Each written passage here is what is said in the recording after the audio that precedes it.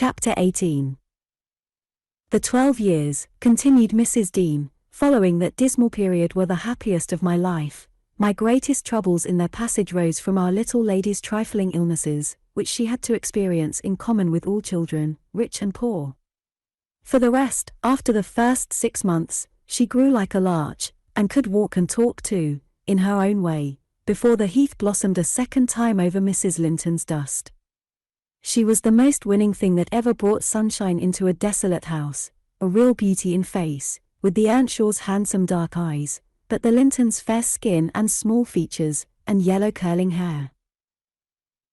Her spirit was high, though not rough, and qualified by a heart sensitive and lively to excess in its affections.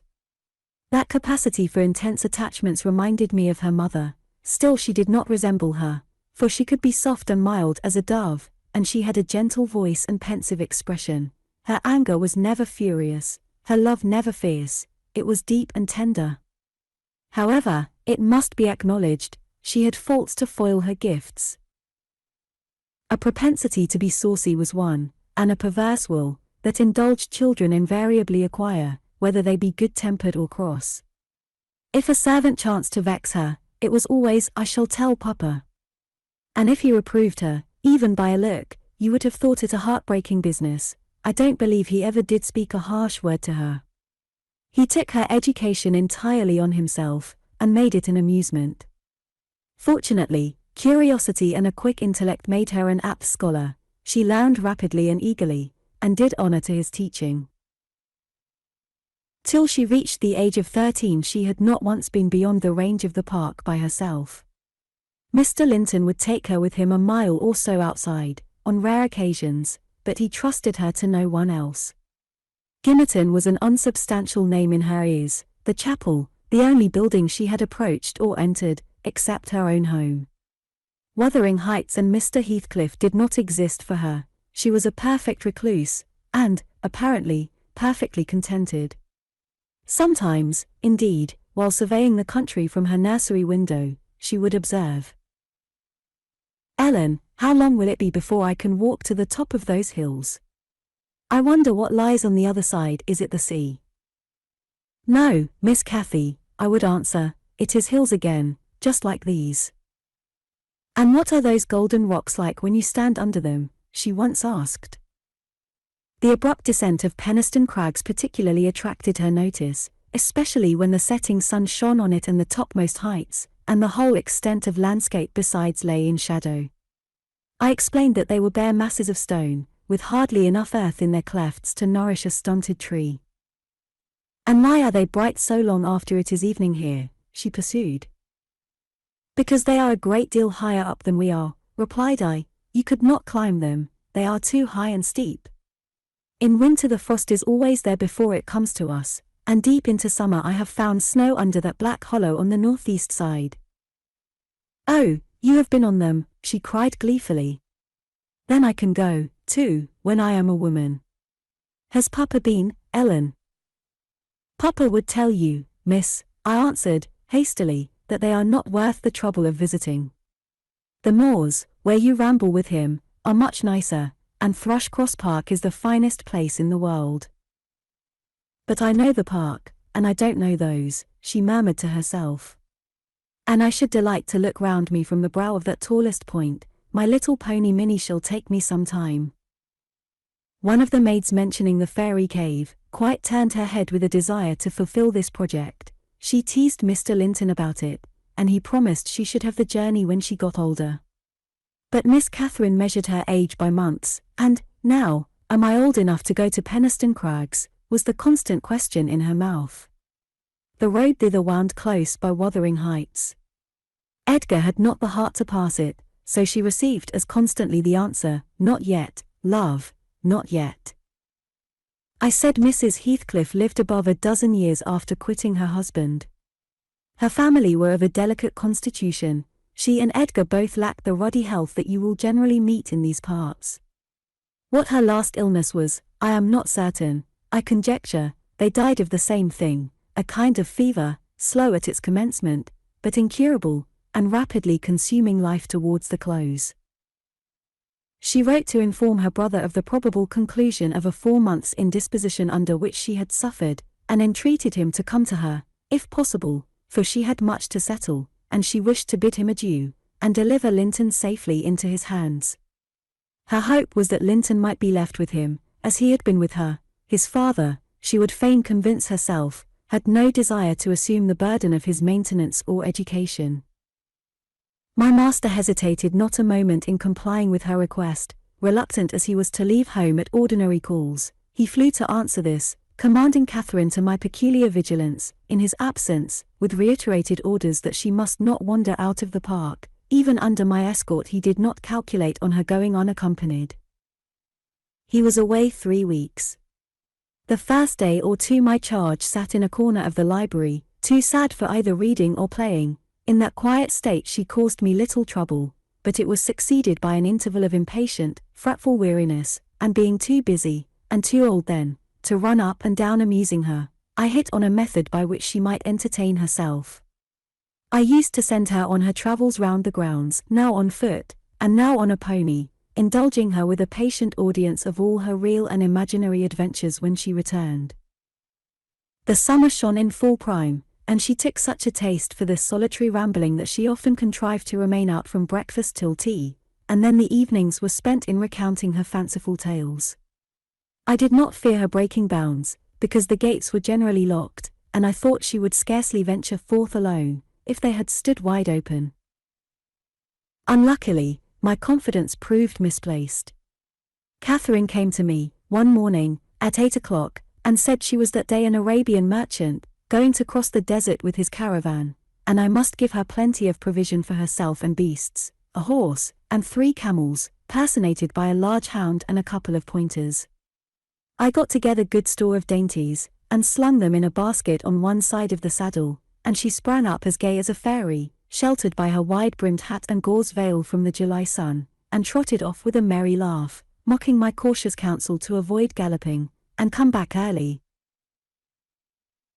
The naughty thing never made her appearance at tea. One traveller, the hound, being an old dog and fond of its ease, returned, but neither Cathy, nor the pony, nor the 2 pointers were visible in any direction. I despatched emissaries down this path, and that path, and at last went wandering in search of her myself. There was a labourer working at a fence round a plantation, on the borders of the grounds. I inquired of him if he had seen our young lady. I saw her at morn, he replied. She would have me to cut her a hazel switch, and then she leapt her gallower over the hedge yonder, where it is lowest, and galloped out of sight. You may guess how I felt at hearing this news. It struck me directly she must have started for Penistone Crags. What will become of her? I ejaculated, pushing through a gap which the man was repairing, and making straight to the high road. I walked as if for a wager, mile after mile, till a turn brought me in view of the heights, but no Catherine could I detect, far or near. The crags lie about 1.5 miles beyond Mr. Heathcliff's place, and that is 4 from the Grange, so I began to fear night would fall ere I could reach them. And what if she should have slipped in clambering among them, I reflected, and been killed, or broken some of her bones? My suspense was truly painful, and, at first, it gave me delightful relief to observe, in hurrying by the farmhouse, Charlie, the fiercest of the pointers, lying under a window, with swelled head and bleeding ear. I opened the wicket and ran to the door, knocking vehemently for admittance. A woman whom I knew, and who formerly lived at Gimmerton, answered. She had been servant there since the death of Mr. Earnshaw. Ah, said she, you are come seeking your little mistress. Don't be frightened. She's here safe, but I'm glad it isn't the master. He is not at home then, is he? I panted, quite breathless with quick walking and alarm. No, no, she replied, both he and Joseph are off, and I think they won't return this hour or more. Step in and rest you a bit. I entered, and beheld my stray lamb seated on the hearth, rocking herself in a little chair that had been her mother's when a child. Her hat was hung against the wall, and she seemed perfectly at home, laughing and chattering, in the best spirits imaginable, to Herr Tun, now a great, strong lad of 18, who stared at her with considerable curiosity and astonishment, comprehending precious little of the fluent succession of remarks and questions which her tongue never ceased pouring forth.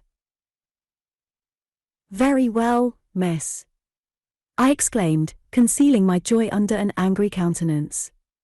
"This is your last ride, till Papa comes back. I'll not trust you over the threshold again, you naughty, naughty girl." "Aha, Ellen," she cried, gaily, jumping up and running to my side.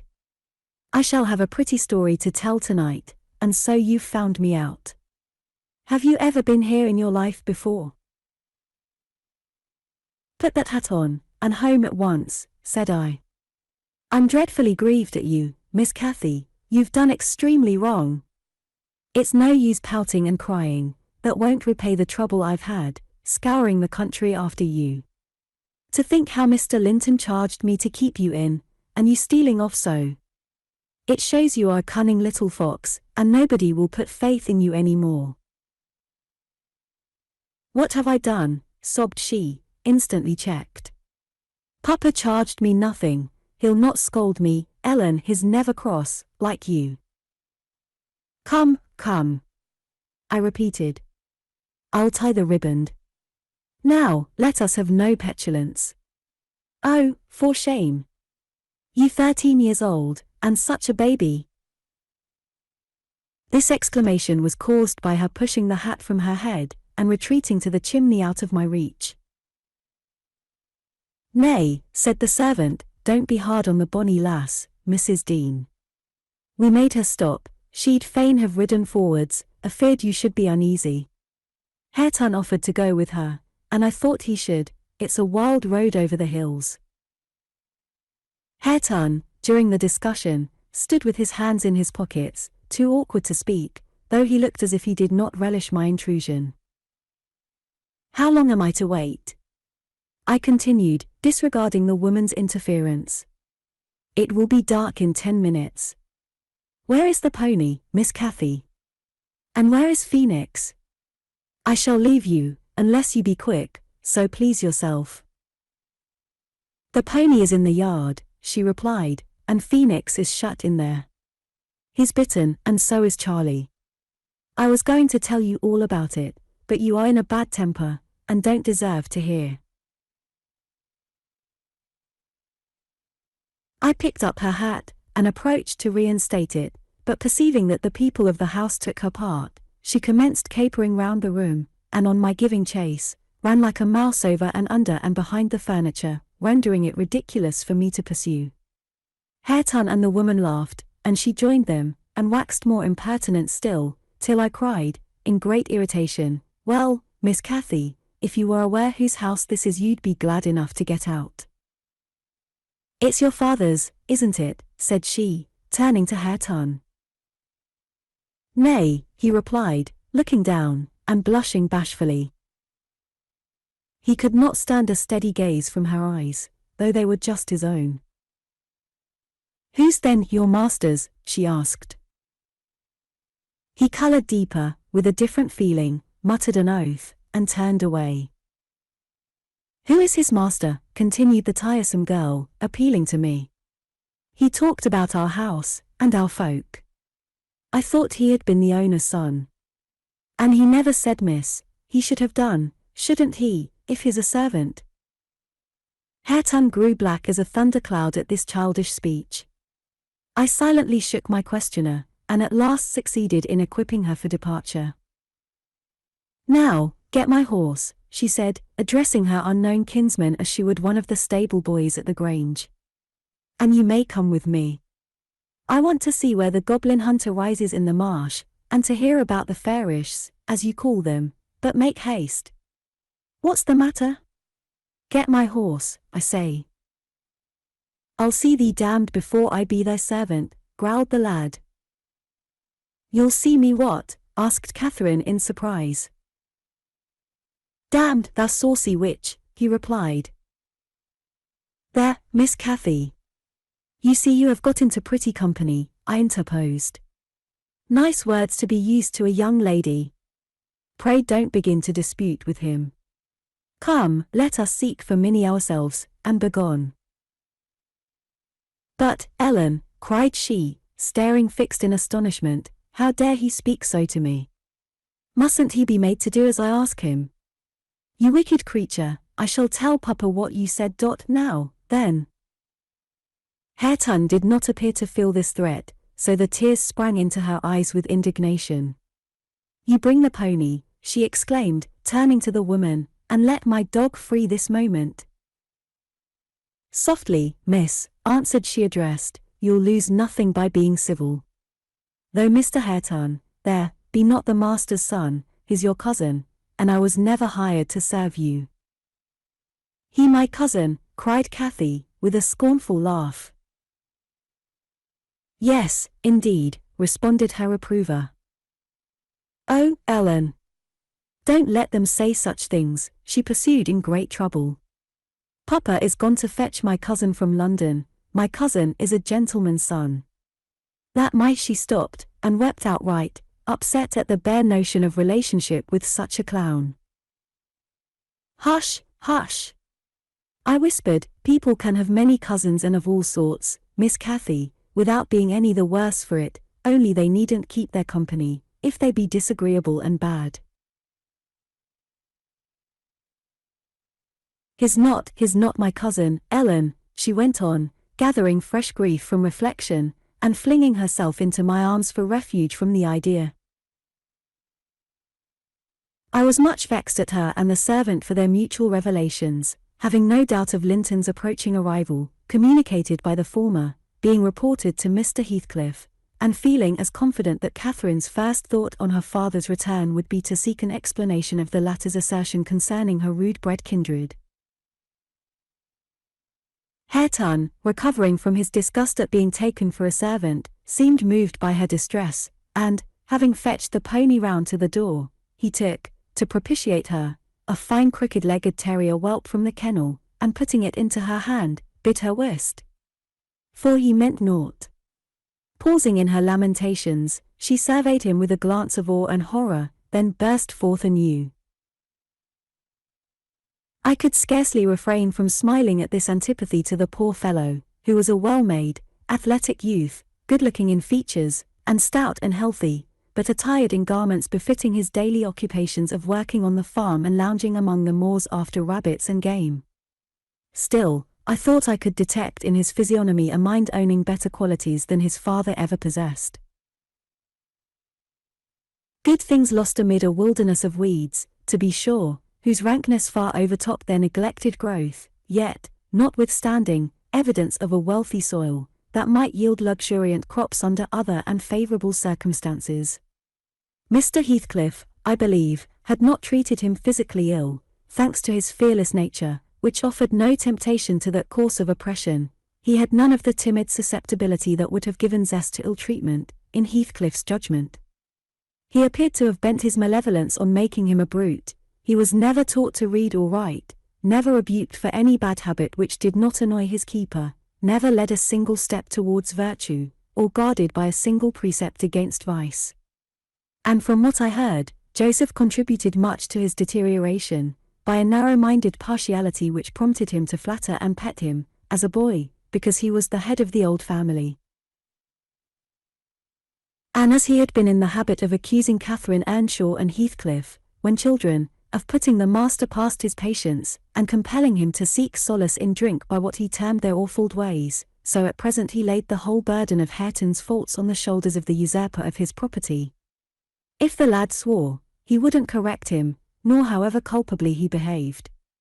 It gave Joseph satisfaction, apparently, to watch him go the worst lengths. He allowed that the lad was ruined, that his soul was abandoned to perdition, but then he reflected that Heathcliff must answer for it.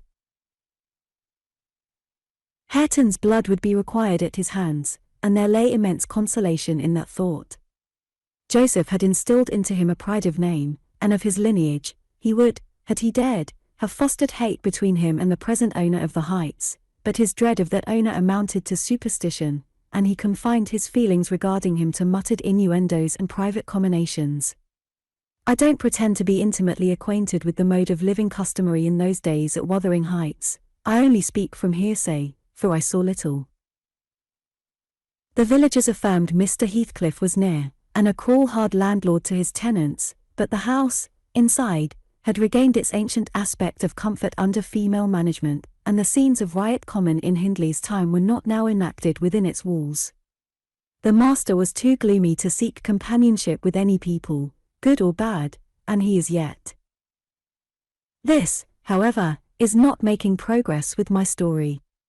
Miss Cathy rejected the peace offering of the terrier, and demanded her own dogs, Charlie and Phoenix. They came limping and hanging their heads, and we set out for home, sadly out of sorts, every one of us. I could not wring from my little lady how she had spent the day, except that, as I supposed, the goal of her pilgrimage was Penistone Crags, and she arrived without adventure to the gate of the farmhouse, when Hareton happened to issue forth, attended by some canine followers, who attacked her train. They had a smart battle, before their owners could separate them, that formed an introduction. Catherine told Hareton who she was, and where she was going, and asked him to show her the way, finally, beguiling him to accompany her. He opened the mysteries of the fairy cave, and 20 other queer places. But, being in disgrace, I was not favoured with a description of the interesting objects she saw. I could gather, however, that her guide had been a favourite till she hurt his feelings by addressing him as a servant, and Heathcliff's housekeeper hurt hers by calling him her cousin. Then the language he had held to her rankled in her heart, she who was always love, and darling, and queen, and angel, with everybody at the Grange, to be insulted so shockingly by a stranger. She did not comprehend it, and hard work I had to obtain a promise that she would not lay the grievance before her father. I explained how he objected to the whole household at the Heights, and how sorry he would be to find she had been there, but I insisted most on the fact that if she revealed my negligence of his orders, he would perhaps be so angry that I should have to leave, and Cathy couldn't bear that prospect. She pledged her word, and kept it for my sake. After all, she was a sweet little girl. Chapter 19. A letter, edged with black, announced the day of my master's return. Isabella was dead, and he wrote to bid me get mourning for his daughter, and arrange a room, and other accommodations, for his youthful nephew. Catherine ran wild with joy at the idea of welcoming her father back, and indulged most sanguine anticipations of the innumerable excellences of her real cousin. The evening of their expected arrival came. Since early morning she had been busy ordering her own small affairs, and now attired in her new black frock, poor thing. Her aunt's death impressed her with no definite sorrow. She obliged me, by constant worrying, to walk with her down through the grounds to meet them. Linton is just 6 months younger than I am, she chattered, as we strolled leisurely over the swells and hollows of mossy turf, under shadow of the trees. How delightful it will be to have him for a playfellow. Aunt Isabella sent Papa a beautiful lock of his hair. It was lighter than mine, more flaxen, and quite as fine.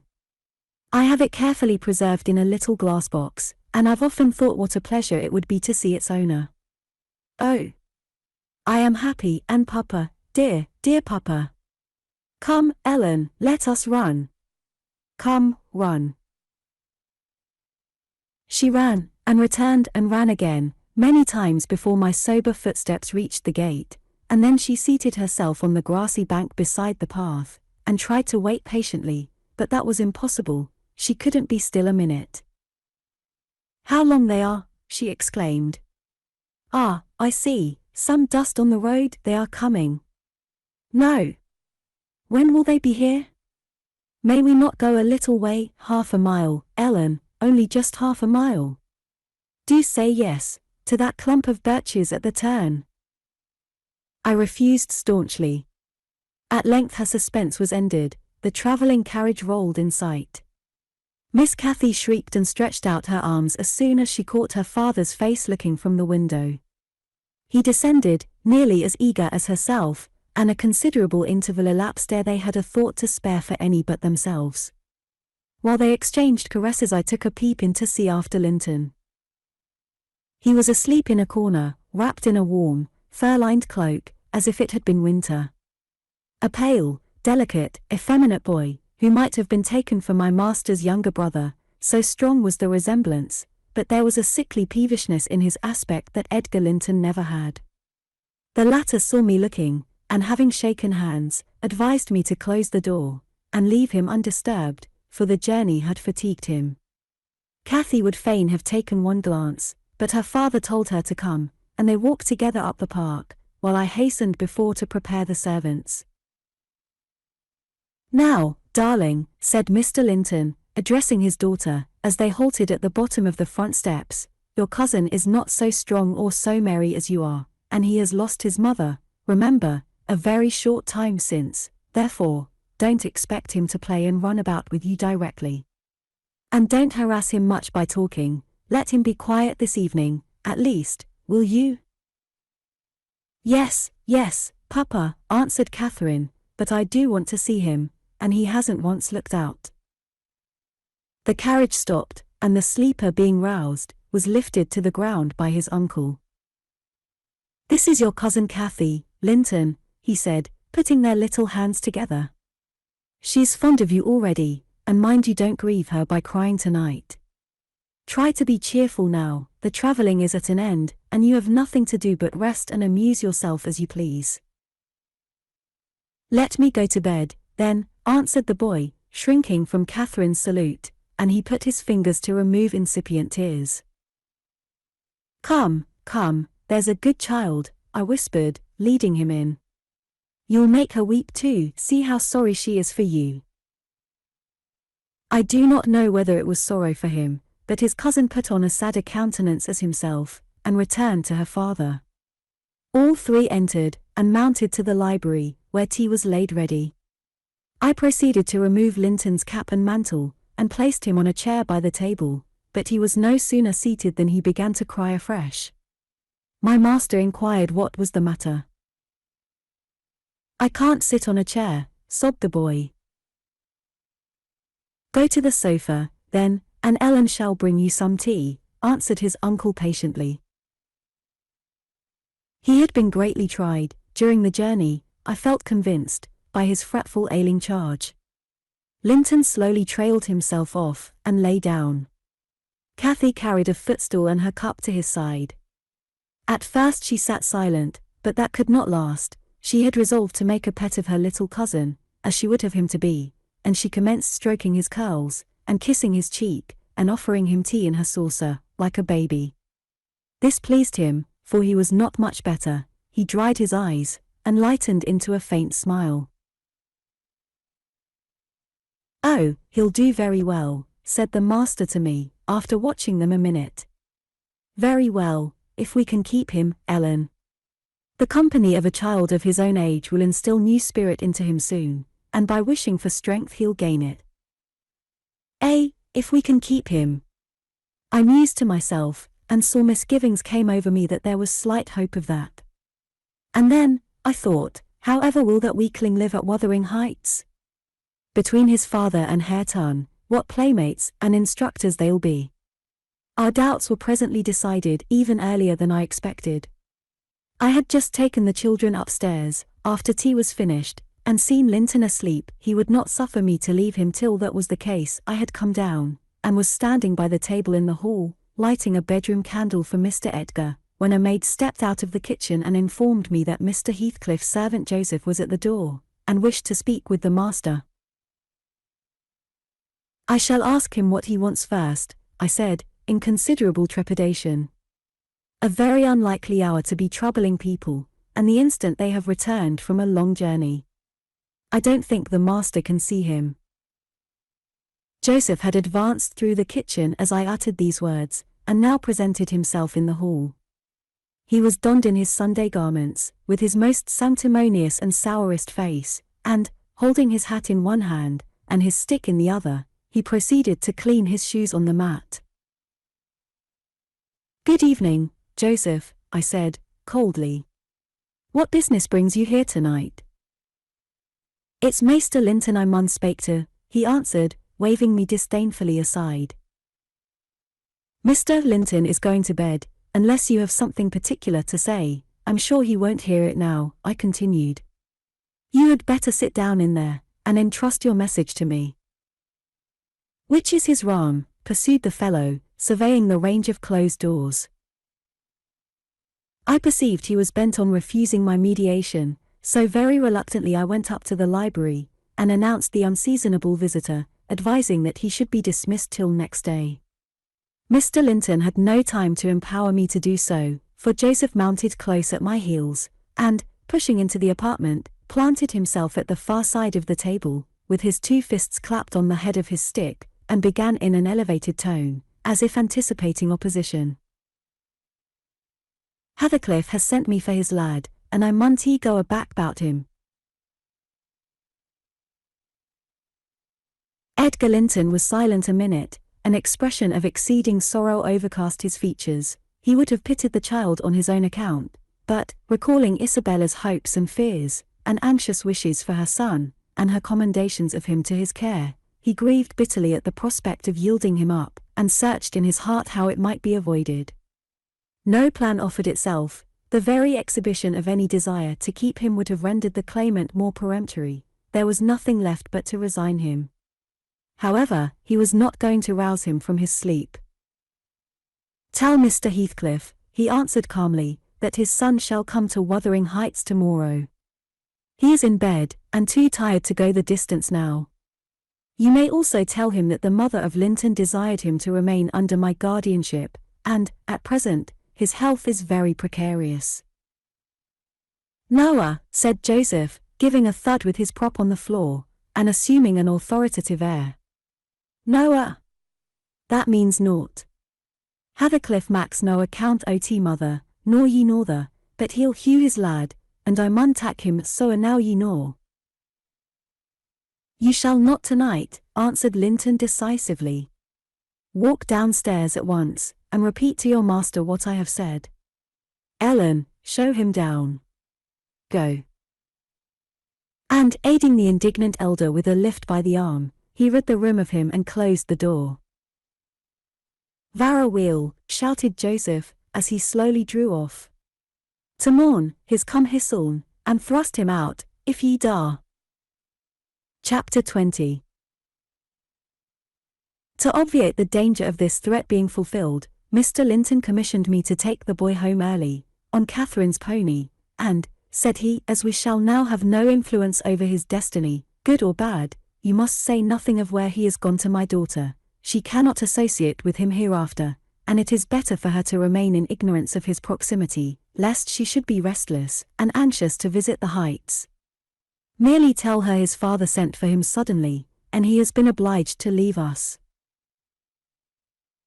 Linton was very reluctant to be roused from his bed at 5 o'clock, and astonished to be informed that he must prepare for further travelling, but I softened off the matter by stating that he was going to spend some time with his father, Mr. Heathcliff, who wished to see him so much, he did not like to defer the pleasure till he should recover from his late journey. "My father," he cried, in strange perplexity. "Mamma never told me I had a father. Where does he live?" "I'd rather stay with uncle."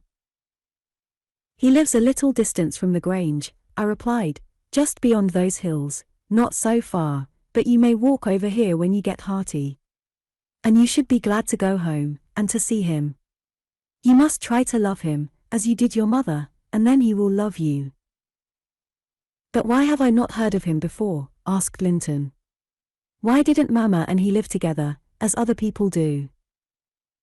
"He had business to keep him in the north," I answered, "and your mother's health required her to reside in the south." "And why didn't Mamma speak to me about him?" persevered the child. "She often talked of uncle, and I learnt to love him long ago. How am I to love Papa? I don't know him." "Oh, all children love their parents," I said. "Your mother, perhaps, thought you would want to be with him if she mentioned him often to you. Let us make haste. An early ride on such a beautiful morning is much preferable to an hour's more sleep." "Is she to go with us?" he demanded, "the little girl I saw yesterday?" "Not now," replied I. "Is uncle?" he continued. "No, I shall be your companion there," I said. Linton sank back on his pillow and fell into a brown study. "I won't go without Uncle," he cried at length. "I can't tell where you mean to take me." I attempted to persuade him of the naughtiness of showing reluctance to meet his father, still he obstinately resisted any progress towards dressing, and I had to call for my master's assistance in coaxing him out of bed. The poor thing was finally got off, with several delusive assurances that his absence should be short, that Mr. Edgar and Cathy would visit him, and other promises, equally ill-founded, which I invented and reiterated at intervals throughout the way. The pure heather-scented air, the bright sunshine, and the gentle canter of Minnie, relieved his despondency after a while. He began to put questions concerning his new home, and its inhabitants, with greater interest and liveliness. "Is Wuthering Heights as pleasant a place as Thrushcross Grange?" he inquired, turning to take a last glance into the valley, whence a light mist mounted and formed a fleecy cloud on the skirts of the blue. "It is not so buried in trees," I replied, "and it is not quite so large, but you can see the country beautifully all round, and the air is healthier for you, fresher and drier. You will, perhaps, think the building old and dark at first, though it is a respectable house, the next best in the neighbourhood. And you will have such nice rambles on the moors. Hareton Earnshaw, that is, Miss Cathy's other cousin, and so yours in a manner, will show you all the sweetest spots, and you can bring a book in fine weather, and make a green hollow your study, and, now and then, your uncle may join you in a walk. He does, frequently, walk out on the hills." "And what is my father like?" he asked. "Is he as young and handsome as Uncle?" "He's as young," said I, "but he has black hair and eyes, and looks sterner, and he is taller and bigger altogether. He'll not seem to you so gentle and kind at first, perhaps, because it is not his way. Still, mind you, be frank and cordial with him, and naturally he'll be fonder of you than any uncle, for you are his own." "Black hair and eyes," mused Linton. "I can't fancy him. Then I am not like him, am I?" "Not much," I answered, "not a morsel," I thought, surveying with regret the white complexion and slim frame of my companion, and his large languid eyes, his mother's eyes, save that, unless a morbid touchiness kindled them a moment, they had not a vestige of her sparkling spirit. "How strange that he should never come to see Mamma and me," he murmured. "Has he ever seen me? If he has, I must have been a baby. I remember not a single thing about him." "Why, Master Linton," said I, 300 miles is a great distance, and 10 years seem very different in length to a grown-up person compared with what they do to you.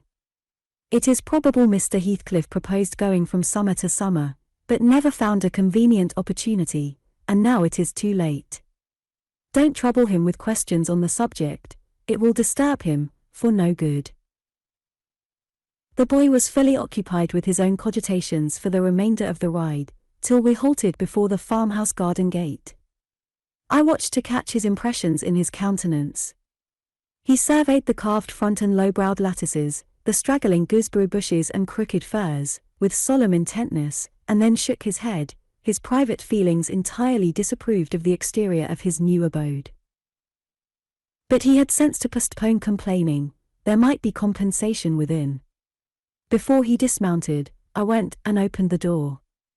It was 6:30, the family had just finished breakfast, the servant was clearing and wiping down the table. Joseph stood by his master's chair telling some tale concerning a lame horse, and Hareton was preparing for the hayfield. "Hello, Nelly," said Mr. Heathcliff, when he saw me. "I feared I should have to come down and fetch my property myself. You've brought it, have you? Let us see what we can make of it." He got up and strode to the door. Hareton and Joseph followed in gaping curiosity. Poor Linton ran a frightened eye over the faces of the three. "Shall I?" said Joseph after a grave inspection, "his swap wye, meester, and yon's his lass." Heathcliff, having stared his son into an ague of confusion, uttered a scornful laugh. "God! What a beauty! What a lovely, charming thing," he exclaimed. Haven't they reared it on snails and sour milk, Nelly? Oh, damn my soul. But that's worse than I expected, and the devil knows I was not sanguine. I bid the trembling and bewildered child get down, and enter. He did not thoroughly comprehend the meaning of his father's speech, or whether it were intended for him. Indeed, he was not yet certain that the grim, sneering stranger was his father. But he clung to me with growing trepidation, and on Mr. Heathcliff's taking a seat and bidding him come hither, he hid his face on my shoulder and wept. Tut, tut, said Heathcliff, stretching out a hand and dragging him roughly between his knees, and then holding up his head by the chin. None of that nonsense. We're not going to hurt thee, Linton, isn't that thy name? Thou art thy mother's child, entirely. Where is my share in thee, puling chicken? He took off the boy's cap and pushed back his thick flaxen curls, felt his slender arms and his small fingers, during which examination Linton ceased crying, and lifted his great blue eyes to inspect the inspector. Do you know me? Asked Heathcliff, having satisfied himself that the limbs were all equally frail and feeble. No, said Linton, with a gaze of vacant fear. You've heard of me, I dare say. No, he replied again. No. What a shame of your mother, never to waken your filial regard for me. You are my son, then, I'll tell you, and your mother was a wicked slut to leave you in ignorance of the sort of father you possessed. Now, don't wince, and colour up. Though it is something to see you have not white blood. Be a good lad, and I'll do for you. Nelly, if you be tired you may sit down, if not, get home again. I guess you'll report what you hear and see to the cipher at the Grange, and this thing won't be settled while you linger about it. Well, replied I hope you'll be kind to the boy, Mr. Heathcliff, or you'll not keep him long, and he's all you have a kin in the wide world, that you will ever know, remember. I'll be very kind to him, you needn't fear, he said, laughing. Only nobody else must be kind to him, I'm jealous of monopolizing his affection. And, to begin my kindness, Joseph, bring the lads some breakfast. Hareton, you infernal calf, begone to your work. Yes, Nell, he added, when they had departed, my son is prospective owner of your place, and I should not wish him to die till I was certain of being his successor. Besides, he's mine, and I want the triumph of seeing my descendant fairly lord of their estates, my child hiring their children to till their father's lands for wages. That is the sole consideration which can make me endure the whelp. I despise him for himself, and hate him for the memories he revives.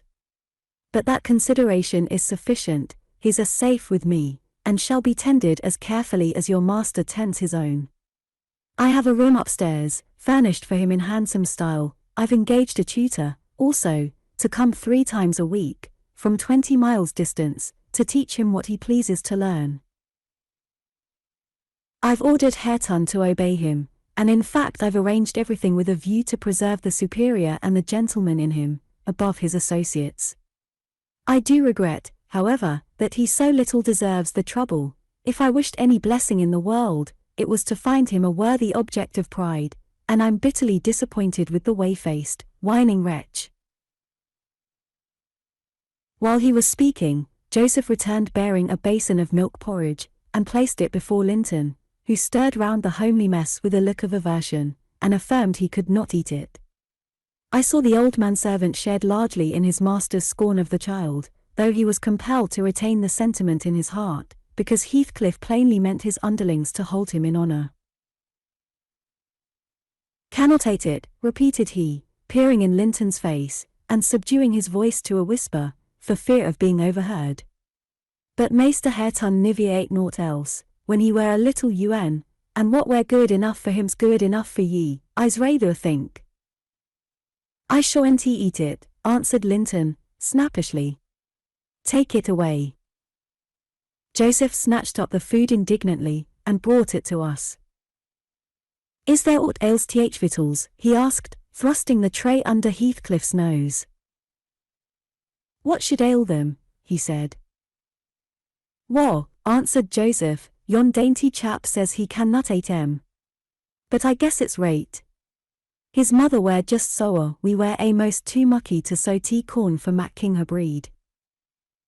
Don't mention his mother to me, said the master, angrily. Get him something that he can eat, that's all. What is his usual food, Nelly? I suggested boiled milk or tea, and the housekeeper received instructions to prepare some. Come, I reflected, his father's selfishness may contribute to his comfort. He perceives his delicate constitution, and the necessity of treating him tolerably. I'll console Mr. Edgar by acquainting him with the turn Heathcliff's humour has taken. Having no excuse for lingering longer, I slipped out, while Linton was engaged in timidly rebuffing the advances of a friendly sheepdog. But he was too much on the alert to be cheated. As I closed the door, I heard a cry, and a frantic repetition of the words. Don't leave me. I'll not stay here. I'll not stay here. Then the latch was raised and fell. They did not suffer him to come forth. I mounted Minnie, and urged her to a trot, and so my brief guardianship ended. Chapter 21. We had sad work with little Cathy that day. She rose in high glee, eager to join her cousin, and such passionate tears and lamentations followed the news of his departure that Edgar himself was obliged to soothe her, by affirming he should come back soon. He added, however, if I can get him, and there were no hopes of that. This promise poorly pacified her, but time was more potent, and though still at intervals she inquired of her father when Linton would return, before she did see him again his features had waxed so dim in her memory that she did not recognize him. When I chanced to encounter the housekeeper of Wuthering Heights, in paying business visits to Gimmerton, I used to ask how the young master got on, for he lived almost as secluded as Catherine herself, and was never to be seen. I could gather from her that he continued in weak health, and was a tiresome inmate. She said Mr. Heathcliff seemed to dislike him ever longer and worse, though he took some trouble to conceal it. He had an antipathy to the sound of his voice, and could not do it all with his sitting in the same room with him many minutes together. There seldom passed much talk between them. Linton learnt his lessons and spent his evenings in a small apartment they called the parlour, or else lay in bed all day, for he was constantly getting coughs, and colds, and aches, and pains of some sort. And I never know such a faint-hearted creature, added the woman, nor one so careful of his own. He will go on, if I leave the window open a bit late in the evening. Oh! It's killing, a breath of night air. And he must have a fire in the middle of summer, and Joseph's baccapipe is poison, and he must always have sweets and dainties, and always milk, milk forever, heeding naught how the rest of us are pinched in winter, and there he'll sit, wrapped in his furred cloak in his chair by the fire, with some toast and water or other slop on the hob to sip at, and if Hareton, for pity, comes to amuse him, Hareton is not bad-natured, though he's rough, they're short apart, one swearing and the other crying. I believe the master would relish Earnshaw's thrashing him to a mummy, if he were not his son, and I'm certain he would be fit to turn him out of doors, if he knew half the nursing he gives his son. But then he won't go into danger of temptation, he never enters the parlour, and should Linton show those ways in the house where he is, he sends him upstairs directly. I divined, from this account, that utter lack of sympathy had rendered young Heathcliff selfish and disagreeable, if he were not so originally, and my interest in him, consequently, decayed, though still I was moved with a sense of grief at his lot, and a wish that he had been left with us. Mr. Edgar encouraged me to gain information. He thought a great deal about him, I fancy, and would have run some risk to see him, and he told me once to ask the housekeeper whether he ever came into the village. She said he had only been twice, on horseback, accompanying his father, and both times he pretended to be quite knocked up for 3 or 4 days afterwards. That housekeeper left, if I recollect rightly, 2 years after he came, and another, whom I did not know, was her successor. She lives there still. Time wore on at the Grange in its former pleasant way till Miss Cathy reached 16. On the anniversary of her birth we never manifested any signs of rejoicing, because it was also the anniversary of my late mistress's death. Her father invariably spent that day alone in the library, and walked, at dusk, as far as Gimmerton Kirkyard, where he would frequently prolong his stay beyond midnight. Therefore Catherine was thrown on her own resources for amusement. This 20th of March was a beautiful spring day, and when her father had retired, my young lady came down dressed for going out, and said she asked to have a ramble on the edge of the moor with me. Mr. Linton had given her leave, if we went only a short distance and were back within the hour. So make haste, Ellen, she cried. I know where I wish to go, where a colony of moor game are settled. I want to see whether they have made their nests yet. That must be a good distance up, I answered. They don't breed on the edge of the moor. No, it's not, she said. I've gone very near with Papa. I put on my bonnet and sallied out, thinking nothing more of the matter. She bounded before me, and returned to my side, and was off again like a young greyhound, and, at first, I found plenty of entertainment in listening to the larks singing far and near, and enjoying the sweet, warm sunshine, and watching her, my pet and my delight, with her golden ringlets flying loose behind, and her bright cheek, as soft and pure in its bloom as a wild rose, and her eyes radiant with cloudless pleasure. She was a happy creature, and an angel, in those days. It's a pity she could not be content. Well, said I, where are your moor game, Miss Cathy? We should be at them. The Grange Park fence is a great way off now. Oh, a little further, only a little further, Ellen, was her answer, continually. Climb to that hillock, past that bank, and by the time you reach the other side I shall have raised the birds.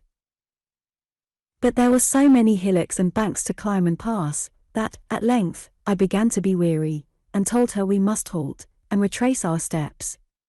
I shouted to her, as she had outstripped me a long way. She either did not hear or did not regard, for she still sprang on, and I was compelled to follow. Finally, she dived into a hollow, and before I came in sight of her again, she was 2 miles nearer Wuthering Heights than her own home, and I beheld a couple of persons arrest her, one of whom I felt convinced was Mr. Heathcliff himself. Cathy had been caught in the fact of plundering, or, at least, hunting out the nests of the grouse. The Heights were Heathcliff's land, and he was reproving the poacher. I've neither taken any nor found any, she said, as I toiled to them, expanding her hands in corroboration of the statement. I didn't mean to take them, but Papa told me there were quantities up here, and I wished to see the eggs. Heathcliff glanced at me with an ill-meaning smile, expressing his acquaintance with the party, and, consequently, his malevolence towards it, and demanded who Papa was. Mr. Linton of Thrushcross Grange, she replied. I thought you did not know me, or you wouldn't have spoken in that way. You suppose Papa is highly esteemed and respected, then, he said, sarcastically. And what are you? Inquired Catherine, gazing curiously on the speaker. That man I've seen before. Is he your son? She pointed to Hareton, the other individual, who had gained nothing but increased bulk and strength by the addition of 2 years to his age. He seemed as awkward and rough as ever. Miss Cathy, I interrupted, it will be 3 hours instead of 1 that we are out, presently. We really must go back. No, that man is not my son, answered Heathcliff, pushing me aside. But I have one, and you have seen him before too, and, though your nurse is in a hurry, I think both you and she would be the better for a little rest. Will you just turn this nab of Heath, and walk into my house? You'll get home earlier for the ease, and you shall receive a kind welcome. I whispered Catherine that she mustn't, on any account, accede to the proposal. It was entirely out of the question. Why? She asked, aloud. I'm tired of running, and the ground is dewy. I can't sit here. Let us go, Ellen. Besides, he says I have seen his son. He's mistaken, I think, but I guess where he lives, at the farmhouse I visited in coming from Penistone Crags. Don't you? I do. Come, Nelly, hold your tongue, it will be a treat for her to look in on us. Hareton, get forwards with the lass. You shall walk with me, Nelly. No, She's not going to any such place, I cried, struggling to release my arm, which he had seized, but she was almost at the doorstones already, scampering round the brow at full speed. Her appointed companion did not pretend to escort her. He shied off by the roadside, and vanished. "Mr. Heathcliff, it's very wrong," I continued, "you know you mean no good. And there she'll see Linton, and all will be told as soon as ever we return, and I shall have the blame." "I want her to see Linton," he answered, "he's looking better these few days, it's not often he's fit to be seen. And we'll soon persuade her to keep the visit secret. Where is the harm of it?" "The harm of it is, that her father would hate me if he found I suffered her to enter your house, and I am convinced you have a bad design in encouraging her to do so," I replied. "My design is as honest as possible. I'll inform you of its whole scope," he said. "That the two cousins may fall in love, and get married. I'm acting generously to your master, his young chit has no expectations, and should she second my wishes she'll be provided for at once as joint successor with Linton." "If Linton died," I answered, "and his life is quite uncertain, Catherine would be the heir." "No, she would not," he said. "There is no clause in the will to secure it so, his property would go to me, but, to prevent disputes, I desire their union, and am resolved to bring it about." "And I'm resolved she shall never approach your house with me again," I returned, as we reached the gate, where Miss Cathy waited our coming. Heathcliff bade me be quiet, and, preceding us up the path, hastened to open the door. My young lady gave him several looks, as if she could not exactly make up her mind what to think of him, but now he smiled when he met her eye, and softened his voice in addressing her, and I was foolish enough to imagine the memory of her mother might disarm him from desiring her injury. Linton stood on the hearth. He had been out walking in the fields, for his cap was on, and he was calling to Joseph to bring him dry shoes. He had grown tall of his age, still wanting some months of 16. His features were pretty yet, and his eye and complexion brighter than I remembered them, though with merely temporary lustre borrowed from the salubrious air and genial sun. "Now, who is that?" asked Mr. Heathcliff, turning to Cathy. "Can you tell?" "Your son," she said, having doubtfully surveyed, first one and then the other. "Yes, yes," answered he, "but is this the only time you have beheld him?" "Think? Ah! You have a short memory. Linton, don't you recall your cousin, that you used to tease us so with wishing to see?" "What, Linton?" cried Cathy, kindling into joyful surprise at the name. "Is that little Linton? He's taller than I am. Are you Linton?" The youth stepped forward, and acknowledged himself. She kissed him fervently, and they gazed with wonder at the change time had wrought in the appearance of each. Catherine had reached her full height, her figure was both plump and slender, elastic as steel, and her whole aspect sparkling with health and spirits. Linton's looks and movements were very languid, and his form extremely slight, but there was a grace in his manner that mitigated these defects, and rendered him not unpleasing. After exchanging numerous marks of fondness with him, his cousin went to Mr. Heathcliff, who lingered by the door, dividing his attention between the objects inside and those that lay without, pretending, that is, to observe the latter, and really noting the former alone. "And you are my uncle, then?" she cried, reaching up to salute him. "I thought I liked you, though you were cross at first. Why don't you visit at the Grange with Linton? To live all these years such close neighbours, and never see us, is odd. What have you done so for?" "I visited it once or twice too often before you were born," he answered. "There, damn it! If you have any kisses to spare, give them to Linton, they are thrown away on me."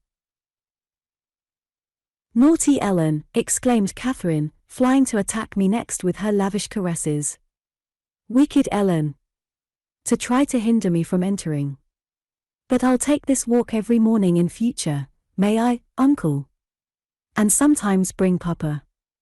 Won't you be glad to see us?" "Of course," replied the uncle, with a hardly suppressed grimace, resulting from his deep aversion to both the proposed visitors. But stay, he continued, turning towards the young lady. Now I think of it, I'd better tell you. Mr. Linton has a prejudice against me. We quarrelled at one time of our lives, with unchristian ferocity, and, if you mention coming here to him, he'll put a veto on your visits altogether. Therefore, you must not mention it, unless you be careless of seeing your cousin hereafter. You may come, if you will, but you must not mention it. Why did you quarrel? Asked Catherine, considerably crestfallen. He thought me too poor to wed his sister, answered Heathcliff, and was grieved that I got her. His pride was hurt, and he'll never forgive it. That's wrong, said the young lady. Some time I'll tell him so. But Linton and I have no share in your quarrel. I'll not come here, then. He shall come to the Grange. It will be too far for me, murmured her cousin. To walk 4 miles would kill me. No, come here, Miss Catherine, now and then, not every morning, but once or twice a week. The father launched towards his son a glance of bitter contempt. I am afraid, Nelly, I shall lose my labour, he muttered to me. Miss Catherine, as the ninny calls her, will discover his value, and send him to the devil. Now, if it had been Hareton, do you know that, 20 times a day, I covet Hareton, with all his degradation? I'd have loved the lad had he been someone else. But I think he's safe from her love. I'll pit him against that paltry creature, unless it bestir itself briskly. We calculate it will scarcely last till it is 18. Oh, confound the vapid thing. He's absorbed in drying his feet, and never looks at her. Linton. Yes, father, answered the boy. Have you nothing to show your cousin anywhere about, not even a rabbit or a weasel's nest? Take her into the garden, before you change your shoes, and into the stable to see your horse. Wouldn't you rather sit here? Asked Linton, addressing Cathy in a tone which expressed reluctance to move again. I don't know, she replied, casting a longing look to the door, and evidently eager to be active. He kept his seat, and shrank closer to the fire. Heathcliff rose, and went into the kitchen, and from thence to the yard, calling out for Hareton. Hareton responded, and presently the two re-entered. The young man had been washing himself, as was visible by the glow on his cheeks and his wetted hair. Oh, I'll ask you, uncle, cried Miss Cathy, recollecting the housekeeper's assertion. That is not my cousin, is he? Yes, he replied, your mother's nephew. Don't you like him? Catherine looked queer. Is he not a handsome lad? He continued. The uncivil little thing stood on tiptoe, and whispered a sentence in Heathcliff's ear. He laughed, Hareton darkened. I perceived he was very sensitive to suspected slights, and had obviously a dim notion of his inferiority. But his master or guardian chased the frown by exclaiming, You'll be the favourite among us, Hareton. She says you are, what was it? Well, something very flattering. Here. You go with her round the farm. And behave like a gentleman, mind. Don't use any bad words, and don't stare when the young lady is not looking at you, and be ready to hide your face when she is, and, when you speak, say your words slowly, and keep your hands out of your pockets. Be off, and entertain her as nicely as you can. He watched the couple walking past the window. Earnshaw had his countenance completely averted from his companion. He seemed studying the familiar landscape with a stranger's and an artist's interest. Catherine took a sly look at him, expressing small admiration. She then turned her attention to seeking out objects of amusement for herself, and tripped merrily on, lilting a tune to supply the lack of conversation. I've tied his tongue, observed Heathcliff. He'll not venture a single syllable all the time. Nelly, you recollect me at his age, nay, some years younger. Did I ever look so stupid, so gormless, as Joseph calls it? Worse, I replied, because more sullen with it. I've a pleasure in him, he continued, reflecting aloud. He has satisfied my expectations. If he were a born fool I should not enjoy it half so much. But he's no fool, and I can sympathize with all his feelings, having felt them myself. I know what he suffers now, for instance, exactly. It is merely a beginning of what he shall suffer, though. And he'll never be able to emerge from his bathos of coarseness and ignorance. I've got him faster than his scoundrel of a father secured me, and lower, for he takes a pride in his brutishness. I've taught him to scorn everything extra-animal as silly and weak. Don't you think Hindley would be proud of his son, if he could see him? Almost as proud as I am of mine. But there's this difference, one is gold put to the use of paving stones, and the other is tin polished to ape a service of silver. Mine has nothing valuable about it, yet I shall have the merit of making it go as far as such poor stuff can go. His had first-rate qualities, and they are lost, rendered worse than unavailing. I have nothing to regret, he would have more than any but I are aware of. And the best of it is, Hareton is damnably fond of me. You'll own that I've outmatched Hindley there. If the dead villain could rise from his grave to abuse me for his offspring's wrongs, I should have the fun of seeing the said offspring fight him back again, indignant that he should dare to rail at the one friend he has in the world. Heathcliff chuckled a fiendish laugh at the idea. I made no reply, because I saw that he expected none. Meantime, our young companion, who sat too removed from us to hear what was said, began to evince symptoms of uneasiness, probably repenting that he had denied himself the treat of Catherine's society for fear of a little fatigue. His father remarked the restless glances wandering to the window, and the hand irresolutely extended towards his cap. "Get up, you idle boy," he exclaimed, with assumed heartiness. "Away after them. They are just at the corner, by the stand of hives." Linton gathered his energies, and left the hearth. The lattice was open, and, as he stepped out, I heard Cathy inquiring of her unsociable attendant what was that inscription over the door.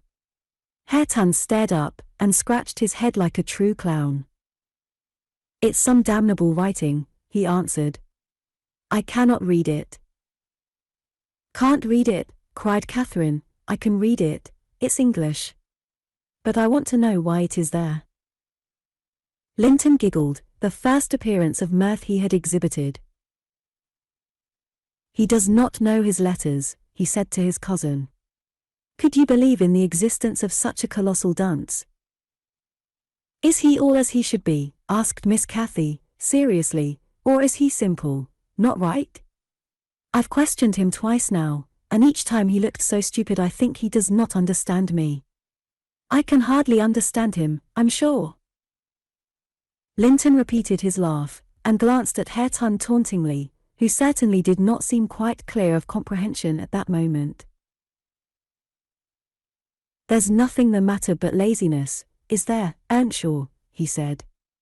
"My cousin fancies you are an idiot. There you experience the consequence of scorning book learning, as you would say. Have you noticed, Catherine, his frightful Yorkshire pronunciation?" "Why, where the devil is the use on't?" growled Hareton, more ready in answering his daily companion. He was about to enlarge further, but the two youngsters broke into a noisy fit of merriment, my giddy miss being delighted to discover that she might turn his strange talk to matter of amusement. "Where is the use of the devil in that sentence?" tittered Linton. "Papa told you not to say any bad words, and you can't open your mouth without one. Do try to behave like a gentleman, now do." "If thou weren't more a lass than a lad, I'd fell thee this minute, I would, pitiful lath of a crater," retorted the angry boor, retreating, while his face burnt with mingled rage and mortification. For he was conscious of being insulted, and embarrassed how to resent it. Mr. Heathcliff, having overheard the conversation, as well as I, smiled when he saw him go, but immediately afterwards cast a look of singular aversion on the flippant pair, who remained chattering in the doorway, the boy finding animation enough while discussing Hareton's faults and deficiencies, and relating anecdotes of his goings-on, and the girl relishing his pert and spiteful sayings, without considering the ill nature they evinced. I began to dislike, more than to compassionate Linton, and to excuse his father in some measure for holding him cheap. We stayed till afternoon. I could not tear Miss Cathy away sooner, but happily my master had not quitted his apartment, and remained ignorant of our prolonged absence. As we walked home, I would fain have enlightened my charge on the characters of the people we had quitted, but she got it into her head that I was prejudiced against them. "Aha!" she cried, "you take Papa's side, Ellen. You are partial, I know, or else you wouldn't have cheated me so many years into the notion that Linton lived a long way from here. I'm really extremely angry, only I'm so pleased I can't show it. But you must hold your tongue about my uncle. He's my uncle, remember, and I'll scold Papa for quarrelling with him."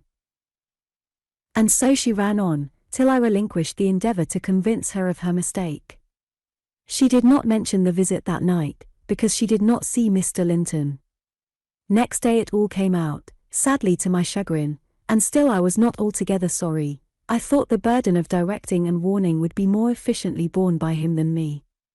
But he was too timid in giving satisfactory reasons for his wish that she should shun connection with the household of the Heights, and Catherine liked good reasons for every restraint that harassed her petted will. "Papa," she exclaimed, after the morning's salutations, "guess whom I saw yesterday, in my walk on the moors." "Ah, Papa, you started. You've not done right, have you, now?" "I saw, but listen, and you shall hear how I found you out, and Ellen, who was in league with you, and yet pretended to pity me so, when I kept hoping, and was always disappointed about Linton's coming back." She gave a faithful account of her excursion and its consequences, and my master, though he cast more than one reproachful look at me, said nothing till she had concluded. Then he drew her to him, and asked if she knew why he had concealed Linton's near neighbourhood from her. Could she think it was to deny her a pleasure that she might harmlessly enjoy? "It was because you disliked Mr. Heathcliff," she answered. "Then you believe I care more for my own feelings than yours, Cathy," he said. "No, it was not because I disliked Mr. Heathcliff, but because Mr. Heathcliff dislikes me, and is a most diabolical man, delighting to wrong and ruin those he hates, if they give him the slightest opportunity. I knew that you could not keep up an acquaintance with your cousin without being brought into contact with him, and I knew he would detest you on my account, so for your own good, and nothing else, I took precautions that you should not see Linton again. I meant to explain this some time as you grew older, and I'm sorry I delayed it." "But Mr. Heathcliff was quite cordial, Papa," observed Catherine, not at all convinced, "and he didn't object to our seeing each other. He said I might come to his house when I pleased, only I must not tell you, because you had quarrelled with him, and would not forgive him for marrying Aunt Isabella. And you won't. You are the one to be blamed. He is willing to let us be friends, at least, Linton and I, and you are not." My master, perceiving that she would not take his word for her uncle-in-law's evil disposition, gave a hasty sketch of his conduct to Isabella, and the manner in which Wuthering Heights became his property. He could not bear to discourse long upon the topic, for though he spoke little of it, he still felt the same horror and detestation of his ancient enemy that had occupied his heart ever since Mrs. Linton's death. She might have been living yet, if it had not been for him, was his constant bitter reflection, and, in his eyes, Heathcliff seemed a murderer. Miss Cathy, conversant with no bad deeds except her own slight acts of disobedience, injustice, and passion, arising from hot temper and thoughtlessness, and repented of on the day they were committed, was amazed at the blackness of spirit that could brood on and cover revenge for years, and deliberately prosecute its plans without a visitation of remorse. She appeared so deeply impressed and shocked at this new view of human nature excluded from all her studies and all her ideas till now, that Mr. Edgar deemed it unnecessary to pursue the subject. He merely added, "You will know hereafter, darling, why I wish you to avoid his house and family. Now return to your old employments and amusements, and think no more about them."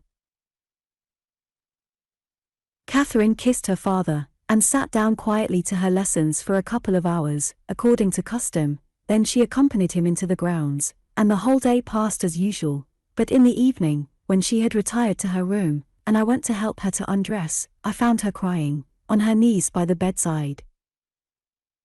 "Oh, fie, silly child!"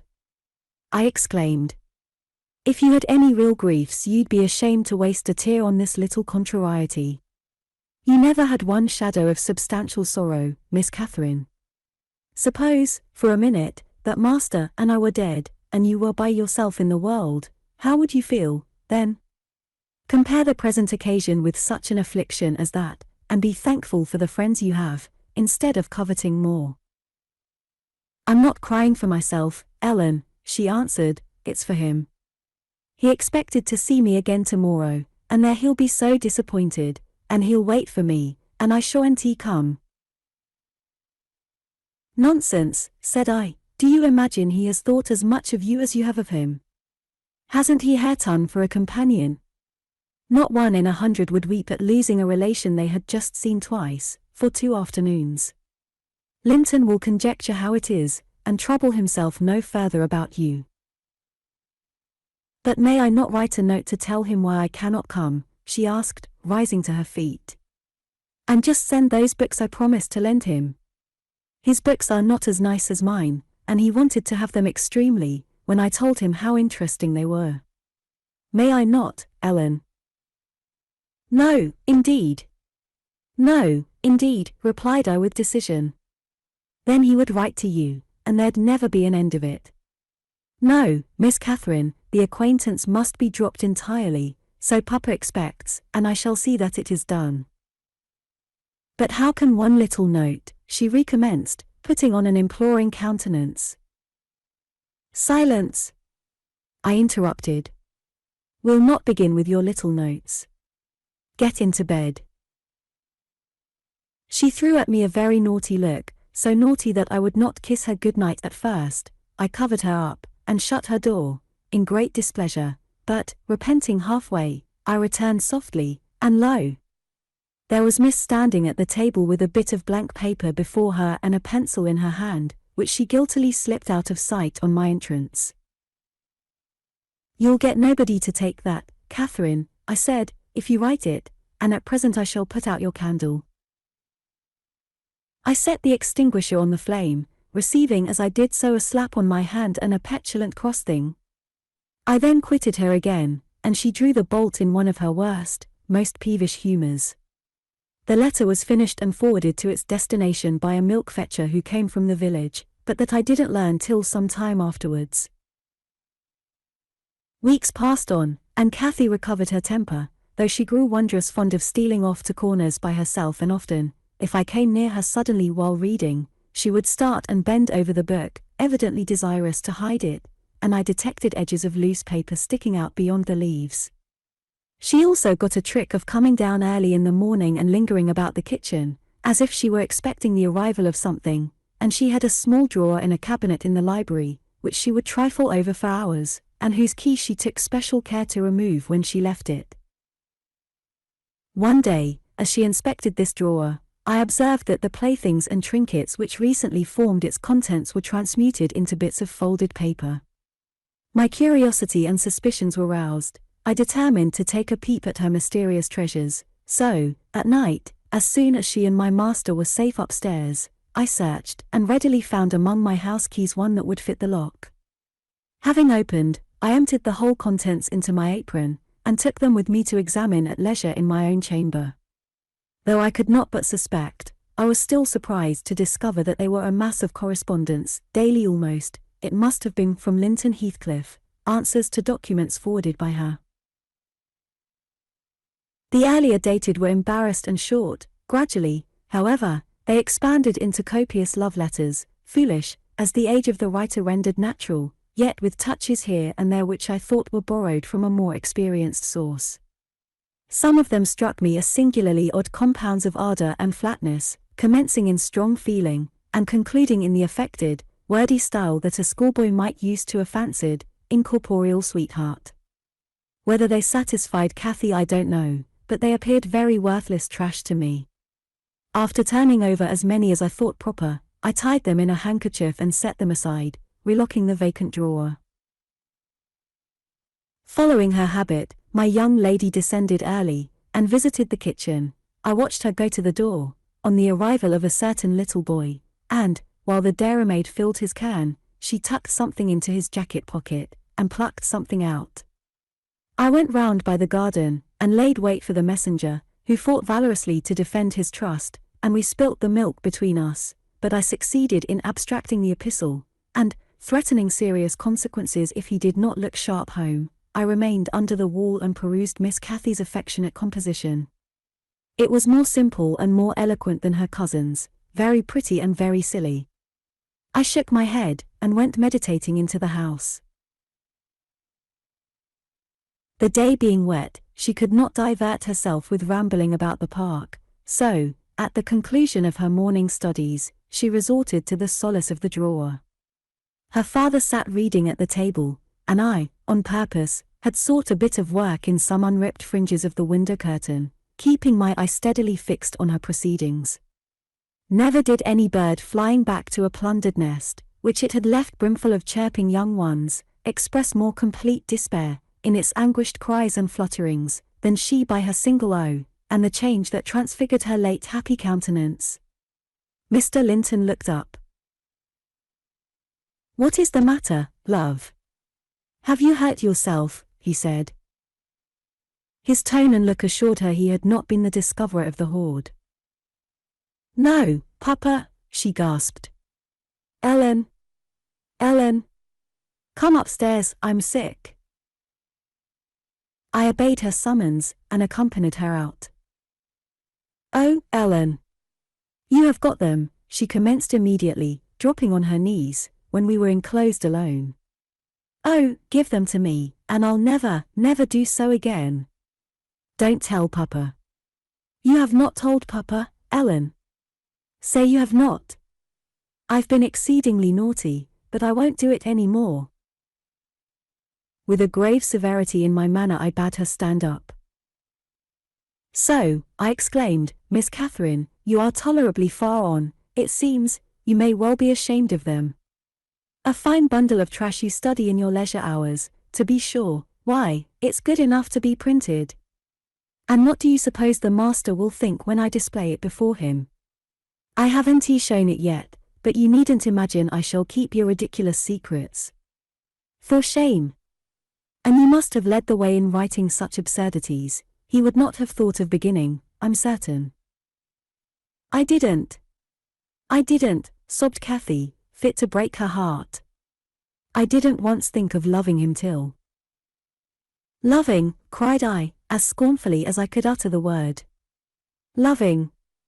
Did anybody ever hear the like? I might just as well talk of loving the miller who comes once a year to buy our corn. Pretty loving, indeed!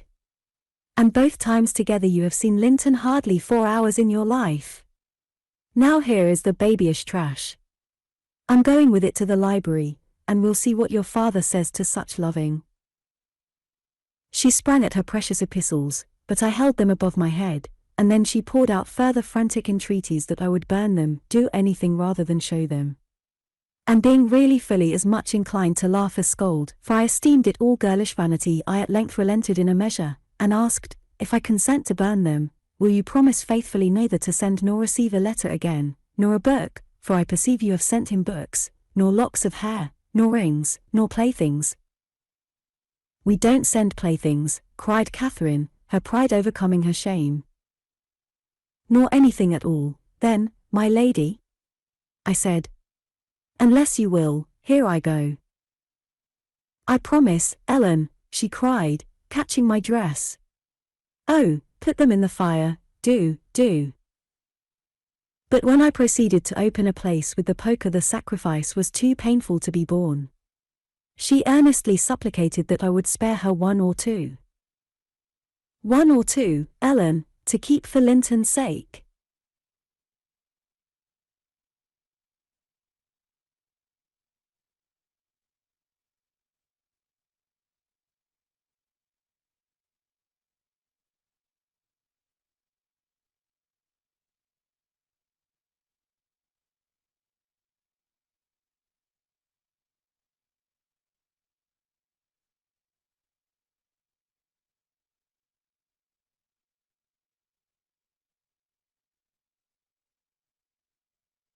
I uncaught the handkerchief, and commenced dropping them in from an angle, and the flame curled up the chimney.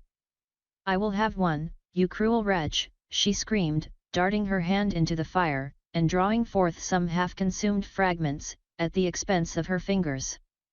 "Very well, and I will have some to exhibit to Papa," I answered, shaking back the rest into the bundle, and turning anew to the door.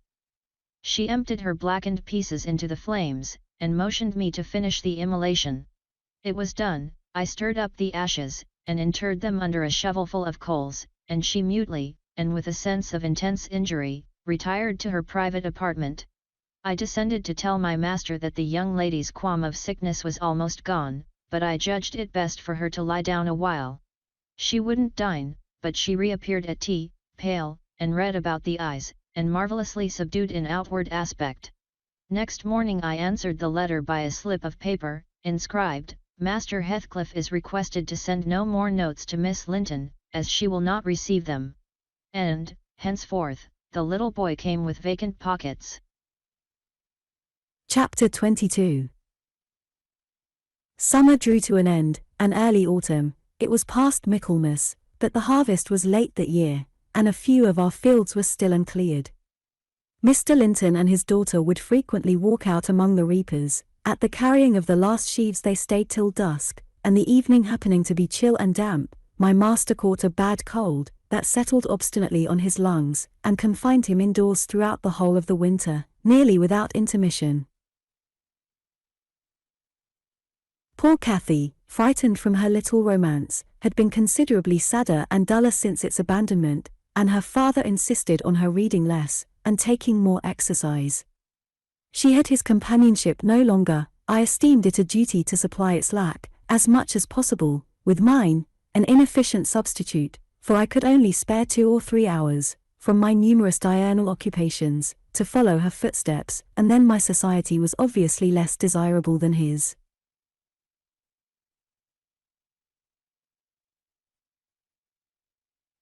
On an afternoon in October, or the beginning of November, a fresh watery afternoon, when the turf and paths were rustling with moist, withered leaves, and the cold blue sky was half hidden by clouds, dark grey streamers, rapidly mounting from the west, and boding abundant rain, I requested my young lady to forego her ramble, because I was certain of showers. She refused, and I unwillingly donned a cloak, and took my umbrella to accompany her on a stroll to the bottom of the park, a formal walk which she generally affected if low-spirited, and that she invariably was when Mr. Edgar had been worse than ordinary, a thing never known from his confession, but guessed both by her and me from his increased silence and the melancholy of his countenance. She went sadly on. There was no running or bounding now, though the chill wind might well have tempted her to race. And often, from the side of my eye, I could detect her raising a hand, and brushing something off her cheek.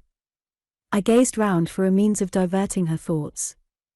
On one side of the road rose a high, rough bank, where hazels and stunted oaks, with their roots half exposed, held uncertain tenure. The soil was too loose for the latter, and strong winds had blown some nearly horizontal.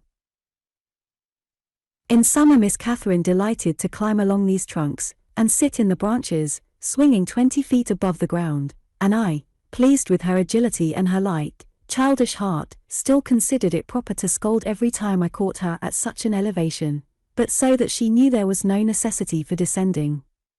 From dinner to tea she would lie in her breeze-rocked cradle, doing nothing except singing old songs, my nursery lore, to herself, or watching the birds, joint tenants, feed and entice their young ones to fly, or nestling with closed lids, half thinking, half dreaming, happier than words can express. "Look, miss!" I exclaimed, pointing to a nook under the roots of one twisted tree. "Winter is not here yet. There's a little flower up yonder, the last bud from the multitude of bluebells that clouded those turf steps in July with a lilac mist. Will you clamber up, and pluck it to show to Papa?" Cathy stared a long time at the lonely blossom trembling in its earthy shelter, and replied, at length, "No, I'll not touch it, but it looks melancholy, does it not, Ellen?" "Yes," I observed, "about as starved and suckless as you. Your cheeks are bloodless. Let us take hold of hands and run." "You're so low, I dare say I shall keep up with you. No, she repeated, and continued sauntering on, pausing at intervals to muse over a bit of moss, or a tuft of blanched grass, or a fungus spreading its bright orange among the heaps of brown foliage, and ever and anon, her hand was lifted to her averted face. "Catherine, why are you crying, love?" I asked, approaching and putting my arm over her shoulder. "You mustn't cry because Papa has a cold, be thankful it is nothing worse." She now put no further restraint on her tears, her breath was stifled by sobs. "Oh, it will be something worse," she said. "And what shall I do when Papa and you leave me, and I am by myself? I can't forget your words, Ellen, they are always in my ear. How life will be changed, how dreary the world will be, when Papa and you are dead." "None can tell whether you won't die before us," I replied. "It's wrong to anticipate evil. We'll hope there are years and years to come before any of us go. Master is young, and I am strong, and hardly 45. My mother lived till 80, a canty dame to the last. And suppose Mr. Linton was spared till he saw 60, that would be more years than you have counted, miss. And would it not be foolish to mourn a calamity above 20 years beforehand?" But Aunt Isabella was younger than Papa, she remarked, gazing up with timid hope to seek further consolation. "Aunt Isabella had not you and me to nurse her," I replied. "She wasn't as happy as Master, she hadn't as much to live for. All you need do, is to wait well on your father, and cheer him by letting him see you cheerful, and avoid giving him anxiety on any subject. Mind that, Cathy. I'll not disguise but you might kill him if you were wild and reckless, and cherished a foolish, fanciful affection for the son of a person who would be glad to have him in his grave, and allowed him to discover that you fretted over the separation he has judged it expedient to make." "I fret about nothing on earth except Papa's illness," answered my companion. "I care for nothing in comparison with Papa. And I'll never, oh, never, while I have my senses, do an act or say a word to vex him.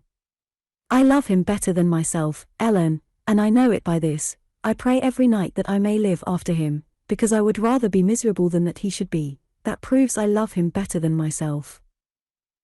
"Good words," I replied. "But deeds must prove it also, and after he is well, remember you don't forget resolutions formed in the hour of fear." As we talked, we neared a door that opened on the road, and my young lady, lightening into sunshine again, climbed up and seated herself on the top of the wall, reaching over to gather some hips that bloomed scarlet on the summit branches of the wild rose trees shadowing the highway side.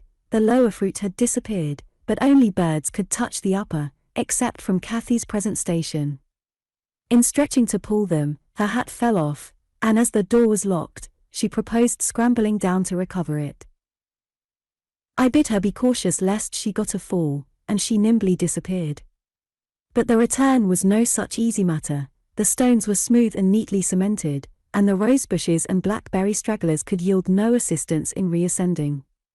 I, like a fool, didn't recollect that, till I heard her laughing and exclaiming, "Ellen, you'll have to fetch the key, or else I must run round to the porter's lodge. I can't scale the ramparts on this side." "Stay where you are," I answered, "I have my bundle of keys in my pocket, perhaps I may manage to open it, if not, I'll go." Catherine amused herself with dancing to and fro before the door, while I tried all the large keys in succession. I had applied the last, and found that none would do, so, repeating my desire that she would remain there, I was about to hurry home as fast as I could, when an approaching sound arrested me. It was the trot of a horse. Cathy's dance stopped also. "Who is that?" I whispered. "Ellen, I wish you could open the door," whispered back my companion, anxiously. "Ho, Miss Linton," cried a deep voice, "the riders, I'm glad to meet you. Don't be in haste to enter, for I have an explanation to ask and obtain." "I shan't speak to you, Mr. Heathcliff," answered Catherine. "Papa says you are a wicked man, and you hate both him and me, and Ellen says the same." "That is nothing to the purpose," said Heathcliff. Here it was. I don't hate my son, I suppose, and it is concerning him that I demand your attention. Yes, you have cause to blush. 2 or 3 months since, were you not in the habit of writing to Linton? Making love in play, eh? You deserved, both of you, flogging for that. You especially, the elder, and less sensitive, as it turns out. I've got your letters, and if you give me any pertness I'll send them to your father. I presume you grew weary of the amusement and dropped it, didn't you? Well, you dropped Linton with it into a slough of despond. He was in earnest, in love, really. As true as I live, he's dying for you, breaking his heart at your fickleness, not figuratively, but actually. Though Hareton has made him a standing jest for 6 weeks, and I have used more serious measures, and attempted to frighten him out of his idiocy, he gets worse daily, and he'll be under the sod before summer, unless you restore him. How can you lie so glaringly to the poor child? I called from the inside. Pray ride on. How can you deliberately get up such paltry falsehoods? Miss Cathy, I'll knock the lock off with a stone, you won't believe that vile nonsense. You can feel in yourself it is impossible that a person should die for love of a stranger. I was not aware there were eavesdroppers, muttered the detected villain. Worthy Mrs. Dean, I like you, but I don't like your double-dealing, he added aloud. How could you lie so glaringly as to affirm I hated the poor child? And invent bugbear stories to terrify her from my door-stones? Catherine Linton, the very name warms me, my bonny lass, I shall be from home all this week, go and see if have not spoken truth, do, there's a darling. Just imagine your father in my place, and Linton in yours, then think how you would value your careless lover if he refused to stir a step to comfort you, when your father himself entreated him, and don't, from pure stupidity, fall into the same error. I swear, on my salvation, he's going to his grave, and none but you can save him. The lock gave way and I issued out. I swear Linton is dying, repeated Heathcliff, looking hard at me. And grief and disappointment are hastening his death. Nelly, if you won't let her go, you can walk over yourself. But I shall not return till this time next week, and I think your master himself would scarcely object to her visiting her cousin. Come in, said I, taking Cathy by the arm and half forcing her to re-enter, for she lingered, viewing with troubled eyes the features of the speaker, too stern to express his inward deceit. He pushed his horse close, and, bending down, observed, Miss Catherine, I'll own to you that I have little patience with Linton, and Hareton and Joseph have less. I'll own that 'tis with a harsh set. He pines for kindness, as well as love, and a kind word from you would be his best medicine. Don't mind Mrs. Dean's cruel cautions, but be generous, and contrive to see him.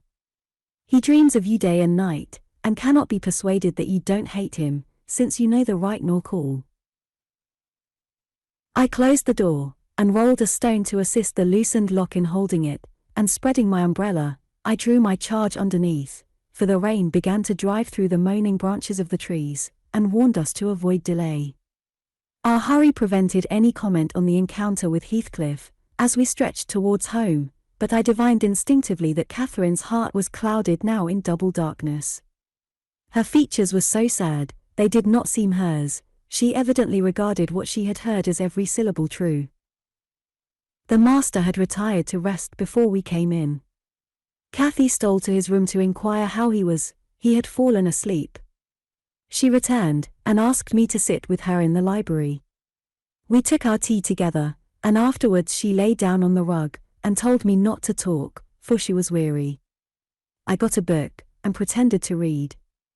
As soon as she supposed me absorbed in my occupation, she recommenced her silent weeping. It appeared, at present, her favourite diversion.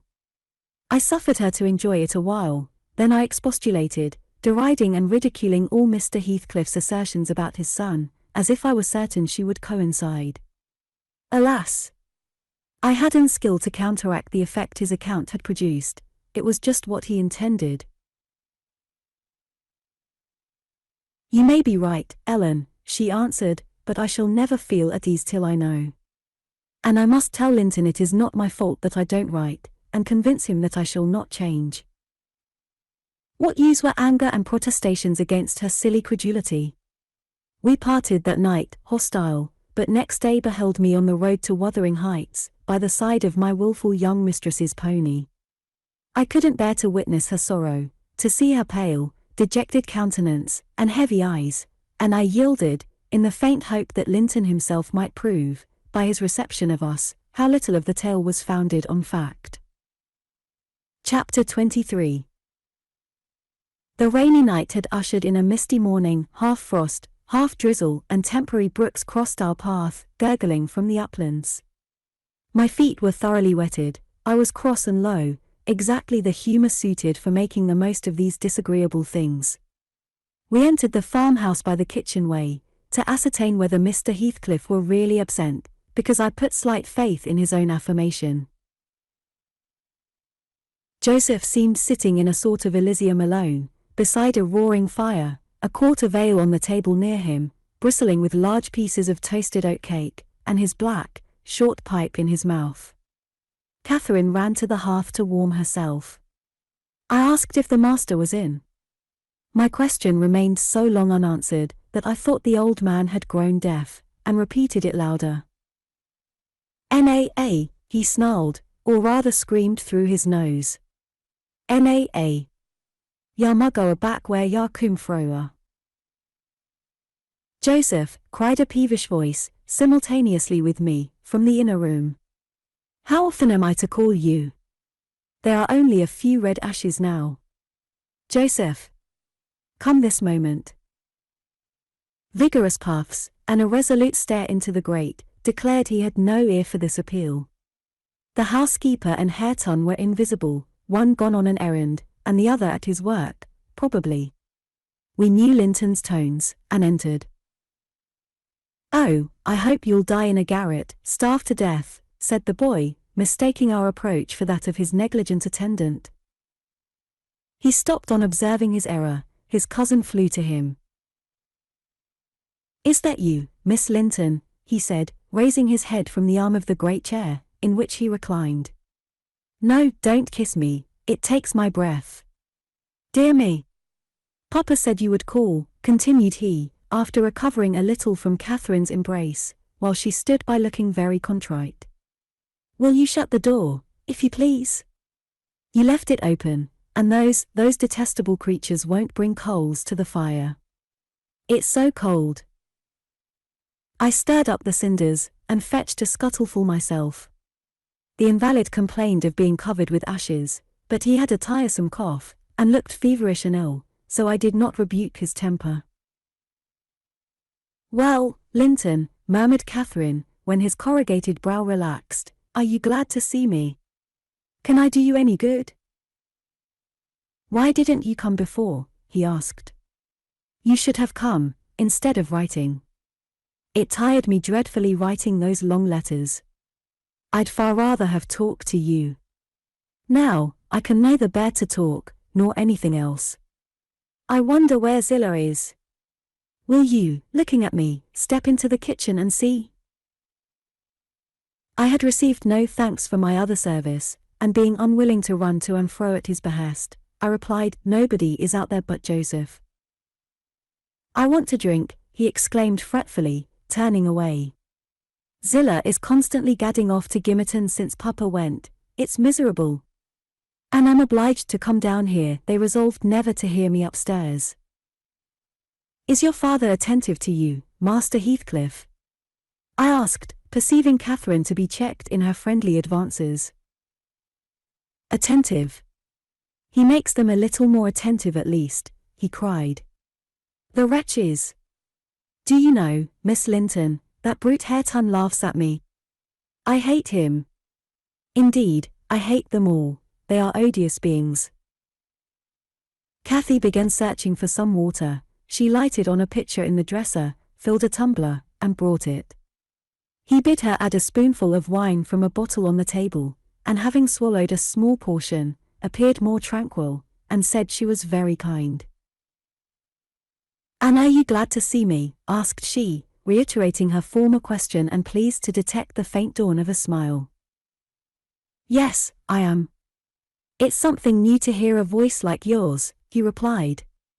But I have been vexed, because you wouldn't come. And Papa swore it was owing to me. He called me a pitiful, shuffling, worthless thing, and said you despised me, and if he had been in my place, he would be more the master of the Grange than your father by this time. But you don't despise me, do you, miss? I wish you would say Catherine, or Cathy, interrupted my young lady. Despise you? No. Next to Papa and Ellen, I love you better than anybody living. I don't love Mr. Heathcliff, though, and I dare not come when he returns. Will he stay away many days? Not many, answered Linton, but he goes on to the moors frequently, since the shooting season commenced, and you might spend an hour or two with me in his absence. Do say you will. I think I should not be peevish with you, you'd not provoke me, and you'd always be ready to help me, wouldn't you? Yes, said Catherine, stroking his long soft hair, if I could only get Papa's consent, I'd spend half my time with you. Pretty Linton. I wish you were my brother. And then you would like me as well as your father, observed he, more cheerfully. But Papa says you would love me better than him in all the world, if you were my wife, so I'd rather you were that. No, I should never love anybody better than Papa, she returned gravely.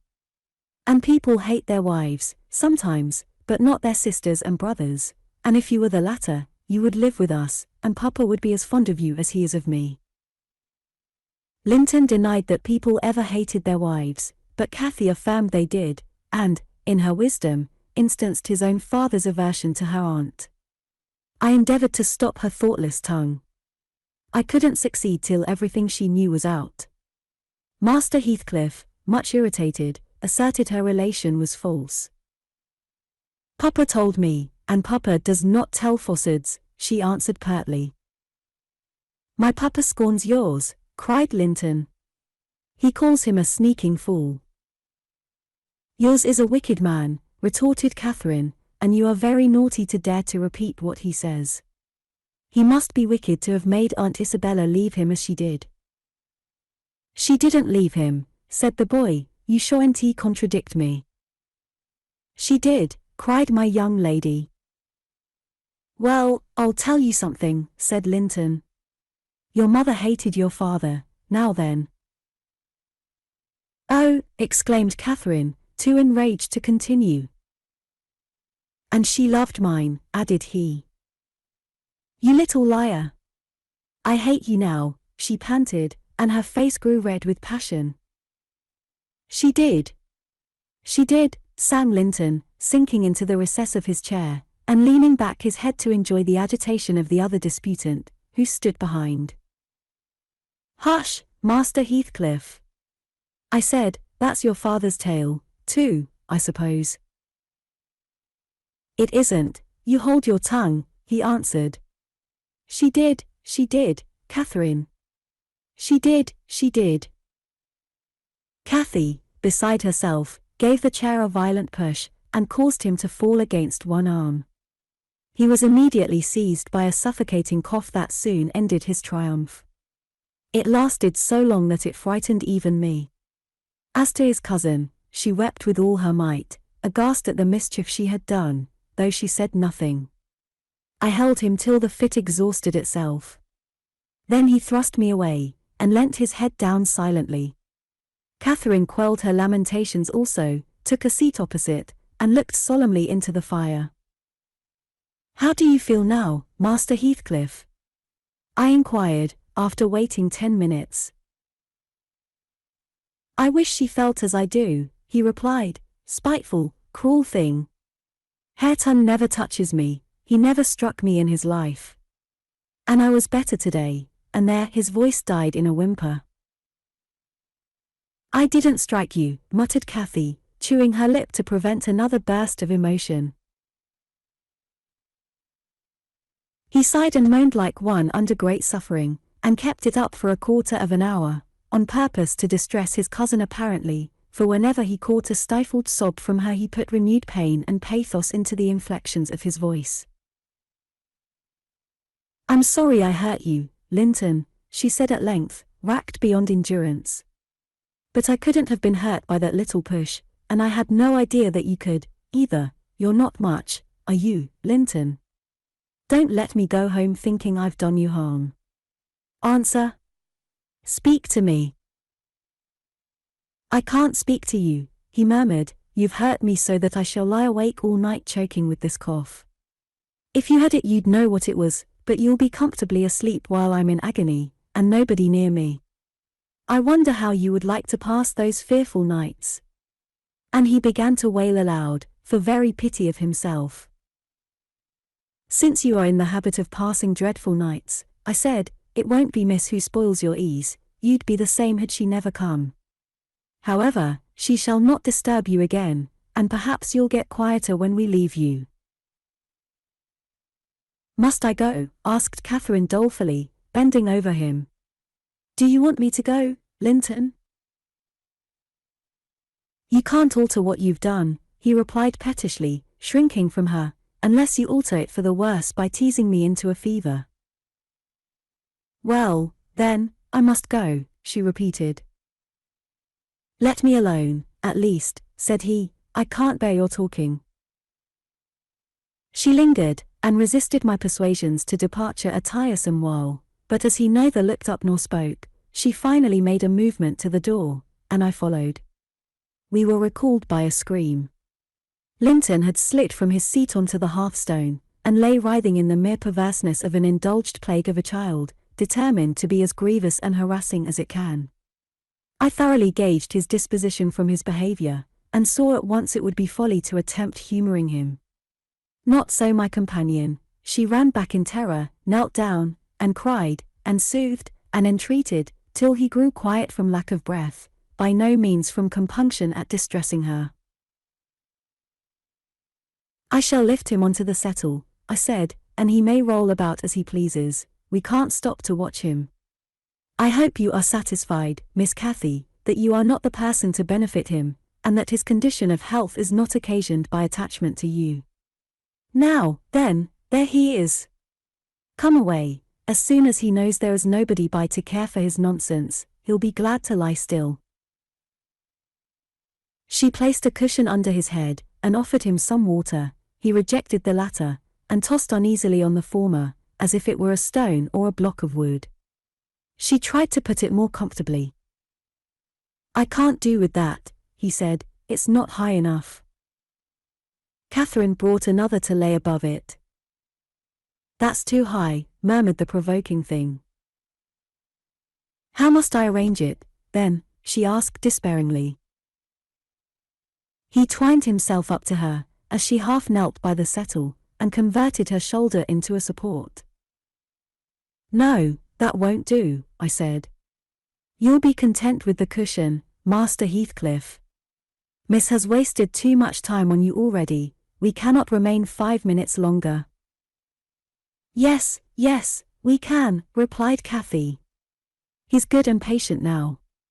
He's beginning to think I shall have far greater misery than he will tonight, if I believe he is the worse for my visit, and then I dare not come again. Tell the truth about it, Linton, for I mustn't come, if I have hurt you." "You must come, to cure me," he answered. "You ought to come, because you have hurt me, you know you have extremely.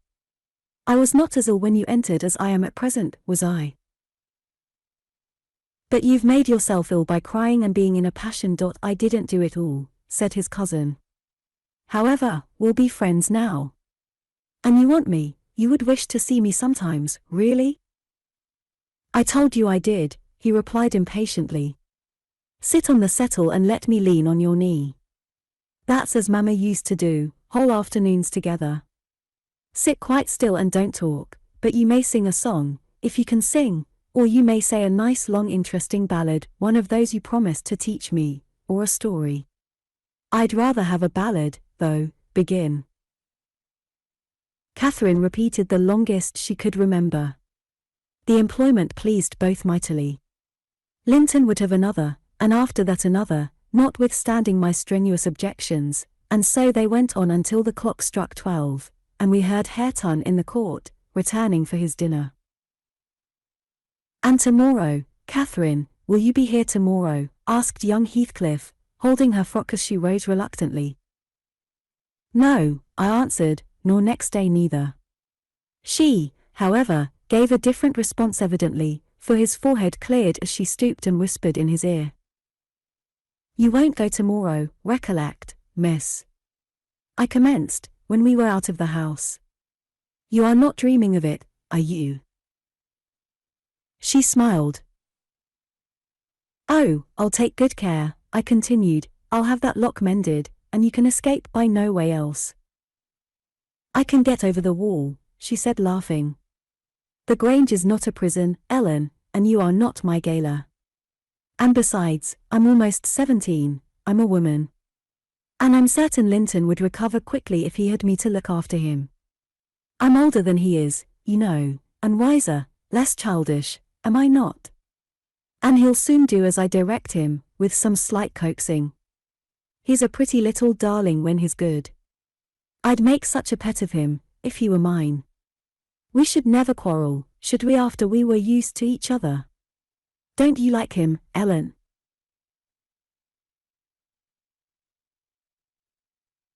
"Like him?" I exclaimed. The worst-tempered bit of a sickly slip that ever struggled into its teens. Happily, as Mr. Heathcliff conjectured, he'll not win 20. I doubt whether he'll see spring, indeed. And small loss to his family whenever he drops off. And lucky it is for us that his father took him. The kinder he was treated, the more tedious and selfish he'd be.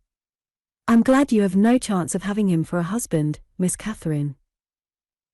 My companion waxed serious at hearing this speech. To speak of his death so regardlessly wounded her feelings. "He's younger than I," she answered, after a protracted pause of meditation, "and he ought to live the longest. He must live as long as I do. He's as strong now as when he first came into the north, I'm positive of that. It's only a cold that ails him, the same as Papa has. You say Papa will get better, and why shouldn't he?" Well, I cried, "after all, we needn't trouble ourselves, for listen, miss, and mind, I'll keep my word, if you attempt going to Wuthering Heights again, with or without me, I shall inform Mr. Linton, and, unless he allow it, the intimacy with your cousin must not be revived." "It has been revived," muttered Cathy, sulkily. "Must not be continued, then," I said. "We'll see," was her reply, and she set off at a gallop, leaving me to toil in the rear. We both reached home before our dinner time. My master supposed we had been wandering through the park, and therefore he demanded no explanation of our absence. As soon as I entered I hastened to change my soaked shoes and stockings, but sitting such a while at the Heights had done the mischief. On the succeeding morning I was laid up, and during 3 weeks I remained incapacitated for attending to my duties, a calamity never experienced prior to that period, and never, I am thankful to say, since. My little mistress behaved like an angel in coming to wait on me, and cheer my solitude. The confinement brought me exceedingly low. It is wearisome, to a stirring active body, but few have slighter reasons for complaint than I had. The moment Catherine left Mr. Linton's room she appeared at my bedside. Her day was divided between us, no amusement usurped a minute. She neglected her meals, her studies, and her play, and she was the fondest nurse that ever watched. She must have had a warm heart, when she loved her father so, to give so much to me.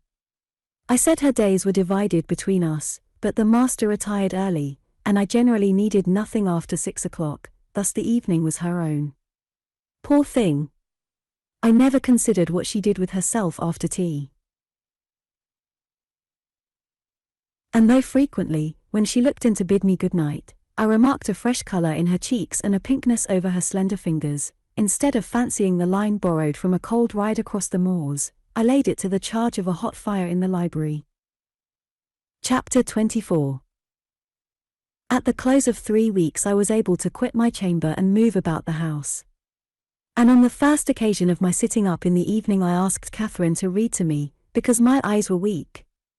We were in the library, the master having gone to bed. She consented, rather unwillingly, I fancied, and imagining my sort of books did not suit her, I bid her please herself in the choice of what she perused. She selected one of her own favourites, and got forward steadily about an hour, then came frequent questions. "Ellen, are not you tired? Hadn't you better lie down now? You'll be sick, keeping up so long, Ellen." "No, no, dear, I'm not tired," I returned, continually. Perceiving me immovable, she essayed another method of showing her disrelish for her occupation. It changed to yawning, and stretching, and "Ellen, I'm tired." "Give over then and talk," I answered. That was worse. She fretted and sighed, and looked at her watch till 8, and finally went to her room, completely overdone with sleep, judging by her peevish, heavy look, and the constant rubbing she inflicted on her eyes. The following night she seemed more impatient still, and on the third from recovering my company she complained of a headache, and left me. I thought her conduct odd, and having remained alone a long while, I resolved on going and inquiring whether she were better, and asking her to come and lie on the sofa, instead of upstairs in the dark. No Catherine could I discover upstairs, and none below. The servants affirmed they had not seen her. I listened at Mr. Edgar's door, all was silence. I returned to her apartment, extinguished my candle, and seated myself in the window. The moon shone bright, a sprinkling of snow covered the ground, and I reflected that she might, possibly, have taken it into her head to walk about the garden, for refreshment. I did detect a figure creeping along the inner fence of the park, but it was not my young mistress. On its emerging into the light, I recognized one of the grooms.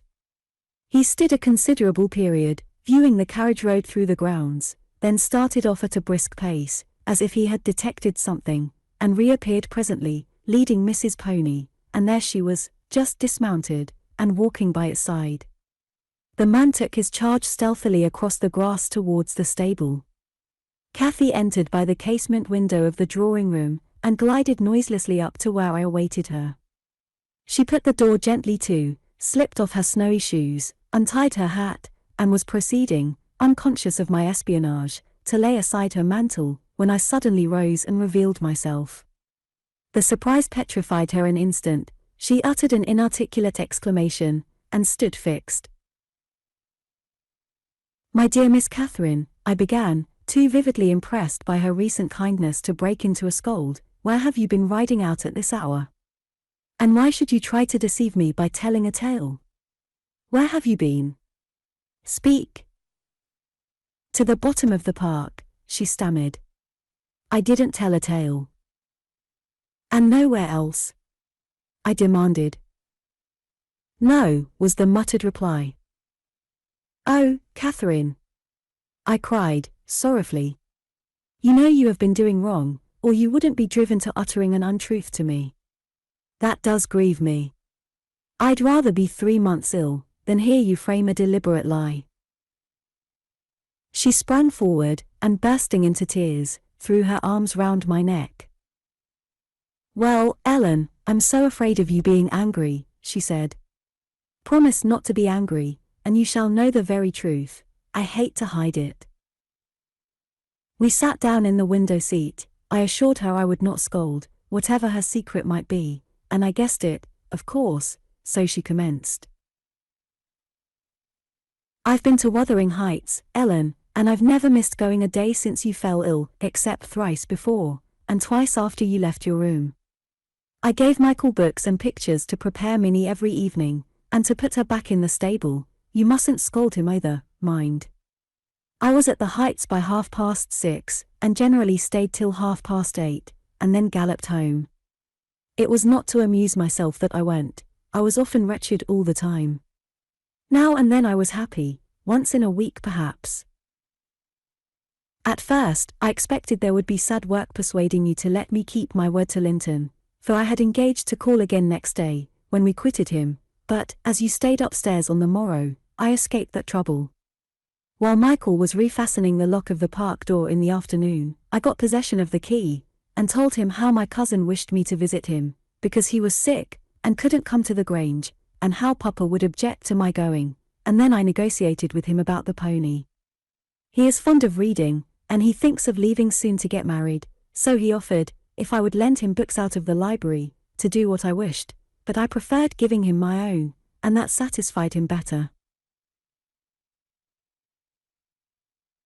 On my second visit Linton seemed in lively spirits, and Zillah, that is their housekeeper, made us a clean room and a good fire, and told us that, as Joseph was out at a prayer meeting and Hareton Earnshaw was off with his dogs robbing our woods of pheasants, as I heard afterwards, we might do what we liked. She brought me some warm wine and gingerbread, and appeared exceedingly good-natured, and Linton sat in the armchair, and I in the little rocking chair on the hearthstone, and we laughed and talked so merrily, and found so much to say. We planned where we would go, and what we would do in summer. I needn't repeat that, because you would call it silly. One time, however, we were near quarrelling. He said the pleasantest manner of spending a hot July day was lying from morning till evening on a bank of heath in the middle of the moors, with the bees humming dreamily about among the bloom, and the larks singing high up overhead, and the blue sky and bright sun shining steadily and cloudlessly.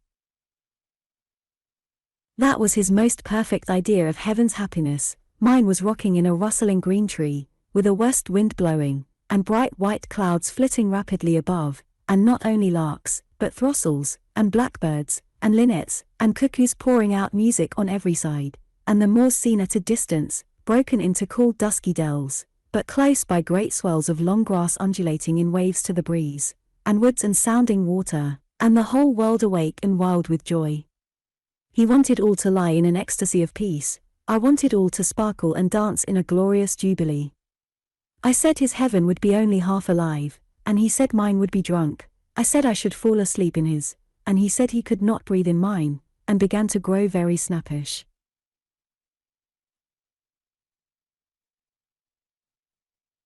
At last, we agreed to try both, as soon as the right weather came, and then we kissed each other and were friends. After sitting still an hour, I looked at the great room with its smooth uncarpeted floor, and thought how nice it would be to play in, if we removed the table, and I asked Linton to call Zillah in to help us, and we'd have a game at blindman's buff. She should try to catch us. You used to, you know, Ellen. He wouldn't, there was no pleasure in it, he said, but he consented to play at ball with me. We found two in a cupboard, among a heap of old toys, tops, and hoops, and battledores and shuttlecocks. One was marked C, and the other H. I wished to have the C, because that stood for Catherine, and the H might be for Heathcliff, his name, but the brand came out of H, and Linton didn't like it. I beat him constantly, and he got cross again, and coughed, and returned to his chair. That night, though, he easily recovered his good humor. He was charmed with 2 or 3 pretty songs, your songs, Ellen, and when I was obliged to go, he begged and entreated me to come the following evening, and I promised. Minnie and I went flying home as light as air, and I dreamt of Wuthering Heights and my sweet, darling cousin, till morning.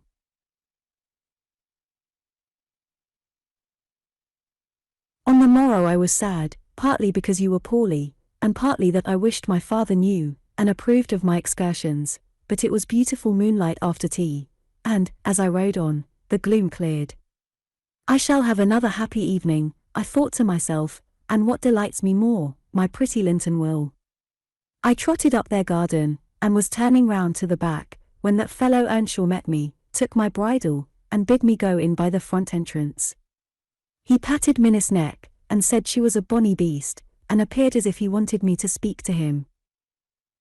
I only told him to leave my horse alone, or else it would kick him. He answered in his vulgar accent, it wouldn't do much hurt if it did, and surveyed its legs with a smile.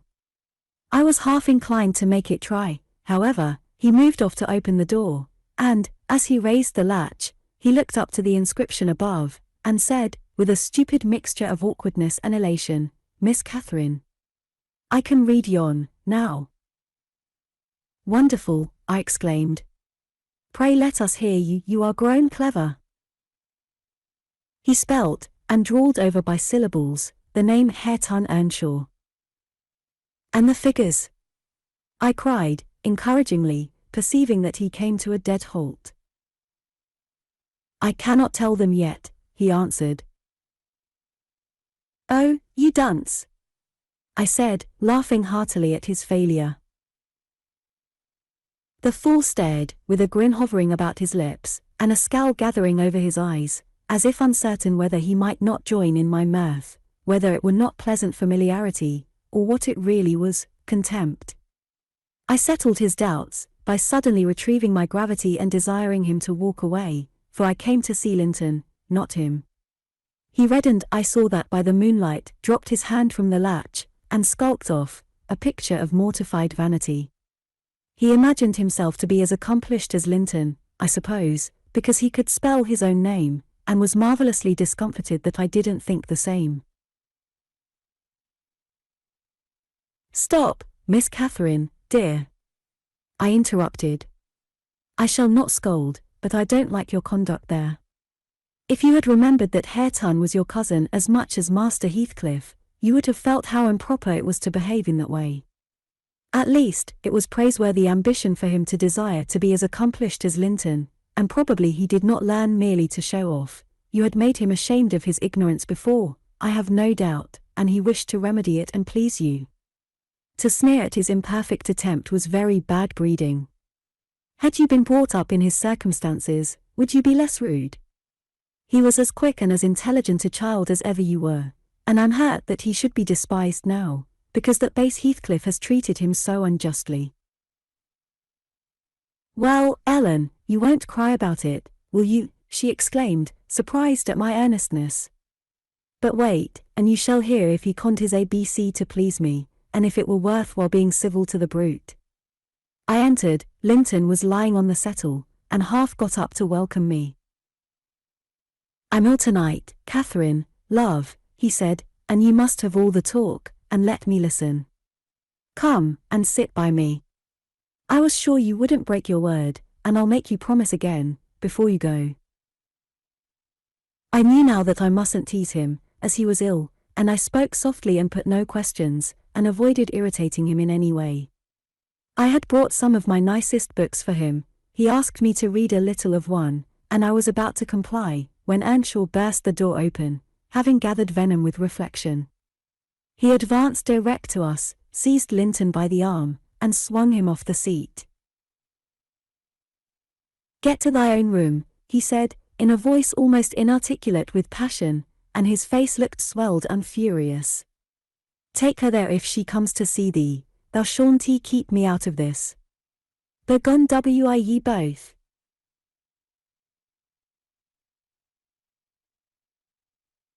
He swore at us, and left Linton no time to answer, nearly throwing him into the kitchen, and he clenched his fist as I followed, seemingly longing to knock me down. I was afraid for a moment, and I let one volume fall, he kicked it after me, and shut us out. I heard a malignant, crackly laugh by the fire, and turning, beheld that odious Joseph standing rubbing his bony hands, and quivering. I were sure he'd sarve ye out. He's a grand lad. He's get 10-rate spirit in him.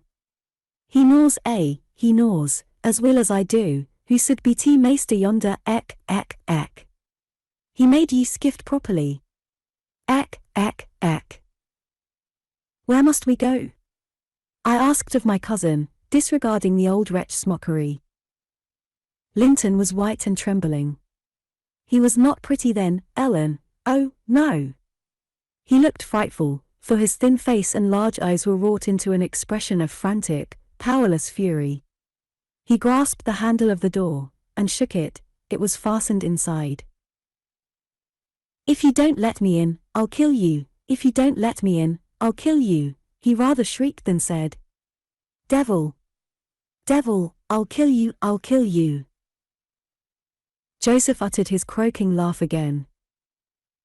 There, that's father, he cried. That's father. We've allers summat o'er the side in us. Neither heed, Hareton, lad, do not be feared, he cannot get at thee. I took hold of Linton's hands, and tried to pull him away, but he shrieked so shockingly that I dared not proceed. At last his cries were choked by a dreadful fit of coughing, blood gushed from his mouth, and he fell on the ground. I ran into the yard, sick with terror, and called for Zillah, as loud as I could. She soon heard me. She was milking the cows in a shed behind the barn, and hurrying from her work, she inquired what there was to do. I hadn't breath to explain. Dragging her in, I looked about for Linton. Earnshaw had come out to examine the mischief he had caused, and he was then conveying the poor thing upstairs. Zillah and I ascended after him, but he stopped me at the top of the steps, and said I shouldn't go in, I must go home. I exclaimed that he had killed Linton, and I would enter. Joseph locked the door, and declared I should do no such stuff, and asked me whether I were bound to be as mad as him. I stood crying till the housekeeper reappeared. She affirmed he would be better in a bit, but he couldn't do with that shrieking and she took me, and nearly carried me into the house. Ellen, I was ready to tear my hair off my head. I sobbed and wept so that my eyes were almost blind, and the ruffian you of such sympathy with stood opposite, presuming every now and then to bid me wished, and denying that it was his fault, and, finally, frightened by my assertions that I would tell Papa, and that he should be put in prison and hanged, he commenced blubbering himself, and hurried out to hide his cowardly agitation. Still, I was not rid of him. When at length they compelled me to depart, and I had got some 100 yards off the premises, he suddenly issued from the shadow of the roadside, and checked Minnie and took hold of me. Miss Catherine, I'm ill grieved, he began, but it's rather too bad. I gave him a cut with my whip, thinking perhaps he would murder me. He let go, thundering one of his horrid curses, and I galloped home more than half out of my senses. I didn't bid you good night that evening, and I didn't go to Wuthering Heights the next. I wished to go exceedingly, but I was strangely excited, and dreaded to hear that Linton was dead, sometimes, and sometimes shuddered at the thought of encountering Hareton. On the third day I took courage. At least, I couldn't bear longer suspense, and stole off once more. I went at 5 o'clock, and walked, fancying I might manage to creep into the house, and up to Linton's room, unobserved. However, the dogs gave notice of my approach. Zillah received me, and saying the lad was mending nicely, showed me into a small, tidy, carpeted apartment, where, to my inexpressible joy, I beheld Linton laid on a little sofa, reading one of my books. But he would neither speak to me nor look at me, through a whole hour. Ellen, he has such an unhappy temper. And what quite confounded me, when he did open his mouth, it was to utter the falsehood that I had occasioned the uproar, and Hareton was not to blame. Unable to reply, except passionately, I got up and walked from the room. He sent after me a faint Catherine. He did not reckon on being answered so, but I wouldn't turn back, and the morrow was the second day on which I stayed at home, nearly determined to visit him no more. But it was so miserable going to bed and getting up, and never hearing anything about him, that my resolution melted into air before it was properly formed. It had appeared wrong to take the journey once, now it seemed wrong to refrain. Michael came to ask if he must saddle Minnie. I said yes, and considered myself doing a duty as she bore me over the hills. I was forced to pass the front windows to get to the court. It was no use trying to conceal my presence. "Young master is in the house," said Zillah, as she saw me making for the parlour. I went in. Earnshaw was there also, but he quitted the room directly. Linton sat in the great armchair half asleep, walking up to the fire. I began in a serious tone, partly meaning it to be true. "As you don't like me, Linton, and as you think I come on purpose to hurt you, and pretend that I do so every time, this is our last meeting. Let us say goodbye, and tell Mr. Heathcliff that you have no wish to see me, and that he mustn't invent any more falsehoods on the subject." "Sit down and take your hat off, Catherine," he answered. "You are so much happier than I am, you ought to be better. Papa talks enough of my defects, and shows enough scorn of me, to make it natural I should doubt myself. I doubt whether I am not altogether as worthless as he calls me, frequently, and then I feel so cross and bitter. I hate everybody. I am worthless, and bad in temper, and bad in spirit, almost always, and, if you choose, you may say goodbye, you'll get rid of an annoyance. Only, Catherine, do me this justice, believe that if I might be as sweet, and as kind, and as good as you are, I would be, as willingly, and more so, than as happy and as healthy. And believe that your kindness has made me love you deeper than if I deserved your love, and though I couldn't, and cannot help showing my nature to you, I regret it and repent it, and shall regret and repent it till I die. I felt he spoke the truth, and I felt I must forgive him, and, though we should quarrel the next moment, I must forgive him again. We were reconciled, but we cried, both of us, the whole time I stayed, not entirely for sorrow, yet I was sorry Linton had that distorted nature. He'll never let his friends be at ease, and he'll never be at ease himself. I have always gone to his little parlour, since that night, because his father returned the day after. About 3 times, I think, we have been merry and hopeful, as we were the first evening. The rest of my visits were dreary and troubled, now with his selfishness and spite, and now with his sufferings, but I've learned to endure the former with nearly as little resentment as the latter. Mr. Heathcliff purposely avoids me. I have hardly seen him at all. Last Sunday, indeed, coming earlier than usual, I heard him abusing poor Linton cruelly for his conduct of the night before. I can't tell how he knew of it, unless he listened. Linton had certainly behaved provokingly, however, it was the business of nobody but me, and I interrupted Mr. Heathcliff's lecture by entering and telling him so. He burst into a laugh, and went away, saying he was glad I took that view of the matter. Since then, I've told Linton he must whisper his bitter things. Now, Ellen, you have heard all. I can't be prevented from going to Wuthering Heights, except by inflicting misery on 2 people, whereas, if you'll only not tell Papa, my going need disturb the tranquillity of none. You'll not tell, will you? It will be very heartless, if you do. I'll make up my mind on that point by tomorrow, Miss Catherine, I replied. It requires some study, and so I'll leave you to your rest, and go think it over.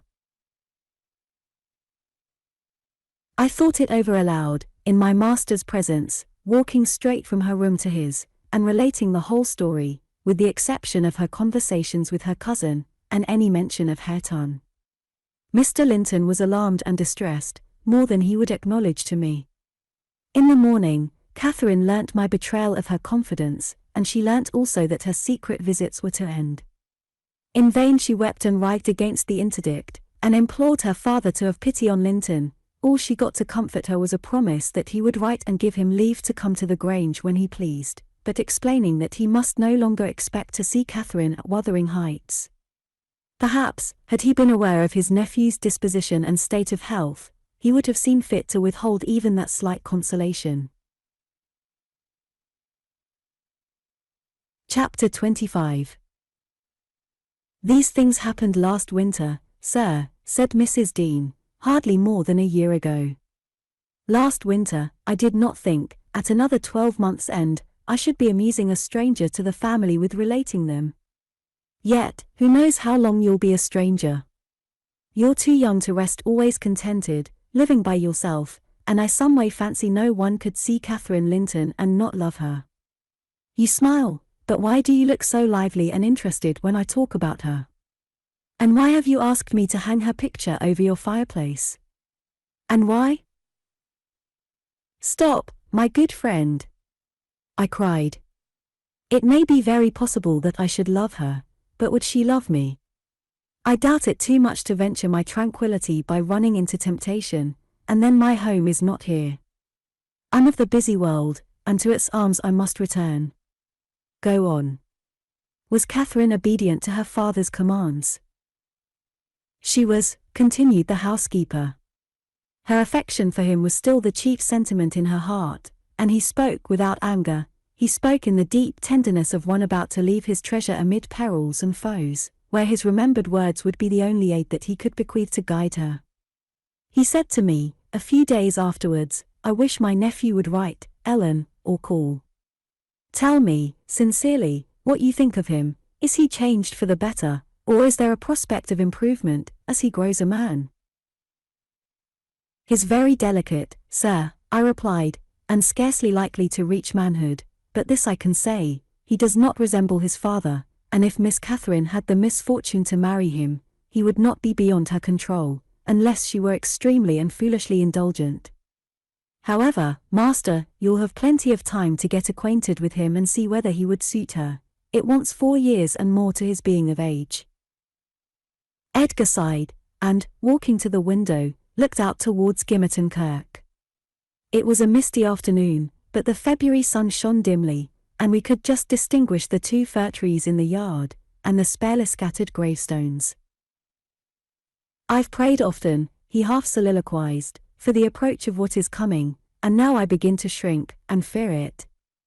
I thought the memory of the hour I came down that glen a bridegroom would be less sweet than the anticipation that I was soon, in a few months, or, possibly, weeks, to be carried up, and laid in its lonely hollow. Ellen, I've been very happy with my little Cathy. Through winter nights and summer days she was a living hope at my side. But I've been as happy musing by myself among those stones, under that old church, lying, through the long June evenings, on the green mound of her mother's grave, and wishing, yearning for the time when I might lie beneath it. What can I do for Cathy? How must I quit her? I'd not care one moment for Linton being Heathcliff's son, nor for his taking her from me, if he could console her for my loss. I'd not care that Heathcliff gained his ends, and triumphed in robbing me of my last blessing. But should Linton be unworthy, only a feeble tool to his father, I cannot abandon her to him. And, hard though it be to crush her buoyant spirit, I must persevere in making her sad while I live, and leaving her solitary when I die. Darling, I'd rather resign her to God, and lay her in the earth before me. Resign her to God as it is, sir, I answered, and if we should lose you, which may he forbid under his providence, I'll stand her friend and counsellor to the last. Miss Catherine is a good girl, I don't fear that she will go wilfully wrong, and people who do their duty are always finally rewarded. Spring advanced, yet my master gathered no real strength, though he resumed his walks in the grounds with his daughter. To her inexperienced notions, this itself was a sign of convalescence, and then his cheek was often flushed, and his eyes were bright, she felt sure of his recovering. On her 17th birthday, he did not visit the churchyard, it was raining, and I observed, "You'll surely not go out tonight, sir?" He answered, "No, I'll defer it this year a little longer." He wrote again to Linton, expressing his great desire to see him, and, had the invalid been presentable, I've no doubt his father would have permitted him to come. As it was, being instructed, he returned an answer, intimating that Mr. Heathcliff objected to his calling at the Grange, but his uncle's kind remembrance delighted him, and he hoped to meet him sometimes in his rambles, and personally to petition that his cousin and he might not remain long so utterly divided. That part of his letter was simple, and probably his own. Heathcliff knew he could plead eloquently for Catherine's company, then. "I do not ask," he said, "that she may visit here, but am I never to see her, because my father forbids me to go to her home, and you forbid her to come to mine? Do, now and then, ride with her towards the Heights, and let us exchange a few words, in your presence. We have done nothing to deserve this separation, and you are not angry with me, you have no reason to dislike me, you allow, yourself. Dear uncle, send me a kind note tomorrow, and leave to join you anywhere you please, except at Thrushcross Grange. I believe an interview would convince you that my father's character is not mine. He affirms I am more your nephew than his son, and though I have faults which render me unworthy of Catherine, she has excused them, and for her sake, you should also. You inquire after my health, it is better, but while I remain cut off from all hope, and doomed to solitude, or the society of those who never did and never will like me, how can I be cheerful and well?"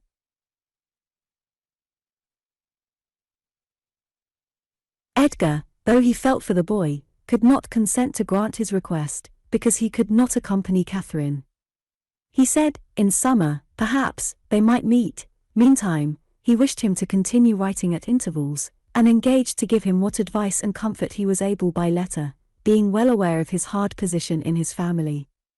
Linton complied, and had he been unrestrained, would probably have spoiled all by filling his epistles with complaints and lamentations, but his father kept a sharp watch over him, and, of course, insisted on every line that my master sent being shown, so, instead of penning his peculiar personal sufferings and distresses, the themes constantly uppermost in his thoughts, he harped on the cruel obligation of being held asunder from his friend and love, and gently intimated that Mr. Linton must allow an interview soon, or he should fear he was purposely deceiving him with empty promises.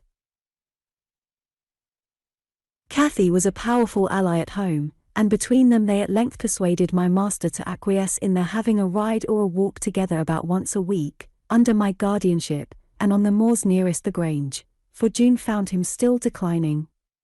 Though he had set aside yearly a portion of his income for my young lady's fortune, he had a natural desire that she might retain or at least return in a short time to the house of her ancestors, and he considered her only prospect of doing that was by union with his heir. He had no idea that the latter was failing almost as fast as himself, nor had anyone, I believe, no doctor visited the Heights, and no one saw Master Heathcliff to make report of his condition among us.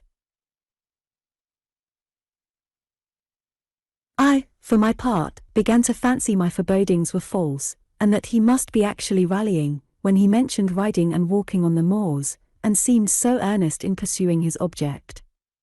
I could not picture a father treating a dying child as tyrannically and wickedly as I afterwards learned Heathcliff had treated him. To compel this apparent eagerness, his efforts redoubling the more imminently his avaricious and unfeeling plans were threatened with defeat by death. Chapter 26. Summer was already past its prime, when Edgar reluctantly yielded his assent to their entreaties, and Catherine and I set out on our first ride to join her cousin. It was a close, sultry day, devoid of sunshine, but with a sky too dappled and hazy to threaten rain, and our place of meeting had been fixed at the guide stone, by the crossroads. On arriving there, however, a little herd-boy, despatched as a messenger, told us that Maester Linton were just o' this side th Heights, and he'd be much obliged to us to gang on a bit further. Then Master Linton has forgot the first injunction of his uncle, I observed. He bid us keep on the Grange land, and here we are off at once. Well, we'll turn our horses' heads round when we reach him, answered my companion. Our excursion shall lie towards home. But when we reached him, and that was scarcely a quarter of a mile from his own door, we found he had no horse, and we were forced to dismount, and leave ours to graze. He lay on the heath, awaiting our approach, and did not rise till we came within a few yards. Then he walked so feebly, and looked so pale, that I immediately exclaimed, "Why, Master Heathcliff, you are not fit for enjoying a ramble this morning. How ill you do look!" Catherine surveyed him with grief and astonishment. She changed the ejaculation of joy on her lips to one of alarm, and the congratulation on their long-postponed meeting to an anxious inquiry, whether he were worse than usual. "No, better, better," he panted, trembling, and retaining her hand as if he needed its support, while his large blue eyes wandered timidly over her, the hollowness round them transforming to haggard wildness the languid expression they once possessed. "But you have been worse," persisted his cousin, "worse than when I saw you last. You are thinner, and—" "I'm tired," he interrupted, hurriedly. "It is too hot for walking, let us rest here. And, in the morning, I often feel sick, Papa says I grow so fast." Badly satisfied, Cathy sat down, and he reclined beside her. "This is something like your paradise," said she, making an effort at cheerfulness. "You recollect the 2 days we agreed to spend in the place and where each thought pleasantest. This is nearly yours, only there are clouds, but then they are so soft and mellow, it is nicer than sunshine.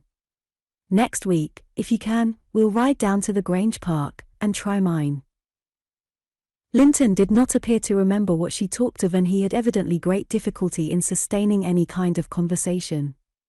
His lack of interest in the subjects she started, and his equal incapacity to contribute to her entertainment, were so obvious that she could not conceal her disappointment. An indefinite alteration had come over his whole person and manner. The pettishness that might be caressed into fondness had yielded to a listless apathy. There was less of the peevish temper of a child which frets and teases on purpose to be soothed, and more of the self-absorbed moroseness of a confirmed invalid, repelling consolation, and ready to regard the good-humoured mirth of others as an insult. Catherine perceived, as well as I did, that he held it rather a punishment than a gratification to endure our company, and she made no scruple of proposing, presently, to depart.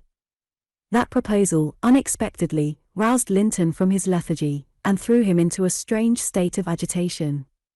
He glanced fearfully towards the Heights, begging she would remain another half-hour, at least.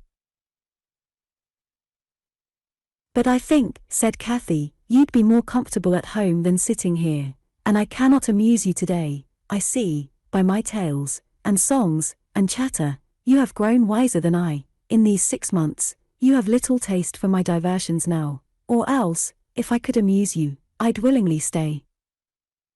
"Stay to rest yourself," he replied.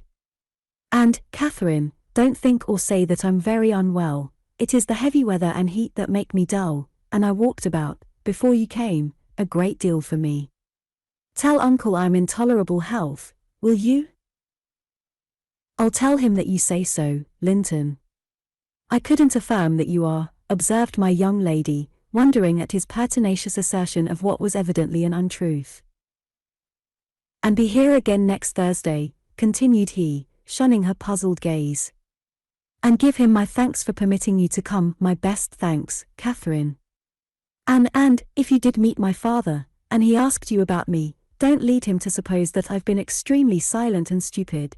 Don't look sad and downcast, as you are doing. He'll be angry." "I care nothing for his anger," exclaimed Cathy, imagining she would be its object. "But I do," said her cousin, shuddering. "Don't provoke him against me, Catherine, for he is very hard." "Is he severe to you, Master Heathcliff?" I inquired.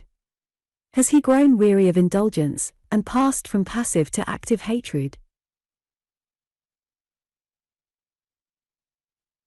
Linton looked at me, but did not answer, and, after keeping her seat by his side another 10 minutes, during which his head fell drowsily on his breast, and he uttered nothing except suppressed moans of exhaustion or pain, Cathy began to seek solace in looking for bilberries, and sharing the produce of her researches with me. She did not offer them to him, for she saw further notice would only weary and annoy.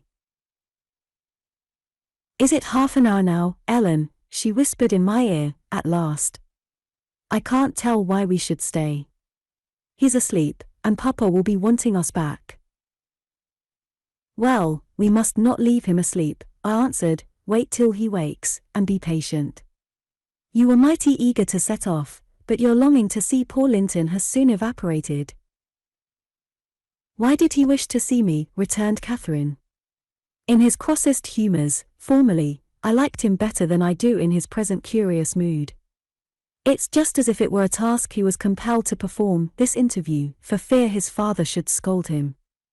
But I'm hardly going to come to give Mr. Heathcliff pleasure, whatever reason he may have for ordering Linton to undergo this penance. And, though I'm glad he's better in health, I'm sorry he's so much less pleasant, and so much less affectionate to me." "You think he is better in health, then?" I said. "Yes," she answered, "because he always made such a great deal of his sufferings, you know. He is not tolerably well, as he told me to tell Papa, but is better, very likely." "There you differ with me, Miss Cathy," I remarked. "I should conjecture him to be far worse." Linton here started from his slumber in bewildered terror, and asked if anyone had called his name. "No," said Catherine, "unless in dreams. I cannot conceive how you manage to doze out of doors, in the morning." "I thought I heard my father," he gasped, glancing up to the frowning nab above us. "You are sure nobody spoke?" "Quite sure," replied his cousin. Only Ellen and I were disputing concerning your health. Are you truly stronger, Linton, than when we separated in winter? If you be, I'm certain one thing is not stronger, your regard for me. Speak, are you? The tears gushed from Linton's eyes as he answered, yes, yes, I am. And, still under the spell of the imaginary voice, his gaze wandered up and down to detect its owner. Cathy rose. For today we must part, she said. And I won't conceal that I have been sadly disappointed with our meeting, though I'll mention it to nobody but you, not that I stand in awe of Mr. Heathcliff. Hush, murmured Linton, for God's sake, hush. His coming. And he clung to Catherine's arm, striving to detain her, but at that announcement she hastily disengaged herself, and whistled to Minnie, who obeyed her like a dog. I'll be here next Thursday, she cried, springing to the saddle. Goodbye. Quick, Ellen. And so we left him, scarcely conscious of our departure, so absorbed was he in anticipating his father's approach. Before we reached home, Catherine's displeasure softened into a perplexed sensation of pity and regret, largely blended with vague, uneasy doubts about Linton's actual circumstances, physical and social, in which I partook, though I counselled her not to say much, for a second journey would make us better judges. My master requested an account of our ongoings. His nephew's offering of thanks was duly delivered, Miss Cathy gently touching on the rest. I also threw little light on his inquiries, for I hardly knew what to hide and what to reveal. Chapter 27. 7 days glided away, every one marking its course by the henceforth rapid alteration of Edgar Linton's state. The havoc that months had previously wrought was now emulated by the inroads of hours. Catherine we would fain have deluded yet, but her own quick spirit refused to delude her. It divined in secret, and brooded on the dreadful probability, gradually ripening into certainty. She had not the heart to mention her ride, when Thursday came round. I mentioned it for her, and obtained permission to order her out of doors, for the library, where her father stopped a short time daily, the brief period he could bear to sit up, and his chamber, had become her whole world. She grudged each moment that did not find her bending over his pillow, or seated by his side. Her countenance grew wan with watching and sorrow, and my master gladly dismissed her to what he flattered himself would be a happy change of scene and society, drawing comfort from the hope that she would not now be left entirely alone after his death. He had a fixed idea, I guessed by several observations he let fall, that, as his nephew resembled him in person, he would resemble him in mind, for Linton's letters bore few or no indications of his defective character. And I, through pardonable weakness, refrained from correcting the error, asking myself what good there would be in disturbing his last moments with information that he had neither power nor opportunity to turn to account.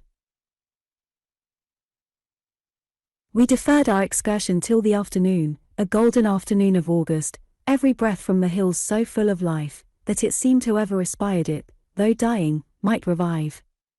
Catherine's face was just like the landscape, shadows and sunshine flitting over it in rapid succession, but the shadows rested longer, and the sunshine was more transient, and her poor little heart reproached itself for even that passing forgetfulness of its cares. We discerned Linton watching at the same spot he had selected before. My young mistress alighted, and told me that, as she was resolved to stay a very little while, I had better hold the pony and remain on horseback, but I dissented. I wouldn't risk losing sight of the charge committed to me a minute, so we climbed the slope of heath together.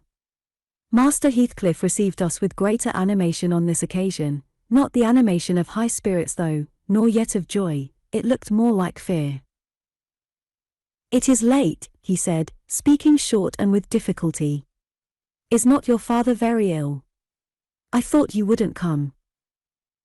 "Why won't you be candid?" cried Catherine, swallowing her greeting. "Why cannot you say at once you don't want me? It is strange, Linton, that for the second time you have brought me here on purpose, apparently to distress us both, and for no reason besides." Linton shivered, and glanced at her, half supplicating, half ashamed, but his cousin's patience was not sufficient to endure this enigmatical behavior. "My father is very ill," she said, "and why am I called from his bedside? Why didn't you send to absolve me from my promise, when you wished I wouldn't keep it? Come. I desire an explanation. Playing and trifling are completely banished out of my mind, and I can't dance attendance on your affectations now." "My affectations," he murmured, "what are they?" "For heaven's sake, Catherine, don't look so angry. Despise me as much as you please. I am a worthless, cowardly wretch. I can't be scorned enough, but I'm too mean for your anger. Hate my father, and spare me for contempt." "Nonsense," cried Catherine in a passion. "Foolish, silly boy. And there. He trembles, as if I were really going to touch him. You needn't bespeak contempt, Linton, anybody will have it spontaneously at your service. Get off. I shall return home. It is folly dragging you from the hearthstone, and pretending. What do we pretend? Let go my frock. If I pitied you for crying and looking so very frightened, you should spurn such pity. Ellen, tell him how disgraceful this conduct is.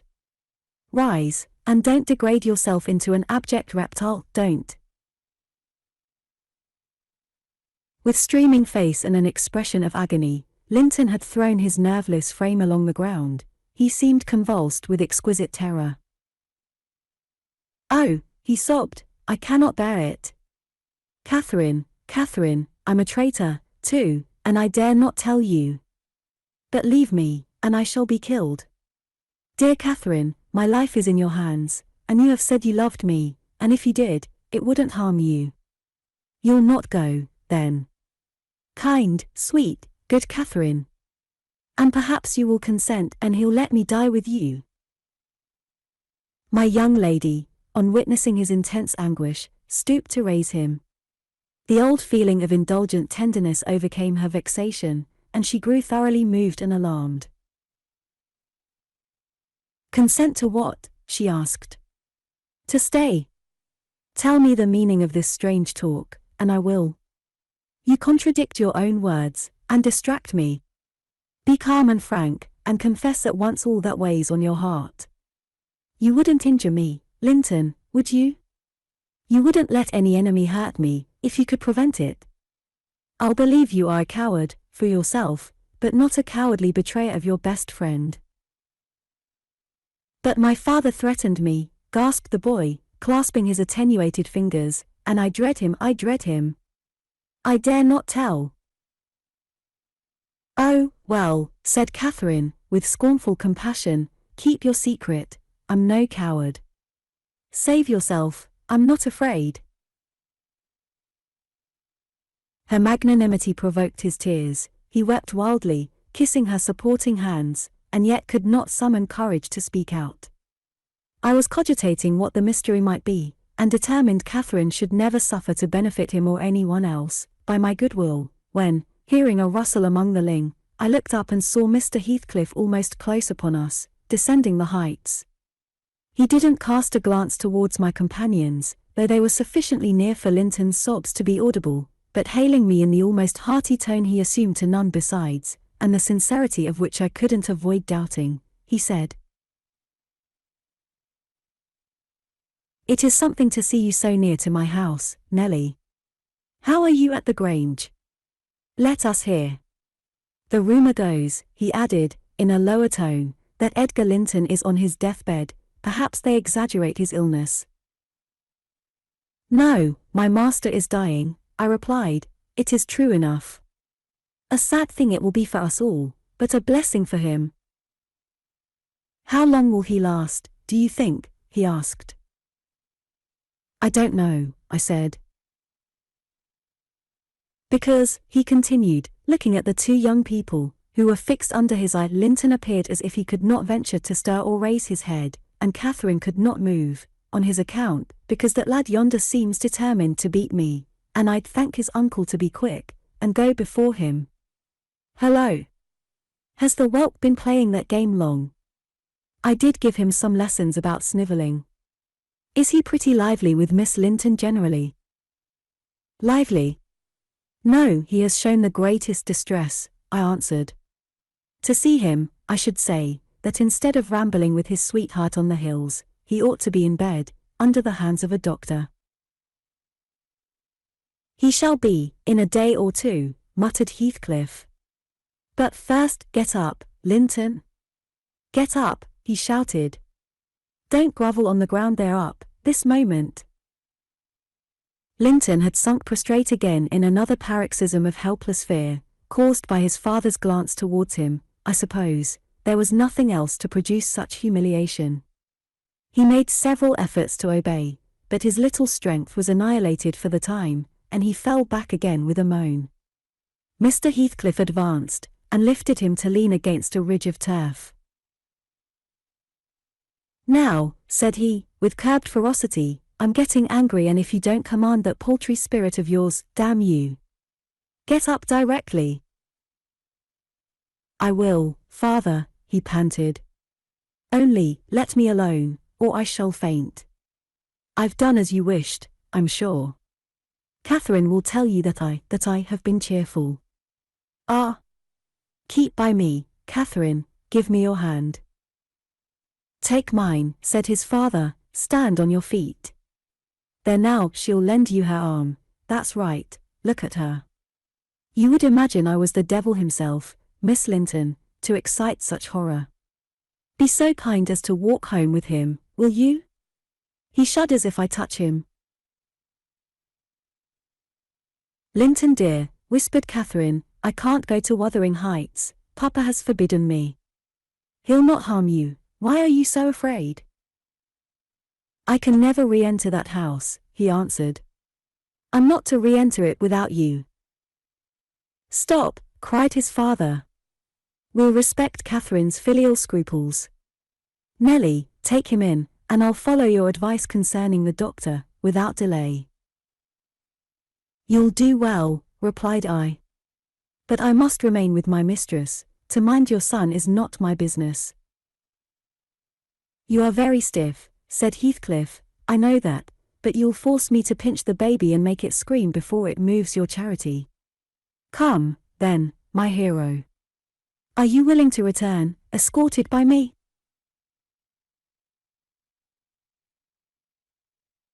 He approached once more, and made as if he would seize the fragile being, but, shrinking back, Linton clung to his cousin, and implored her to accompany him, with a frantic importunity that admitted no denial.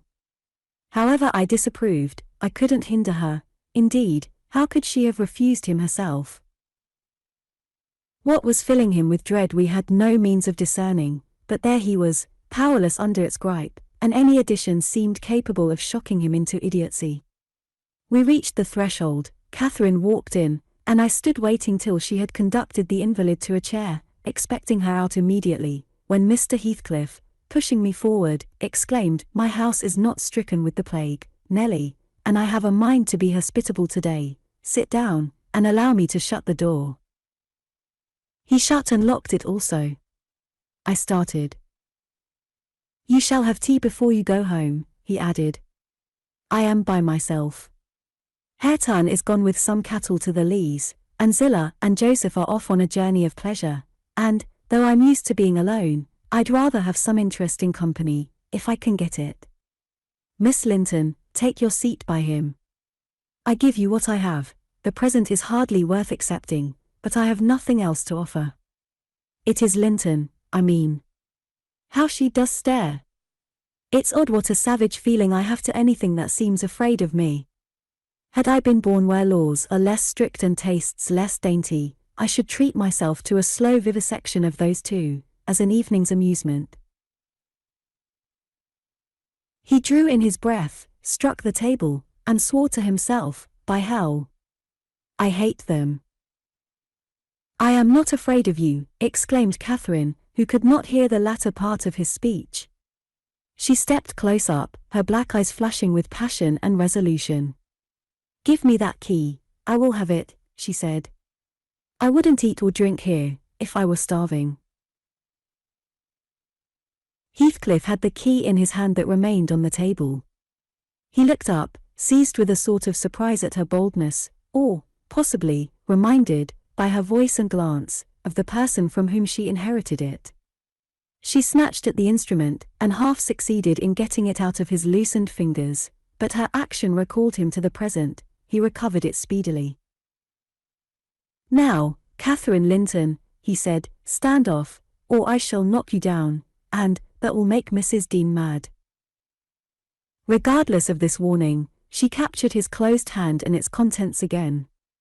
"We will go," she repeated, exerting her utmost efforts to cause the iron muscles to relax, and finding that her nails made no impression, she applied her teeth pretty sharply. Heathcliff glanced at me, a glance that kept me from interfering a moment. Catherine was too intent on his fingers to notice his face. He opened them suddenly, and resigned the object of dispute, but, ere she had well secured it, he seized her with the liberated hand, and, pulling her on his knee, administered with the other a shower of terrific slaps on both sides of the head, each sufficient to have fulfilled his threat, had she been able to fall. At this diabolical violence I rushed on him furiously. "You villain!" I began to cry, "You villain!" A touch on the chest silenced me. I am stout, and soon put out of breath, and, what with that and the rage, I staggered dizzily back and felt ready to suffocate, or to burst a blood vessel. The scene was over in 2 minutes. Catherine, released, put her 2 hands to her temples, and looked just as if she were not sure whether her ears were off or on. She trembled like a reed, poor thing, and leant against the table perfectly bewildered. "I know how to chastise children, you see," said the scoundrel, grimly, as he stooped to repossess himself of the key, which had dropped to the floor.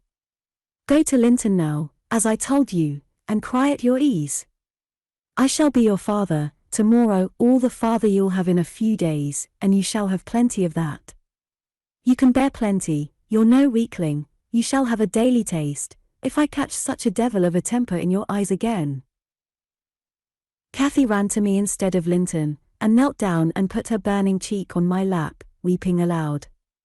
Her cousin had shrunk into a corner of the settle, as quiet as a mouse, congratulating himself, I dare say, that the correction had alighted on another than him. Mr. Heathcliff, perceiving us all confounded, rose, and expeditiously made the tea himself. The cups and saucers were laid ready. He poured it out, and handed me a cup. "Wash away your spleen," he said, "and help your own naughty pet and mine. It is not poisoned, though I prepared it. I'm going out to seek your horses." Our first thought, on his departure, was to force an exit somewhere. We tried the kitchen door, but that was fastened outside. We looked at the windows, they were too narrow for even Cathy's little figure.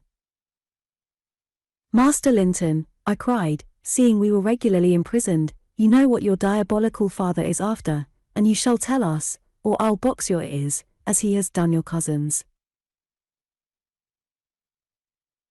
"Yes, Linton, you must tell," said Catherine. "It was for your sake I came, and it will be wickedly ungrateful if you refuse." "Give me some tea, I'm thirsty, and then I'll tell you," he answered.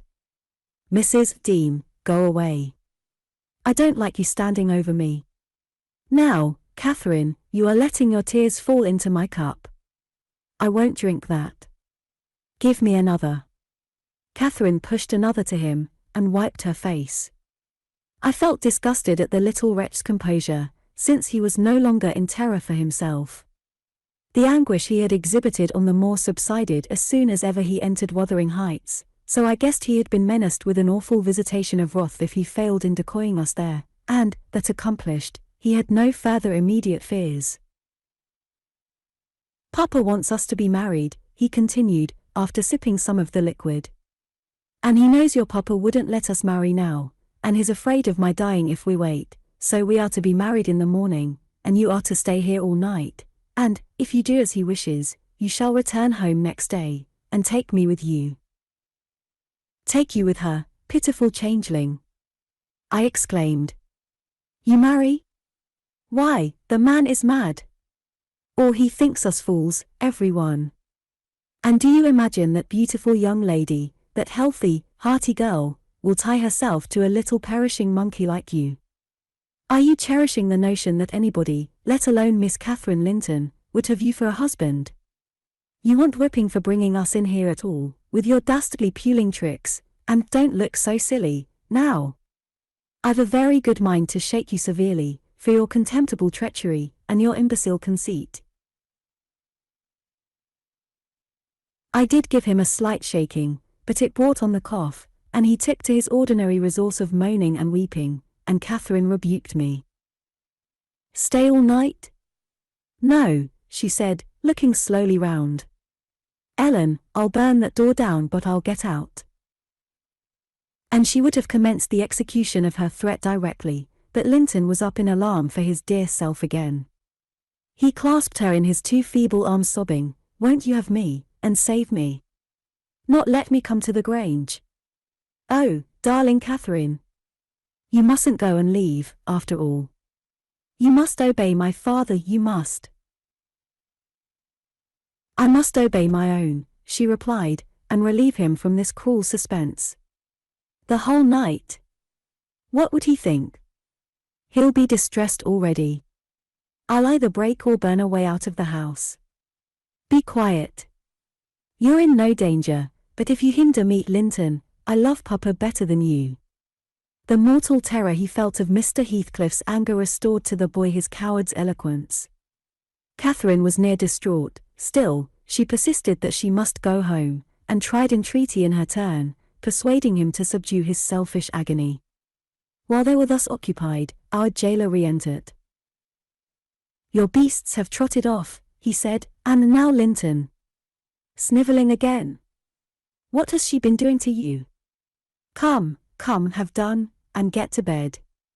In a month or two, my lad, you'll be able to pay her back her present tyrannies with a vigorous hand. You're pining for pure love, are you not? Nothing else in the world, and she shall have you. There, to bed. Zillah won't be here tonight, you must undress yourself. Hush! Hold your noise. Once in your own room, I'll not come near you, you needn't fear. By chance, you've managed tolerably. I'll look to the rest." He spoke these words, holding the door open for his son to pass, and the latter achieved his exit exactly as a spaniel might which suspected the person who attended on it of designing a spiteful squeeze. The lock was resecured. Heathcliff approached the fire, where my mistress and I stood silent. Catherine looked up, and instinctively raised her hand to her cheek. His neighborhood revived a painful sensation. Anybody else would have been incapable of regarding the childish act with sternness, but he scowled on her and muttered, "Oh. You are not afraid of me? Your courage is well disguised, you seem damnably afraid." "I am afraid now," she replied, "because, if I stay, Papa will be miserable, and how can I endure making him miserable when he, Mr. Heathcliff, let me go home? I promised to marry Linton, Papa would like me to, and I love him. Why should you wish to force me to do what I'll willingly do of myself?" "Let him dare to force you," I cried. "There's law in the land, thank God. There is, though we be in an out-of-the-way place. I'd inform if he were my own son, and it's felony without benefit of clergy." "Silence," said the ruffian. "To the devil with your clamour. I don't want you to speak. Miss Linton, I shall enjoy myself remarkably in thinking your father will be miserable. I shall not sleep for satisfaction. You could have hit on no surer way of fixing your residence under my roof for the next 24 hours than informing me that such an event would follow. As to your promise to marry Linton, I'll take care you shall keep it, for you shall not quit this place till it is fulfilled." "Send Ellen, then, to let Papa know I'm safe," exclaimed Catherine, weeping bitterly. "Or marry me now. Poor Papa. Ellen, he'll think we're lost. What shall we do?" "Not he. He'll think you are tired of waiting on him, and run off for a little amusement," answered Heathcliff. "You cannot deny that you entered my house of your own accord, in contempt of his injunctions to the contrary. And it is quite natural that you should desire amusement at your age, and that you would weary of nursing a sick man, and that man only your father. Catherine, his happiest days were over when your days began. He cursed you, I dare say, for coming into the world. I did, at least, and it would just do if he cursed you as he went out of it. I'd join him. I don't love you. How should I? Weep away. As far as I can see, it will be your chief diversion hereafter, unless Linton make amends for other losses, and your provident parent appears to fancy he may. His letters of advice and consolation entertained me vastly. In his last he recommended my jewel to be careful of his, and kind to her when he got her. Careful and kind, that's paternal. But Linton requires his whole stock of care and kindness for himself. Linton can play the little tyrant well. He'll undertake to torture any number of cats, if their teeth be drawn and their claws pared. You'll be able to tell his uncle fine tales of his kindness, when you get home again, I assure you. You're right there, I said. Explain your son's character. Show his resemblance to yourself, and then, I hope, Miss Cathy will think twice before she takes the cockatrice.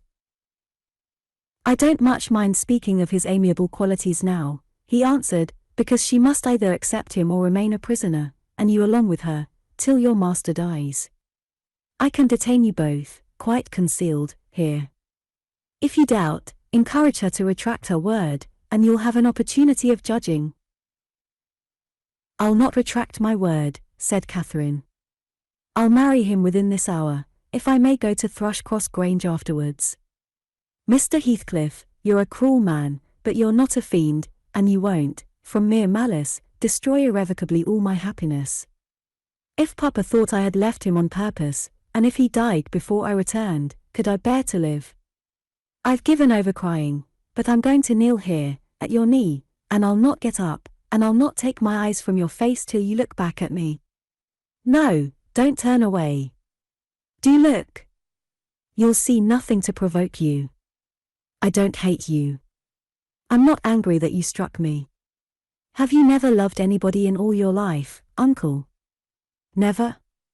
Ah. You must look once.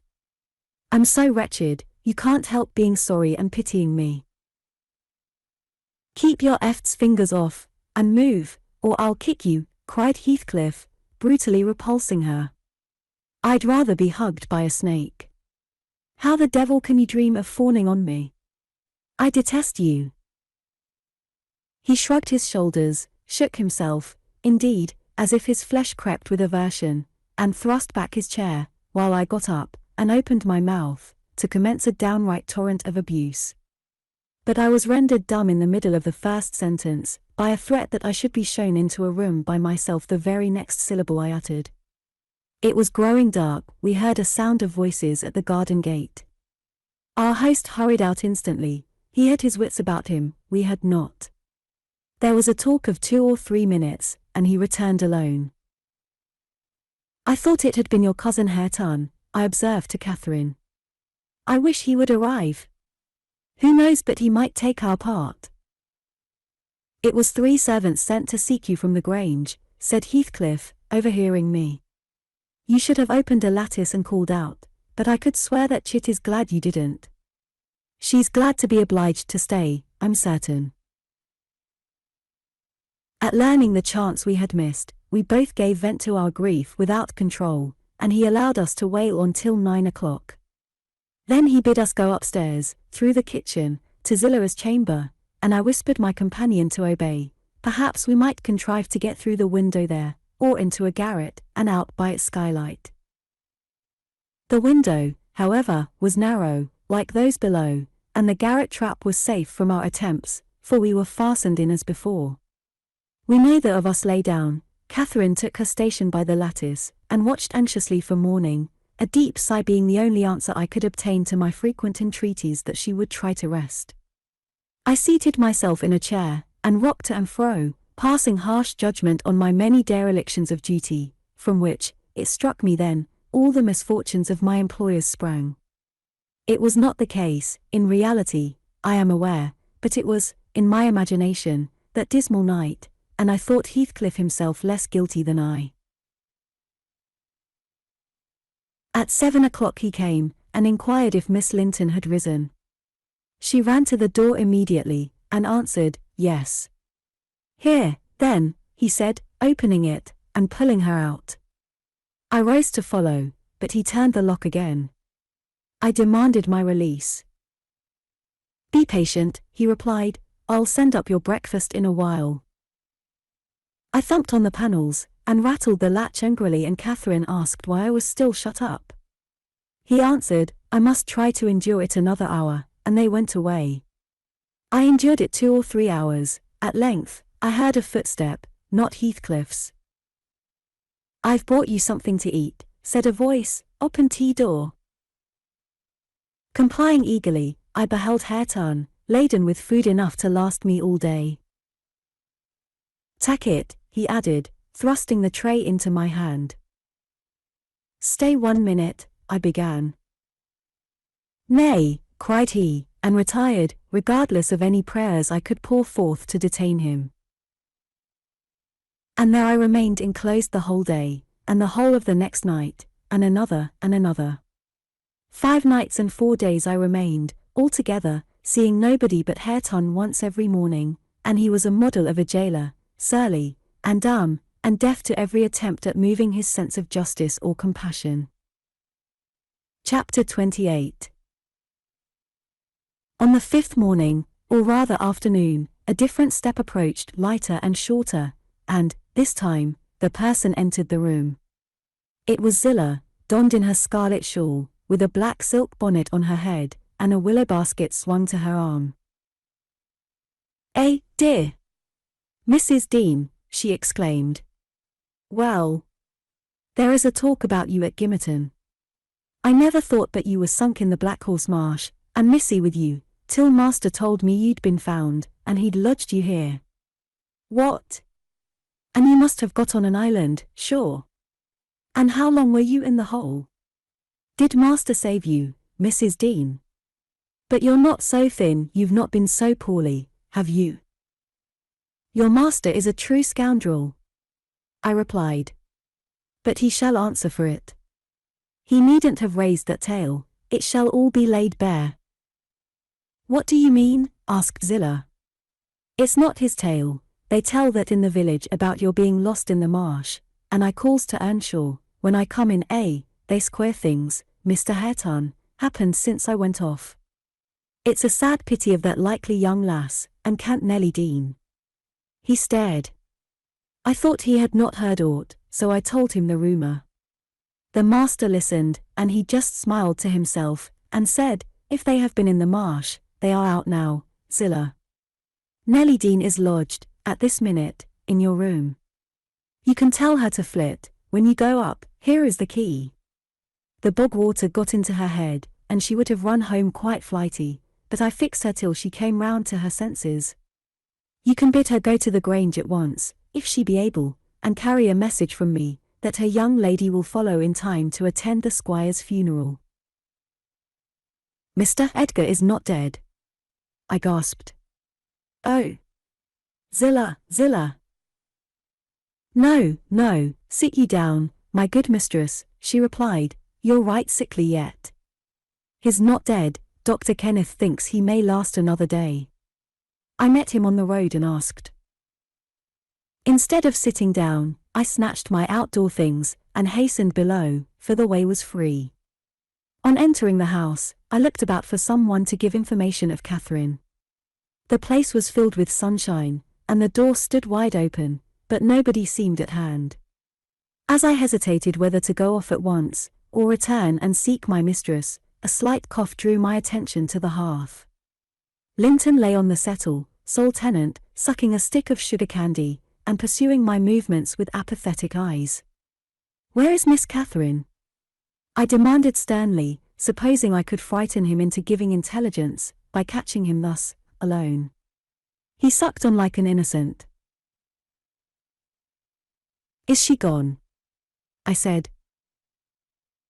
No, he replied, she's upstairs, she's not to go, we won't let her. You won't let her, little idiot? I exclaimed. Direct me to her room immediately, or I'll make you sing out sharply. Papa would make you sing out, if you attempted to get there, he answered. He says I'm not to be soft with Catherine, she's my wife, and it's shameful that she should wish to leave me. He says she hates me and wants me to die, that she may have my money, but she shan't have it, and she shan't go home. She never shall, she may cry, and be sick as much as she pleases. He resumed his former occupation, closing his lids, as if he meant to drop asleep. Master Heathcliff, I resumed, have you forgotten all Catherine's kindness to you last winter, when you affirmed you loved her, and when she brought you books and sung you songs, and came many a time through wind and snow to see you? She wept to miss one evening, because you would be disappointed, and you felt then that she was 100 times too good to you, and now you believe the lies your father tells, though you know he detests you both. And you join him against her. That's fine gratitude, is it not? The corner of Linton's mouth fell, and he took the sugar candy from his lips. Did she come to Wuthering Heights because she hated you? I continued. Think for yourself. As to your money, she does not even know that you will have any. And you say she's sick, and yet you leave her alone, up there in a strange house. You who have felt what it is to be so neglected.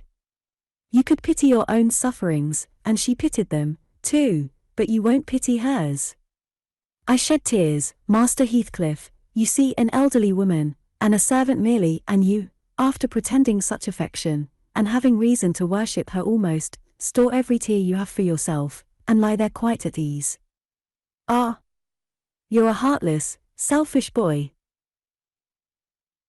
I can't stay with her, he answered crossly. I'll not stay by myself. She cries so I can't bear it. And she won't give over, though I say I'll call my father.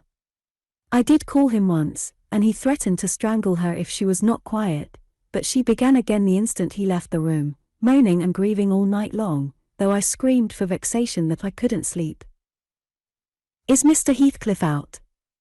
I inquired, perceiving that the wretched creature had no power to sympathize with his cousin's mental tortures. He's in the court, he replied, talking to Dr. Kenneth, who says uncle is dying, truly, at last. I'm glad, for I shall be master of the Grange after him. Catherine always spoke of it as her house. It isn't hers. It's mine, Papa says everything she has is mine. All her nice books are mine, she offered to give me them, and her pretty birds, and her pony Minnie, if I would get the key of our room, and let her out, but I told her she had nothing to give, they were all mine. And then she cried, and took a little picture from her neck, and said I should have that, 2 pictures in a gold case, on one side her mother, and on the other uncle, when they were young. That was yesterday, I said they were mine, too, and tried to get them from her. The spiteful thing wouldn't let me, she pushed me off, and hurt me. I shrieked out, that frightens her, she heard Papa coming, and she broke the hinges and divided the case, and gave me her mother's portrait, the other she attempted to hide, but Papa asked what was the matter, and I explained it. He took the one I had away, and ordered her to resign hers to me, she refused, and he struck her down, and wrenched it off the chain, and crushed it with his foot. And were you pleased to see her struck? I asked, having my designs in encouraging his talk. I winked, he answered, I winked to see my father strike a dog or a horse, he does it so hard. Yet I was glad at first she deserved punishing for pushing me, but when Papa was gone, she made me come to the window and showed me her cheek cut on the inside, against her teeth, and her mouth filling with blood, and then she gathered up the bits of the picture, and went and sat down with her face to the wall, and she has never spoken to me since, and I sometimes think she can't speak for pain. I don't like to think so, but she's a naughty thing for crying continually, and she looks so pale and wild, I'm afraid of her. And you can get the key if you choose? I said. Yes, when I am upstairs, he answered, but I can't walk upstairs now. In what apartment is it? I asked. Oh, he cried, I shan't tell you where it is. It is our secret. Nobody, neither Hareton nor Zillah, is to know. There. "You've tired me, go away, go away." And he turned his face onto his arm, and shut his eyes again. I considered it best to depart without seeing Mr. Heathcliff, and bring a rescue for my young lady from the Grange. On reaching it, the astonishment of my fellow servants to see me, and their joy also, was intense, and when they heard that their little mistress was safe, 2 or 3 were about to hurry up and shout the news at Mr. Edgar's door, but I bespoke the announcement of it myself. How changed I found him, even in those few days! He lay an image of sadness and resignation awaiting his death. Very young he looked, though his actual age was 39, one would have called him 10 years younger, at least. He thought of Catherine, for he murmured her name. I touched his hand, and spoke. "Catherine is coming, dear master." I whispered, "She is alive and well, and will be here, I hope, tonight." I trembled at the first effects of this intelligence. He half rose up, looked eagerly round the apartment, and then sank back in a swoon. As soon as he recovered, I related our compulsory visit, and detention at the Heights. I said Heathcliff forced me to go in, which was not quite true. I uttered as little as possible against Linton, nor did I describe all his father's brutal conduct, my intentions being to add no bitterness, if I could help it, to his already overflowing cup.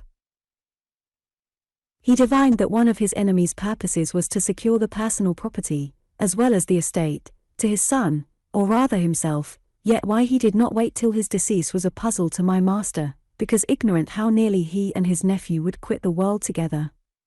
However, he felt that his will had better be altered.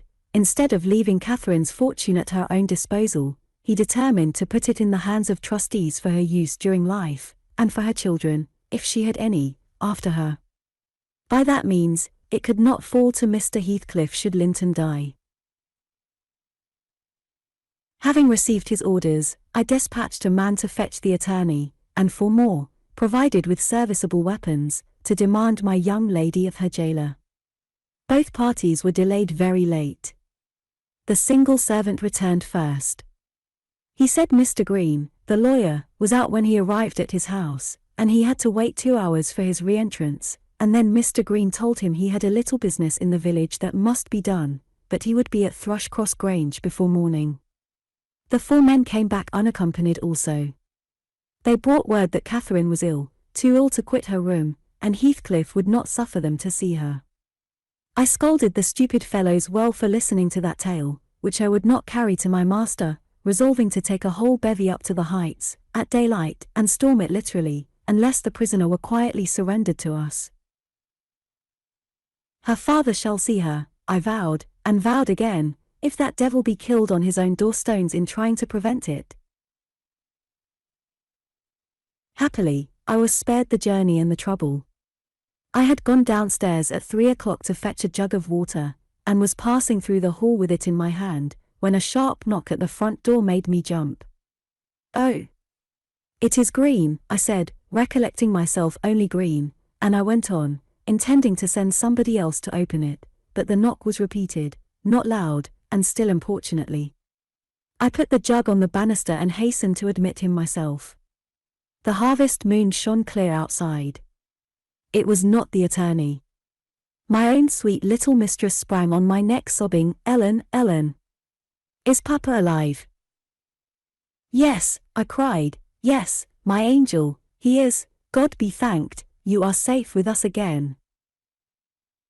She wanted to run, breathless as she was, upstairs to Mr. Linton's room, but I compelled her to sit down on a chair, and made her drink, and washed her pale face, chafing it into a faint colour with my apron. Then I said I must go first, and tell of her arrival, imploring her to say, she should be happy with young Heathcliff. She stared, but soon comprehending why I counselled her to utter the falsehood, she assured me she would not complain. I couldn't abide to be present at their meeting. I stood outside the chamber door a quarter of an hour, and hardly ventured near the bed, then. All was composed, however. Catherine's despair was as silent as her father's joy. She supported him calmly, in appearance, and he fixed on her features his raised eyes that seemed dilating with ecstasy. He died blissfully, Mr. Lockwood. he died so. Kissing her cheek, he murmured, I am going to her, and you, darling child, shall come to us, and never stirred or spoke again, but continued that rapt, radiant gaze, till his pulse imperceptibly stopped and his soul departed. None could have noticed the exact minute of his death, it was so entirely without a struggle. Whether Catherine had spent her tears, or whether the grief were too weighty to let them flow, she sat there dry-eyed till the sun rose, she sat till noon, and would still have remained brooding over that deathbed, but I insisted on her coming away and taking some repose. It was well I succeeded in removing her, for at dinner-time appeared the lawyer, having called at Wuthering Heights to get his instructions how to behave. He had sold himself to Mr. Heathcliff, that was the cause of his delay in obeying my master's summons. Fortunately, no thought of worldly affairs crossed the latter's mind, to disturb him, after his daughter's arrival. Mr. Green took upon himself to order everything and everybody about the place. He gave all the servants but me notice to quit. He would have carried his delegated authority to the point of insisting that Edgar Linton should not be buried beside his wife, but in the chapel, with his family. There was the will, however, to hinder that, and my loud protestations against any infringement of its directions. The funeral was hurried over. Catherine, Mrs. Linton Heathcliff now, was suffered to stay at the Grange till her father's corpse had quitted it. She told me that her anguish had at last spurred Linton to incur the risk of liberating her. She heard the men I sent disputing at the door, and she gathered the sense of Heathcliff's answer. It drove her desperate. Linton, who had been conveyed up to the little parlour soon after I left, was terrified into fetching the key before his father reascended. He had the cunning to unlock and relock the door, without shutting it, and when he should have gone to bed, he begged to sleep with Hareton, and his petition was granted for once. Catherine stole out before break of day. She dared not try the doors lest the dogs should raise an alarm. She visited the empty chambers and examined their windows, and, luckily, lighting on her mother's, she got easily out of its lattice, and onto the ground, by means of the fir tree close by. Her accomplice suffered for his share in the escape, notwithstanding his timid contrivances. Chapter 29. The evening after the funeral, my young lady and I were seated in the library, now musing mournfully, one of us despairingly, on our loss, now venturing conjectures as to the gloomy future. We had just agreed the best destiny which could await Catherine would be a permission to continue resident at the Grange, at least during Linton's life, he being allowed to join her there, and I to remain as housekeeper. That seemed rather too favourable an arrangement to be hoped for, and yet I did hope, and began to cheer up under the prospect of retaining my home and my employment, and, above all, my beloved young mistress, when a servant, one of the discarded ones, not yet departed, rushed hastily in, and said that Devil Heathcliff was coming through the court, should he fasten the door in his face. If we had been mad enough to order that proceeding, we had not time. He made no ceremony of knocking or announcing his name. He was master, and availed himself of the master's privilege to walk straight in, without saying a word. The sound of our informant's voice directed him to the library. He entered and, motioning him out, shut the door. It was the same room into which he had been ushered, as a guest, 18 years before. The same moon shone through the window, and the same autumn landscape lay outside. We had not yet lighted a candle, but all the apartment was visible, even to the portraits on the wall, the splendid head of Mrs. Linton, and the graceful one of her husband. Heathcliff advanced to the hearth. Time had little altered his person either. There was the same man, his dark face rather sallower and more composed, his frame a stone or two heavier, perhaps, and no other difference. Catherine had risen with an impulse to dash out, when she saw him. "Stop," he said, arresting her by the arm. "No more runnings away. Where would you go?" "I'm come to fetch you home, and I hope you'll be a dutiful daughter and not encourage my son to further disobedience." I was embarrassed how to punish him when I discovered his part in the business. He's such a cobweb, a pinch would annihilate him, but you'll see by his look that he has received his due. I brought him down one evening, the day before yesterday, and just set him in a chair, and never touched him afterwards. I sent Hareton out, and we had the room to ourselves. In 2 hours, I called Joseph to carry him up again, and since then my presence is as potent on his nerves as a ghost, and I fancy he sees me often, though I am not near. Hareton says he wakes and shrieks in the night by the hour together, and calls you to protect him from me, and, whether you like your precious mate, or not, you must come, is your concern now. I yield all my interest in him to you. Why not let Catherine continue here, I pleaded, and send Master Linton to her? As you hate them both, you'd not miss them, they can only be a daily plague to your unnatural heart. I'm seeking a tenant for the Grange, he answered, and I want my children about me, to be sure. Besides, that lass owes me her services for her bread. I'm not going to nurture her in luxury and idleness after Linton is gone. Make haste and get ready, now, and don't oblige me to compel you. I shall, said Catherine. Linton is all I have to love in the world, and though you have done what you could to make him hateful to me, and me to him, you cannot make us hate each other. And I defy you to hurt him when I am by, and I defy you to frighten me. You are a boastful champion, replied Heathcliff, but I don't like you well enough to hurt him. You shall get the full benefit of the torment, as long as it lasts. It is not I who will make him hateful to you, it is his own sweet spirit. He's as bitter as gall at your desertion and its consequences. Don't expect thanks for this noble devotion. I heard him draw a pleasant picture to Zillah of what he would do if he were as strong as I. The inclination is there, and his very weakness will sharpen his wits to find a substitute for strength. I know he has a bad nature, said Catherine, he's your son. But I'm glad I've a better, to forgive it, and I know he loves me, and for that reason I love him. Mr. Heathcliff, you have nobody to love you, and, however miserable you make us, we shall still have the revenge of thinking that your cruelty arises from your greater misery. You are miserable, are you not? Lonely, like the devil, and envious like him. Nobody loves you, nobody will cry for you when you die. I wouldn't be you. Catherine spoke with a kind of dreary triumph. She seemed to have made up her mind to enter into the spirit of her future family, and draw pleasure from the griefs of her enemies.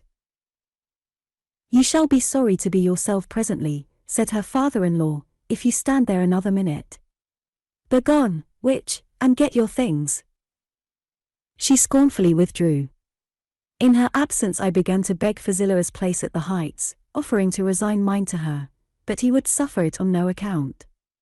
He bid me be silent, and then, for the first time, allowed himself a glance round the room and a look at the pictures.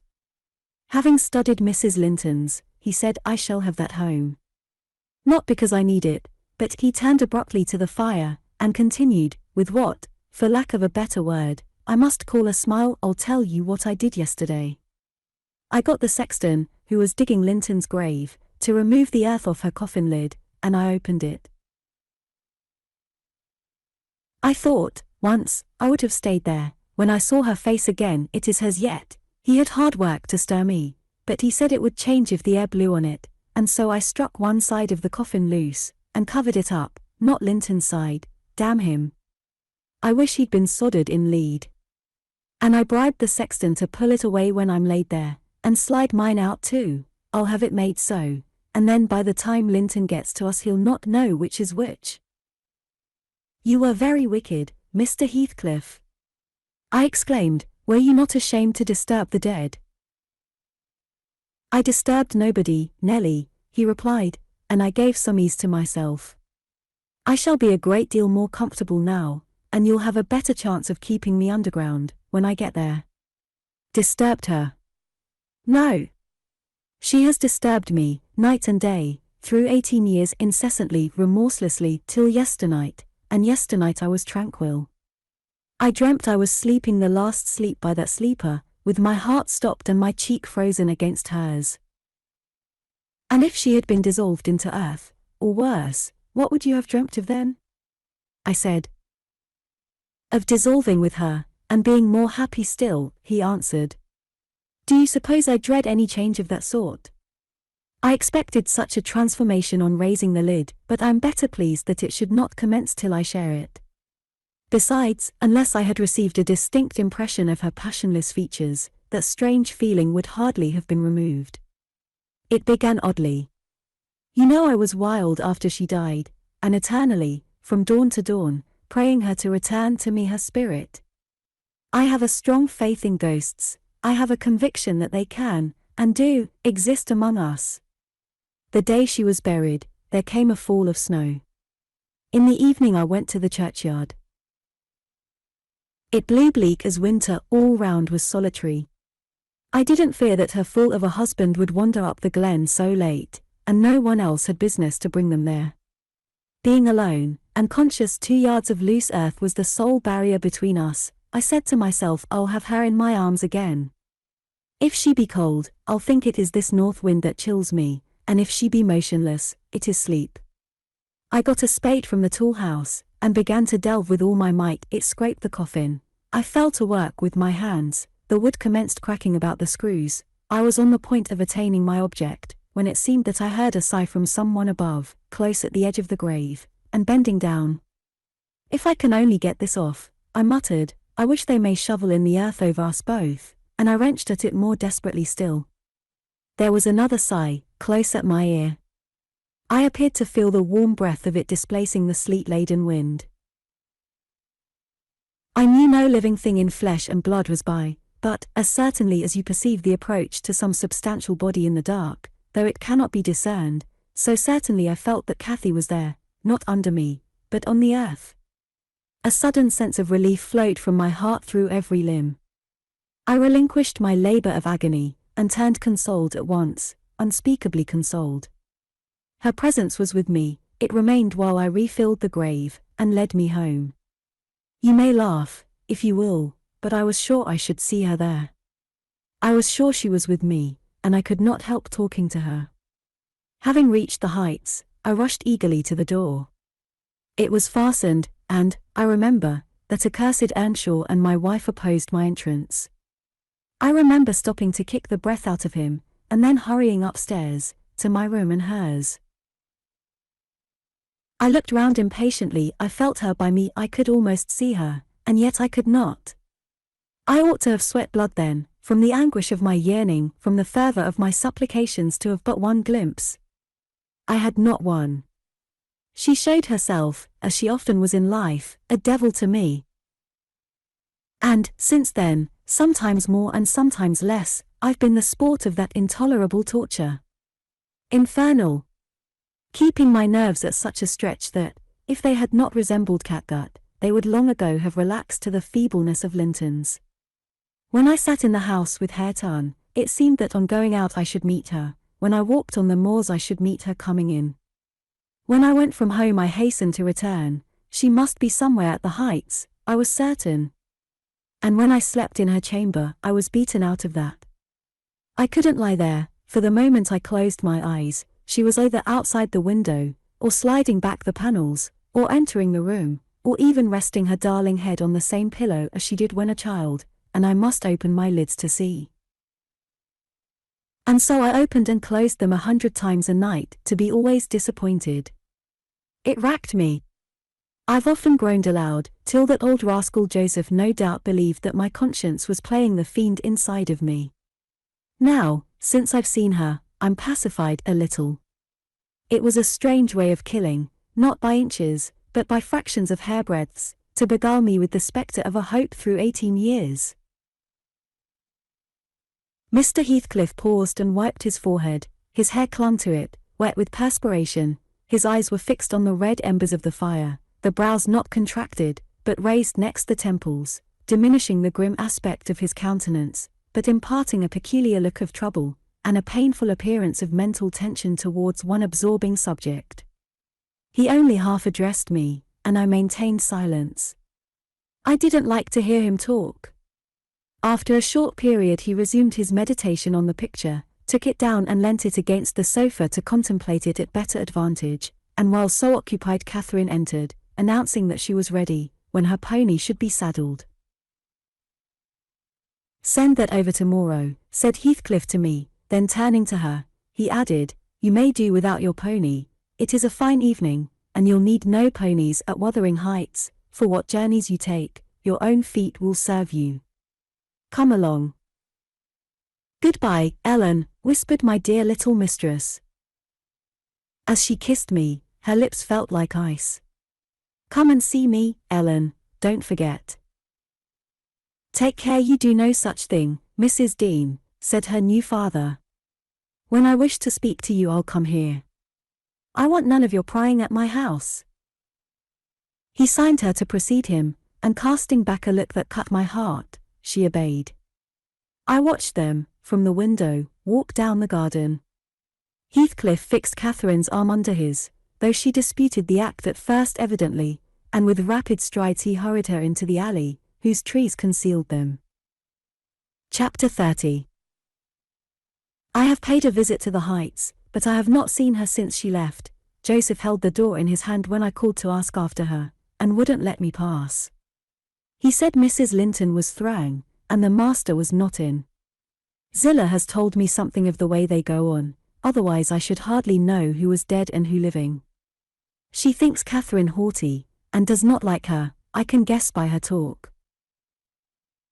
My young lady asked some aid of her when she first came, but Mr. Heathcliff told her to follow her own business, and let his daughter-in-law look after herself, and Zillah willingly acquiesced, being a narrow-minded, selfish woman. Catherine evinced a child's annoyance at this neglect, repaid it with contempt, and thus enlisted my informant among her enemies, as securely as if she had done her some great wrong.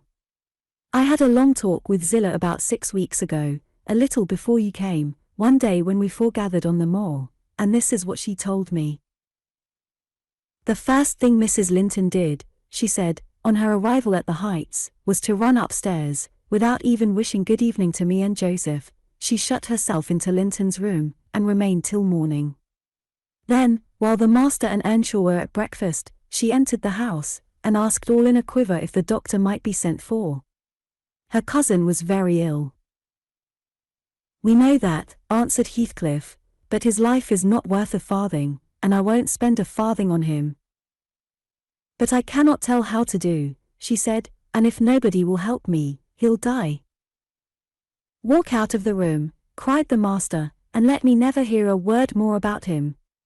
None here care what becomes of him. If you do, act the nurse; if you do not, lock him up and leave him." Then she began to bother me, and I said I'd had enough plague with the tiresome thing. We each had our tasks, and hers was to wait on Linton. Mr. Heathcliff bid me leave that labour to her. How they managed together, I can't tell. I fancy he fretted a great deal, and moaned hissle night and day, and she had precious little rest, one could guess by her white face and heavy eyes. She sometimes came into the kitchen all wildered like, and looked as if she would fain beg assistance, but I was not going to disobey the master. I never dared disobey him, Mrs. Dean, and, though I thought it wrong that Kenneth should not be sent for, it was no concern of mine either to advise or complain, and I always refused to meddle. Once or twice, after we had gone to bed, I've happened to open my door again and seen her sitting crying on the stairs top, and then I've shut myself in quick, for fear of being moved to interfere. I did pity her then, I'm sure, still I didn't wish to lose my place, you know. At last, one night she came boldly into my chamber, and frightened me out of my wits, by saying, "Tell Mr. Heathcliff that his son is dying. I'm sure he is, this time. Get up, instantly, and tell him." Having uttered this speech, she vanished again. I lay a quarter of an hour listening and trembling. Nothing stirred, the house was quiet. "She's mistaken," I said to myself. "He's got over it. I needn't disturb them," and I began to doze. But my sleep was marred a second time by a sharp ringing of the bell, the only bell we have, put up on purpose for Linton, and the master called to me to see what was the matter, and inform them that he wouldn't have that noise repeated. I delivered Catherine's message. He cursed to himself, and in a few minutes came out with a lighted candle, and proceeded to their room. I followed. Mrs. Heathcliff was seated by the bedside, with her hands folded on her knees. Her father-in-law went up, held the light to Linton's face, looked at him, and touched him, Afterwards he turned to her. "Now, Catherine," he said, "how do you feel?" She was dumb. "How do you feel, Catherine?" he repeated. "He's safe, and I'm free," she answered. "I should feel well, but," she continued, with a bitterness she couldn't conceal, "you have left me so long to struggle against death alone, that I feel and see only death. I feel like death." And she looked like it, too. I gave her a little wine.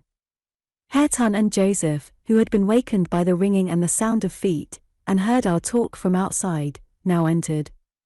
Joseph was fain, I believe, of the lad's removal. Hareton seemed a thought bothered, though he was more taken up with staring at Catherine than thinking of Linton.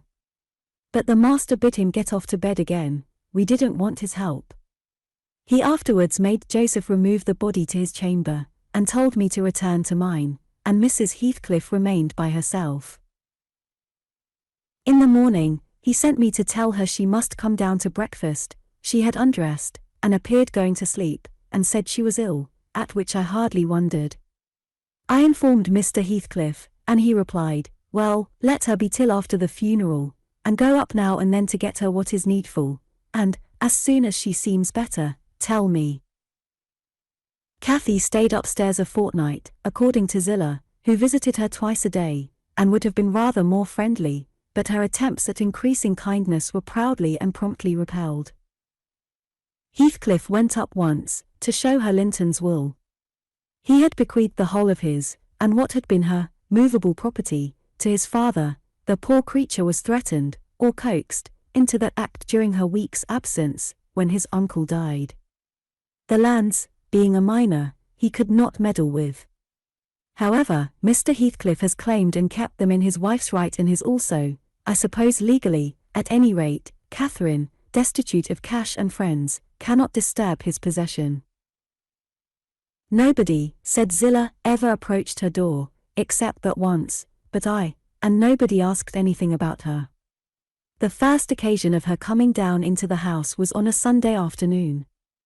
She had cried out, when I carried up her dinner, that she couldn't bear any longer being in the cold, and I told her the master was going to Thrushcross Grange, and Earnshaw, and I needn't hinder her from descending. So, as soon as she heard Heathcliff's horse trot off, she made her appearance, donned in black, and her yellow curls combed back behind her ears as plain as a Quaker. She couldn't comb them out. Joseph and I generally go to chapel on Sundays. The kirk, you know, has no minister now," explained Mrs. Dean, "and they call the Methodists' or Baptists' place, I can't say which it is, at Gimmerton, a chapel." Joseph had gone, she continued, but I thought proper to bide at home. Young folks are always the better for an elder's overlooking, and Hareton, with all his bashfulness, isn't a model of nice behavior. I let him know that his cousin would very likely sit with us, and she had been always used to see the Sabbath respected, so he had as good leave his guns and bits of indoor work alone, while she stayed. He coloured up at the news, and cast his eyes over his hands and clothes. The train oil and gunpowder were shoved out of sight in a minute. I saw he meant to give her his company, and I guessed, by his way, he wanted to be presentable, so, laughing, as I durst not laugh when the master is by, I offered to help him, if he would, and joked at his confusion. He grew sullen, and began to swear. "Now, Mrs. Dean," Zillah went on, seeing me not pleased by her manner, "you happen think your young lady too fine for Mr. Hareton, and happen you're right, but I own I should love well to bring her pride a peg lower. And what will all her learning and her daintiness do for her, now? She's as poor as you or I, poorer, I'll be bound, you're saying, and I'm doing my little all that road." Hareton allowed Zillah to give him her aid, and she flattered him into a good humour, so, when Catherine came, half forgetting her former insults, he tried to make himself agreeable, by the housekeeper's account. Mrs. walked in, she said, as chill as an icicle, and as high as a princess. I got up and offered her my seat in the armchair. "No," she turned up her nose at my civility. Earnshaw rose, too, and bid her come to the settle, and sit close by the fire. he was sure she was starved. "I've been starved a month and more," she answered, resting on the word as scornful as she could. And she got a chair for herself, and placed it at a distance from both of us. Having sat till she was warm, she began to look round, and discovered a number of books on the dresser. She was instantly upon her feet again, stretching to reach them, but they were too high up. Her cousin, after watching her endeavors a while, at last summoned courage to help her. She held her frock, and he filled it with the first that came to hand. That was a great advance for the lad. She didn't thank him, still, he felt gratified that she had accepted his assistance, and ventured to stand behind as she examined them, and even to stoop and point out what struck his fancy in certain old pictures which they contained, nor was he daunted by the saucy style in which she jerked the page from his finger. He contented himself with going a bit farther back and looking at her instead of the book. She continued reading, or seeking for something to read. His attention became, by degrees, quite centered in the study of her thick silky curls. Her face he couldn't see, and she couldn't see him. And, perhaps, not quite awake to what he did, but attracted like a child to a candle, at last he proceeded from staring to touching. He put out his hand and stroked one curl, as gently as if it were a bird. He might have stuck a knife into her neck. She started round in such a taking. "Get away this moment! How dare you touch me? Why are you stopping there?" she cried, in a tone of disgust. "I can't endure you. I'll go upstairs again, if you come near me."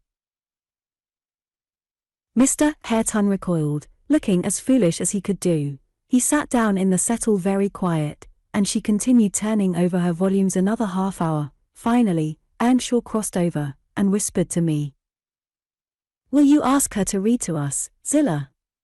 I'm stalled of doing naught, and I could like to hear her. Done not say I wanted it, but ask of your son." "Mr. Hareton wishes you would read to us," I said, immediately. "He'd take it very kind, he'd be much obliged." She frowned, and looking up, answered, "Mr. Hareton, and the whole set of you, will be good enough to understand that I reject any pretense at kindness you have the hypocrisy to offer. I despise you, and will have nothing to say to any of you. When I would have given my life for one kind word, even to see one of your faces, you all kept off. But I won't complain to you. I'm driven down here by the cold, not either to amuse you or enjoy your society." "What could I ha' done?" began Earnshaw. "How was I to blame?" "Oh, you are an exception," answered Mrs. Heathcliff. "I never missed such a concern as you." "But I offered more than once, and asked," he said, kindling up at her pertness, "I asked Mr. Heathcliff to let me wait for you." "Be silent. I'll go out of doors, or anywhere, rather than have your disagreeable voice in my ear," said my lady. Hareton muttered she might go to hell, for him. And unslinging his gun, restrained himself from his Sunday occupations no longer. He talked now, freely enough, and she presently saw fit to retreat to her solitude, but the frost had set in, and, in spite of her pride, she was forced to condescend to our company, more and more. However, I took care there should be no further scorning at my good nature. Ever since, I've been as stiff as herself, and she has no lover or liker among us, and she does not deserve one, for, let them say the least word to her, and she'll curl back without respect of anyone. She'll snap at the master himself, and as good as dares him to thrash her, and the more hurt she gets, the more venomous she grows.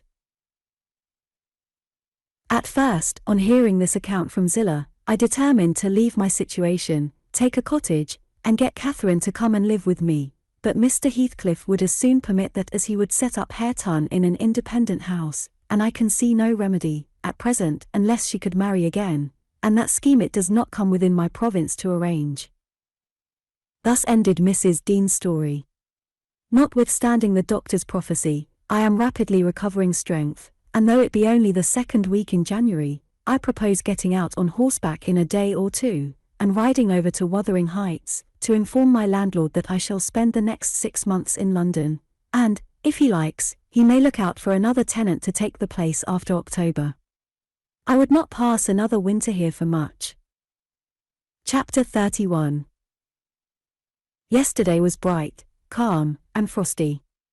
I went to the Heights as I proposed. My housekeeper entreated me to bear a little note from her to her young lady, and I did not refuse, for the worthy woman was not conscious of anything odd in her request.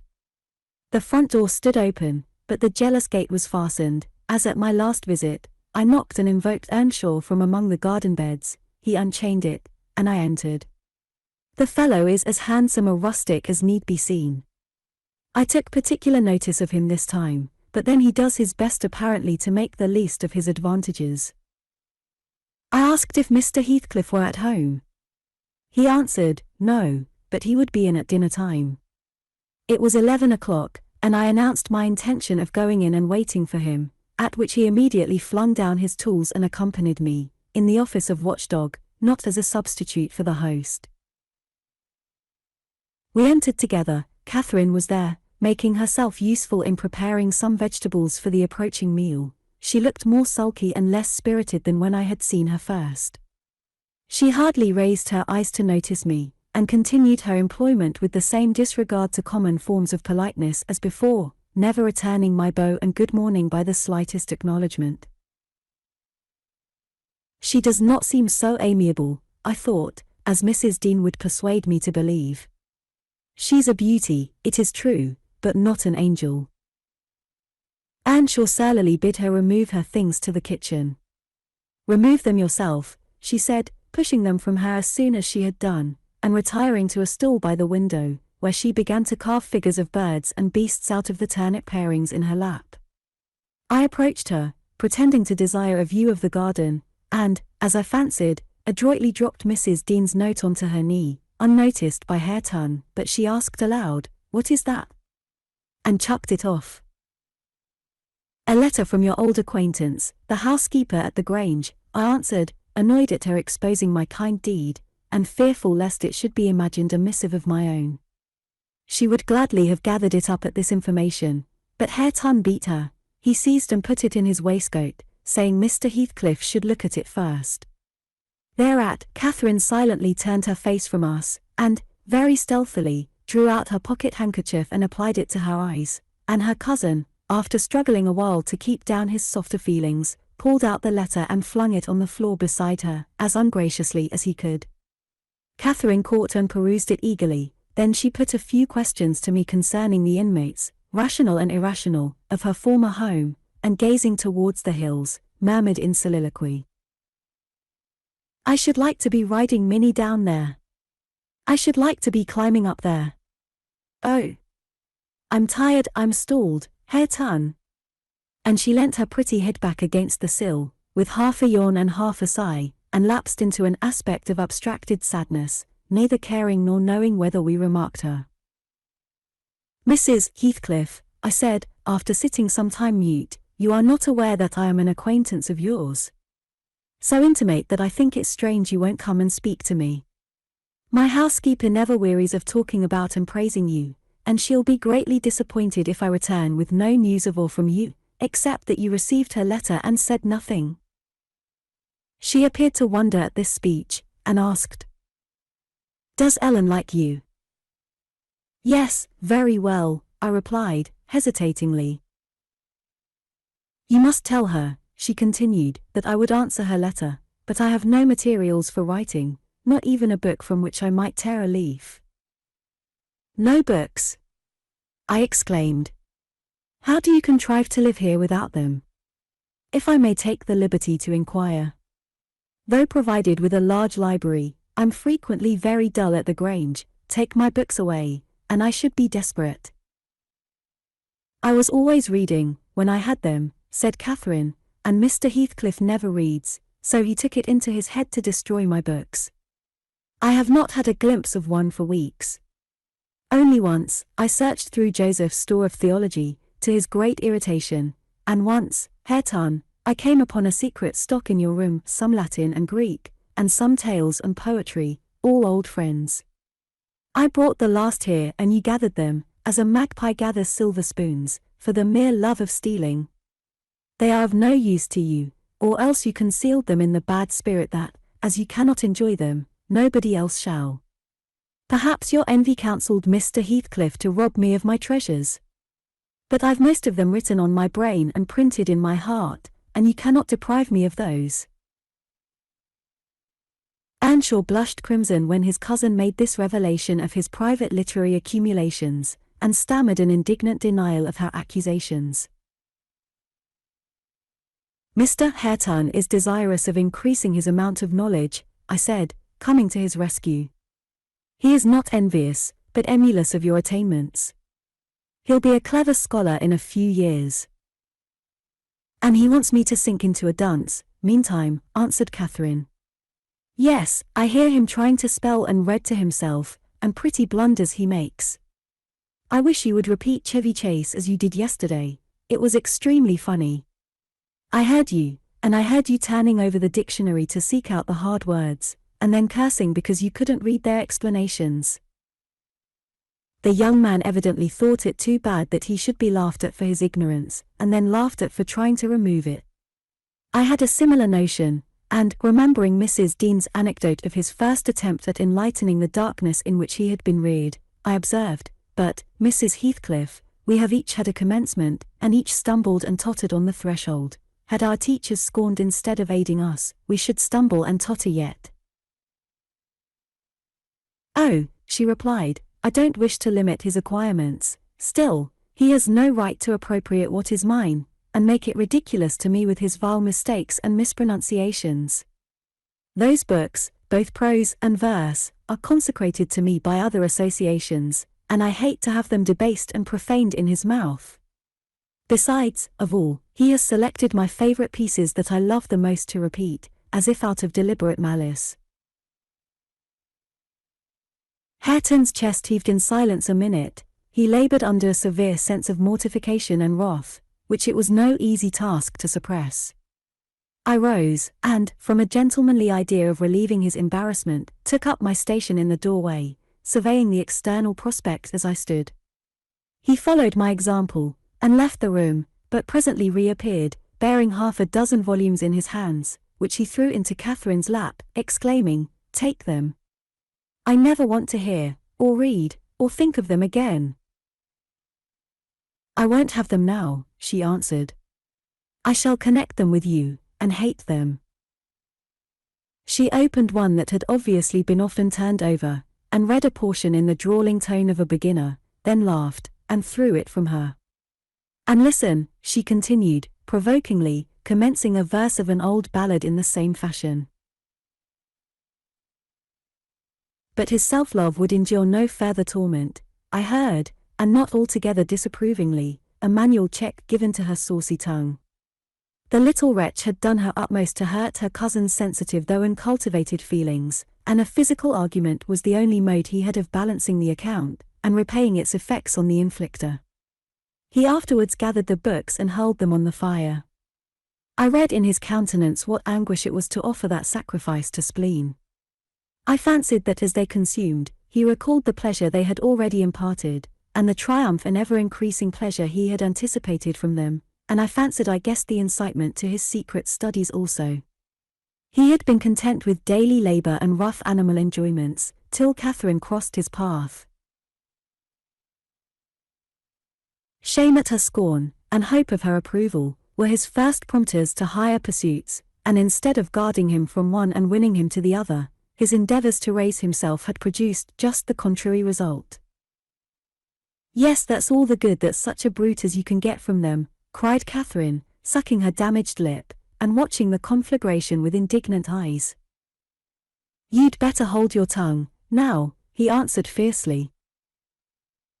And his agitation precluded further speech. He advanced hastily to the entrance, where I made way for him to pass. But ere he had crossed the door-stones, Mr. Heathcliff, coming up the causeway, encountered him, and laying hold of his shoulder asked, "What's to do now, my lad?" "Naught, naught," he said, and broke away to enjoy his grief and anger in solitude. Heathcliff gazed after him, and sighed. "It will be odd if I thwart myself," he muttered, unconscious that I was behind him. But when I look for his father in his face, I find her every day more. How the devil is he so like? I can hardly bear to see him. He bent his eyes to the ground, and walked moodily in. There was a restless, anxious expression in his countenance. I had never remarked there before, and he looked sparer in person. His daughter-in-law, on perceiving him through the window, immediately escaped to the kitchen, so that I remained alone. "I'm glad to see you out of doors again, Mr. Lockwood," he said, in reply to my greeting. "From selfish motives partly, I don't think I could readily supply your loss in this desolation. I've wondered more than once what brought you here."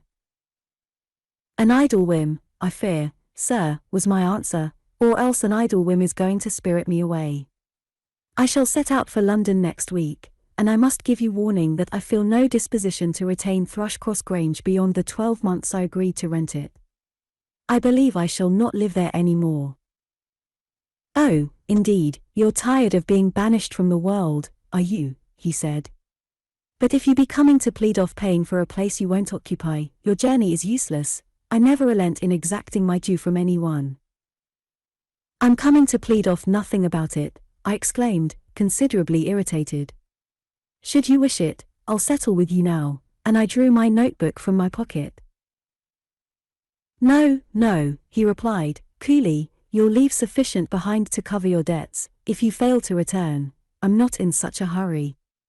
Sit down and take your dinner with us. A guest that is safe from repeating his visit can generally be made welcome. Catherine, bring the things in. Where are you?" Catherine reappeared, bearing a tray of knives and forks. "You may get your dinner with Joseph," muttered Heathcliff, aside, "and remain in the kitchen till he is gone." She obeyed his directions very punctually. Perhaps she had no temptation to transgress.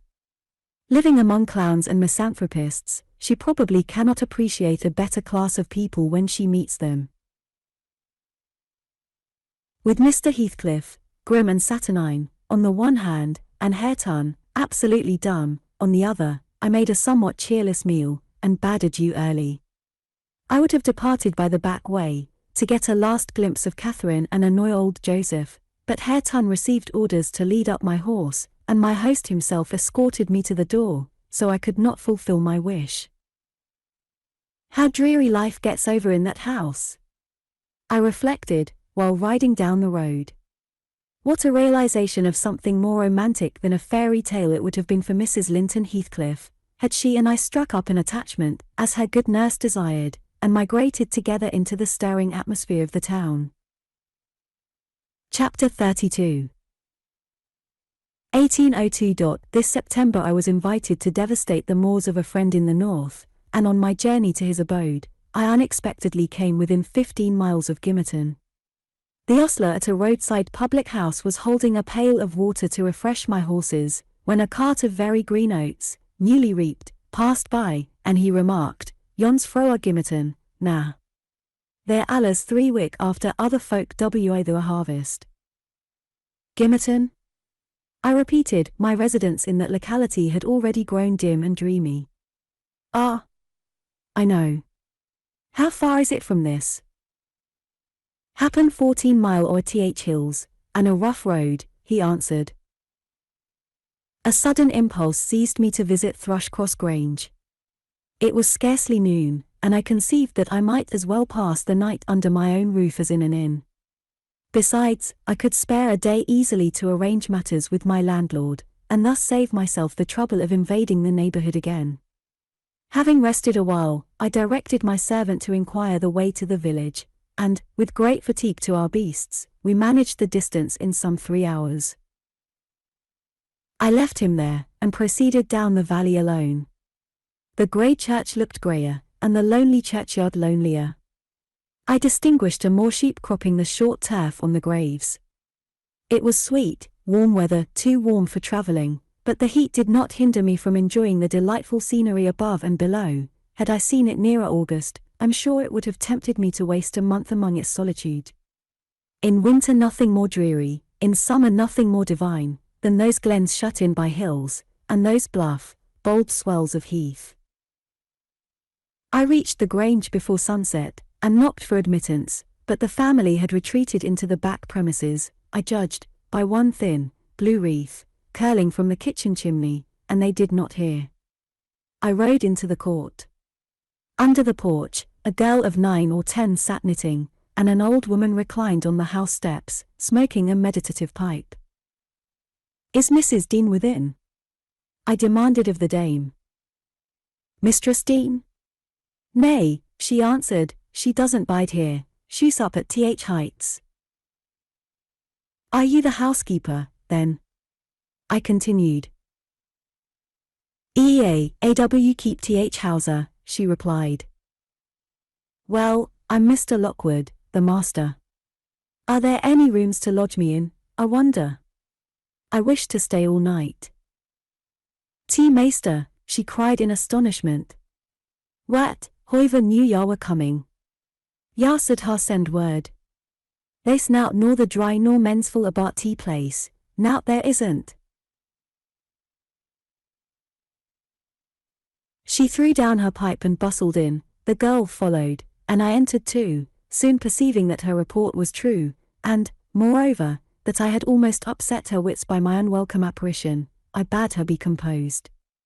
I would go out for a walk, and, meantime she must try to prepare a corner of a sitting room for me to sup in, and a bedroom to sleep in. No sweeping and dusting, only good fire and dry sheets were necessary. She seemed willing to do her best, though she thrust the hearth-brush into the grates in mistake for the poker, and malappropriated several other articles of her craft, but I retired, confiding in her energy for a resting place against my return. Wuthering Heights was the goal of my proposed excursion. An afterthought brought me back, when I had quitted the court. "All well at the Heights?" I inquired of the woman. "Far out nor," she answered, scurrying away with a pan of hot cinders.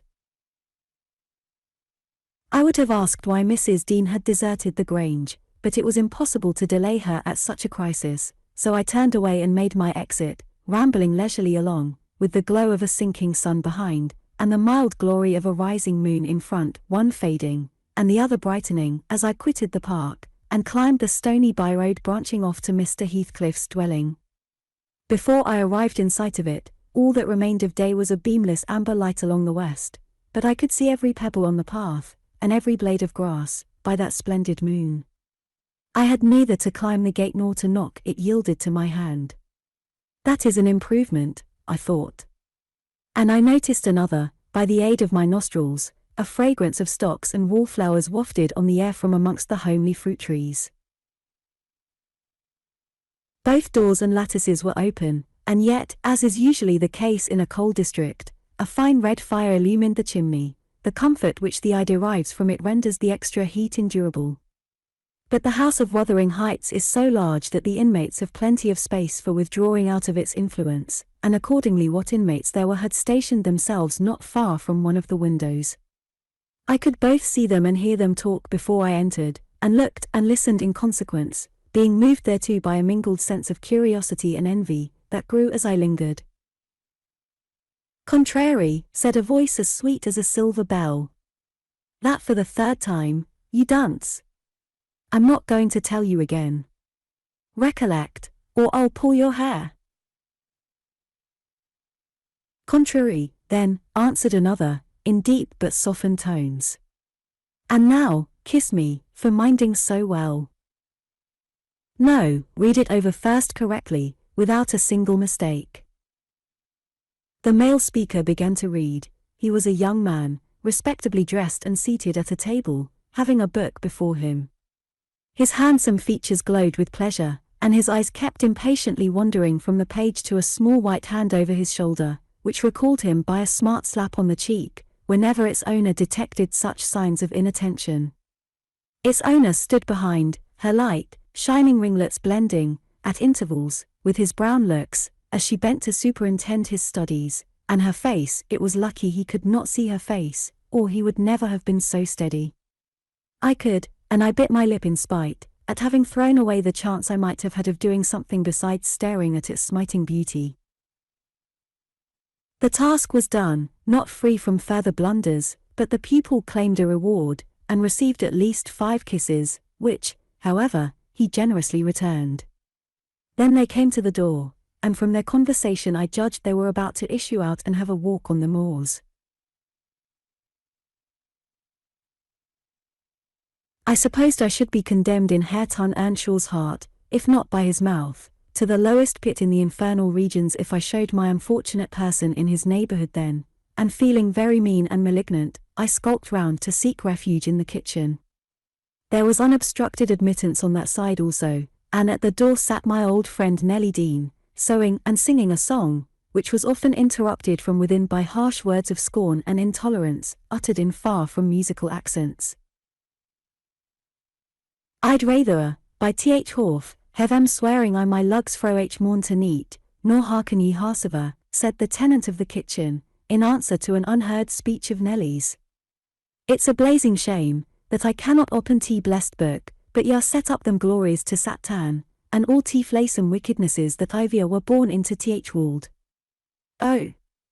Ye re a rate nout, and shoes another, and that poor lad be lost atween ye. Poor lad, he added, with a groan, his witched, I'm sartin on tea. Oh, Lord, Judge for there's neither law nor justice among wererullers. No.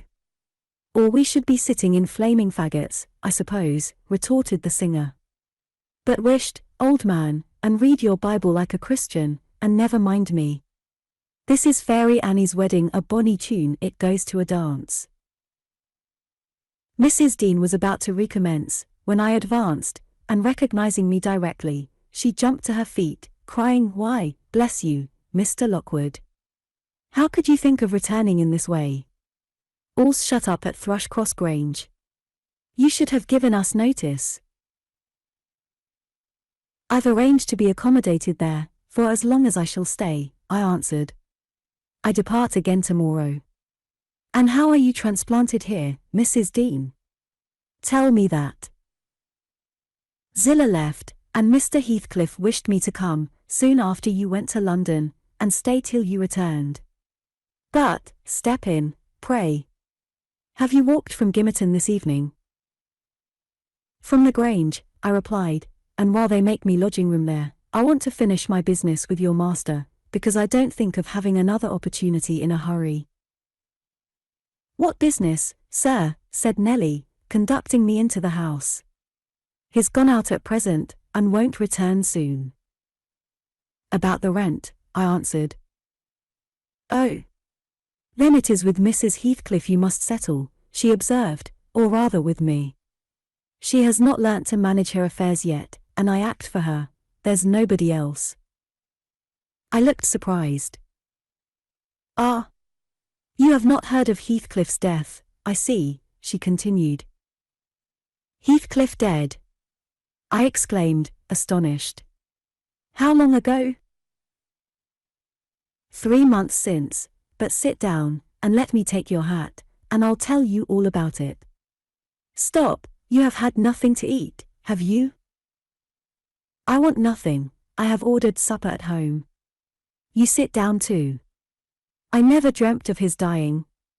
Let me hear how it came to pass. You say you don't expect them back for some time, the young people." "No, I have to scold them every evening for their late rambles, but they don't care for me. At least, have a drink of our old ale, it will do you good, you seem weary." She hastened to fetch it before I could refuse, and I heard Joseph asking whether it warn't a crying scandal that she should have followers at her time of life. And then, to get them jarks out o' Maister's cellar. He fair sham to bide still and see it. She did not stay to retaliate, but re-entered in a minute, bearing a reaming silver pint, whose contents I lauded with becoming earnestness. And afterwards she furnished me with the sequel of Heathcliff's history. He had a queer end, as she expressed it. "I was summoned to Wuthering Heights, within a fortnight of your leaving us," she said, and I obeyed joyfully, for Catherine's sake. My first interview with her grieved and shocked me, she had altered so much since our separation. Mr. Heathcliff did not explain his reasons for taking a new mind about my coming here, he only told me he wanted me, and he was tired of seeing Catherine, I must make the little parlour my sitting room, and keep her with me. It was enough if he were obliged to see her once or twice a day. She seemed pleased at this arrangement, and, by degrees, I smuggled over a great number of books, and other articles, that had formed her amusement at the Grange, and flattered myself we should get on in tolerable comfort. The delusion did not last long. Catherine, contented at first, in a brief space grew irritable and restless. For one thing, she was forbidden to move out of the garden, and it fretted her sadly to be confined to its narrow bounds as spring drew on. For another, in following the house, I was forced to quit her frequently, and she complained of loneliness. She preferred quarrelling with Joseph in the kitchen to sitting at peace in her solitude. I did not mind their skirmishes, but Hareton was often obliged to seek the kitchen also, when the master wanted to have the house to himself.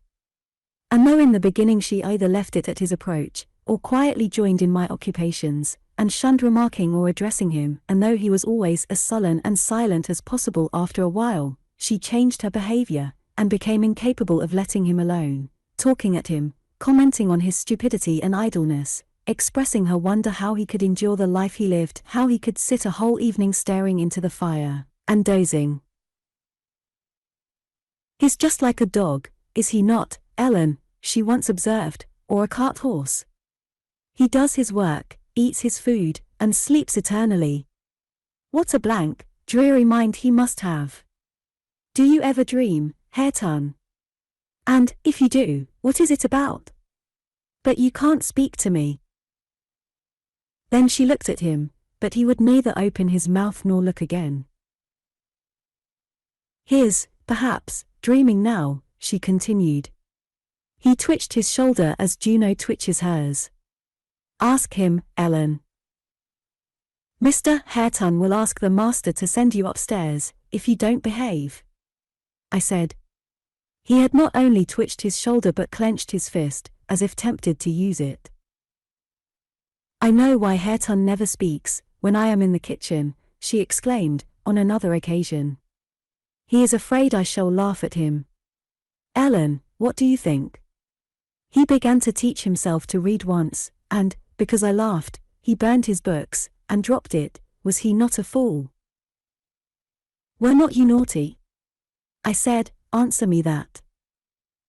"Perhaps I was," she went on, "but I did not expect him to be so silly. Hareton, if I gave you a book, would you take it now?" "I'll try." She placed one she had been perusing on his hand. He flung it off, and muttered, if she did not give over, he would break her neck. "Well, I shall put it here," she said, "in the table drawer, and I'm going to bed." Then she whispered me to watch whether he touched it, and departed. But he would not come near it, and so I informed her in the morning, to her great disappointment. I saw she was sorry for his persevering sulkiness and indolence. Her conscience reproved her for frightening him off improving himself. She had done it effectually. But her ingenuity was at work to remedy the injury, while I ironed, or pursued other such stationary employments as I could not well do in the parlour. She would bring some pleasant volume and read it aloud to me. When Hareton was there, she generally paused in an interesting part, and left the book lying about. That she did repeatedly, but he was as obstinate as a mule, and, instead of snatching at her bait, in wet weather he took to smoking with Joseph, and they sat like automatons, one on each side of the fire, the elder happily too deaf to understand her wicked nonsense, as he would have called it, the younger doing his best to seem to disregard it. On fine evenings the latter followed his shooting expeditions, and Catherine yawned and sighed, and teased me to talk to her, and ran off into the court or garden the moment I began, and, as a last resource, cried, and said she was tired of living, her life was useless. Mr. Heathcliff, who grew more and more disinclined to society, had almost banished Earnshaw from his apartment. Owing to an accident at the commencement of March, he became for some days a fixture in the kitchen. His gun burst while out on the hills by himself, a splinter cut his arm, and he lost a good deal of blood before he could reach home. The consequence was that, perforce, he was condemned to the fireside and tranquillity, till he made it up again. It suited Catherine to have him there, At any rate, it made her hate her room upstairs more than ever, and she would compel me to find out business below, that she might accompany me. On Easter Monday, Joseph went to Gimmerton Fair with some cattle, and, in the afternoon, I was busy getting up linen in the kitchen. Earnshaw sat, morose as usual, at the chimney corner, and my little mistress was beguiling an idle hour with drawing pictures on the window panes, varying her amusement by smothered bursts of songs, and whispered ejaculations, and quick glances of annoyance and impatience in the direction of her cousin, who steadfastly smoked, and looked into the grate. At a notice that I could do with her no longer intercepting my light, she removed to the hearthstone. I bestowed little attention on her proceedings, but, presently, I heard her begin, "I've found out, Hareton, that I'm glad that I should like you to be my cousin now, if you had not grown so cross to me, and so rough." Hareton returned no answer. "Hareton, Hareton, Hareton. Do you hear?" she continued. "Get off Wye," he growled, with uncompromising gruffness. "Let me take that pipe," she said, cautiously advancing her hand and abstracting it from his mouth. Before he could attempt to recover it, it was broken, and behind the fire. He swore at her and seized another. "Stop," she cried, "you must listen to me first, and I can't speak while those clouds are floating in my face." "Will you go to the devil," he exclaimed, ferociously, "and let me be?" "No," she persisted, "I won't. I can't tell what to do to make you talk to me, and you are determined not to understand. When I call you stupid, I don't mean anything. I don't mean that I despise you. Come, you shall take notice of me, Hareton, you are my cousin, and you shall own me." "I shall have naught to do with you and your mucky pride, and your damned mocking tricks," he answered. "I'll go to hell, body and soul, before I look sideways after you again. Side out OT gate, now, this minute." Catherine frowned, and retreated to the window seat chewing her lip, and endeavoring, by humming an eccentric tune, to conceal a growing tendency to sob. "You should be friends with your cousin, Mr. Hareton," I interrupted, "since she repents of her sauciness. It would do you a great deal of good, it would make you another man to have her for a companion." "A companion," he cried, "when she hates me, and does not think me fit to wipe her shoon. Nay, if it made me a king, I'd not be scorned for seeking her goodwill any more." "It is not I who hate you, it is you who hate me," wept Cathy, no longer disguising her trouble. "You hate me as much as Mr. Heathcliff does, and more." "You're a damned liar," began Earnshaw. "Why have I made him angry, by taking your part, then, 100 times? And that when you sneered at and despised me, and go on plaguing me, and I'll step in yonder, and say you worried me out of the kitchen." "I didn't know you took my part," she answered, drying her eyes, "and I was miserable and bitter at everybody, but now I thank you, and beg you to forgive me. What can I do besides?" She returned to the hearth, and frankly extended her hand.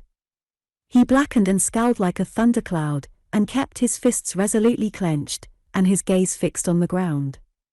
Catherine, by instinct, must have divined it was obdurate perversity, and not dislike, that prompted this dogged conduct, for, after remaining an instant undecided, she stooped and impressed on his cheek a gentle kiss.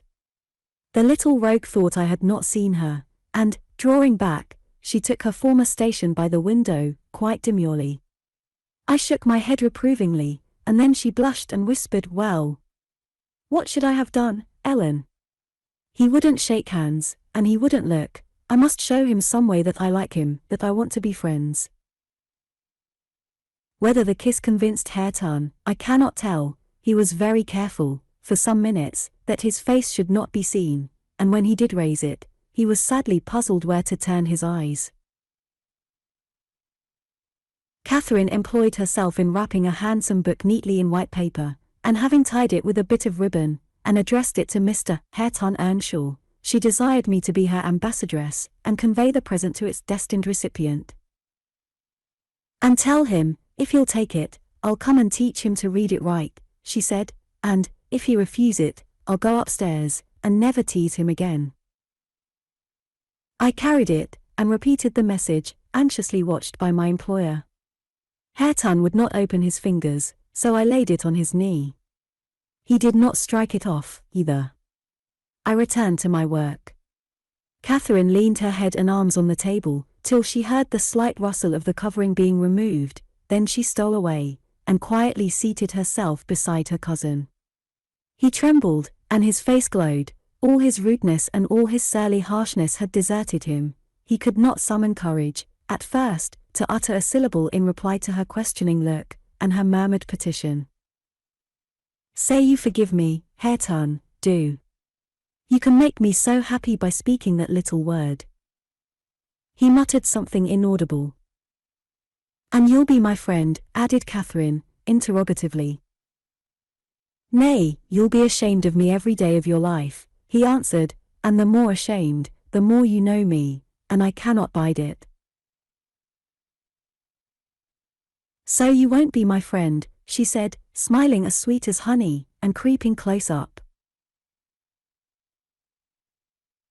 I overheard no further distinguishable talk, but, on looking round again, I perceived two such radiant countenances bent over the page of the accepted book, that I did not doubt the treaty had been ratified on both sides, and the enemies were, thenceforth, sworn allies. The work they studied was full of costly pictures, and those in their position had charm enough to keep them unmoved till Joseph came home. He, poor man, was perfectly aghast at the spectacle of Catherine seated on the same bench with Hareton Earnshaw, leaning her hand on his shoulder, and confounded at his favourite's endurance of her proximity. It affected him too deeply to allow an observation on the subject that night. His emotion was only revealed by the immense size he drew, as he solemnly spread his large Bible on the table, and overlaid it with dirty banknotes from his pocketbook, the produce of the day's transactions. At length he summoned Hareton from his seat. "Tuck these into tea, meester, lad," he said, "and bide there. I's gen up to my own ram. This hoyle's neither mensful nor seemly for us, we mun side out and see arch another." "Come, Catherine," I said, "we must side out too. I've done my ironing. Are you ready to go?" "It is not 8 o'clock, she answered, rising unwillingly. "Hareton, I'll leave this book upon the chimney-piece, and I'll bring some more tomorrow." "Wony books that ya leave, I shall tack into th house," said Joseph, "and it'll be mitch if ya find 'em agin, so ya may plays yerseln." Cathy threatened that his library should pay for hers, and, smiling as she passed Hareton, went singing upstairs, lighter of heart, I venture to say, than ever she had been under that roof before, except, perhaps, during her earliest visits to Linton. The intimacy thus commenced grew rapidly, though it encountered temporary interruptions. Earnshaw was not to be civilized with a wish, and my young lady was no philosopher, and no paragon of patience, but both their minds tending to the same point, one loving and desiring to esteem, and the other loving and desiring to be esteemed, they contrived in the end to reach it. You see, Mr. Lockwood, it was easy enough to win Mrs. Heathcliff's heart. But now, I'm glad you did not try. The crown of all my wishes will be the union of those two. I shall envy no one on their wedding day. There won't be a happier woman than myself in England. Chapter 33. On the morrow of that Monday, Earnshaw being still unable to follow his ordinary employments, and therefore remaining about the house, I speedily found it would be impracticable to retain my charge beside me, as heretofore. She got downstairs before me, and out into the garden, where she had seen her cousin performing some easy work, and when I went to bid them come to breakfast, I saw she had persuaded him to clear a large space of ground from currant and gooseberry bushes, and they were busy planning together an importation of plants from the Grange. I was terrified at the devastation which had been accomplished in a brief half-hour. The black currant trees were the apple of Joseph's eye, and she had just fixed her choice of a flower bed in the midst of them. "There! That will be all shown to the master," I exclaimed, "the minute it is discovered. And what excuse have you to offer for taking such liberties with the garden? We shall have a fine explosion on the head of it, See if we don't. Mr. Hareton, I wonder you should have no more wit than to go and make that mess at her bidding. I'd forgotten they were Joseph's, answered Earnshaw, rather puzzled, but I'll tell him I did it.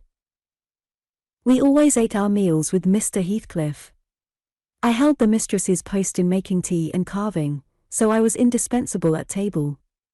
Catherine usually sat by me, but today she stole nearer to Hareton, and I presently saw she would have no more discretion in her friendship than she had in her hostility. Now, mind you don't talk with and notice your cousin too much, were my whispered instructions as we entered the room. It will certainly annoy Mr. Heathcliff, and he'll be mad at you both. I'm not going to, she answered.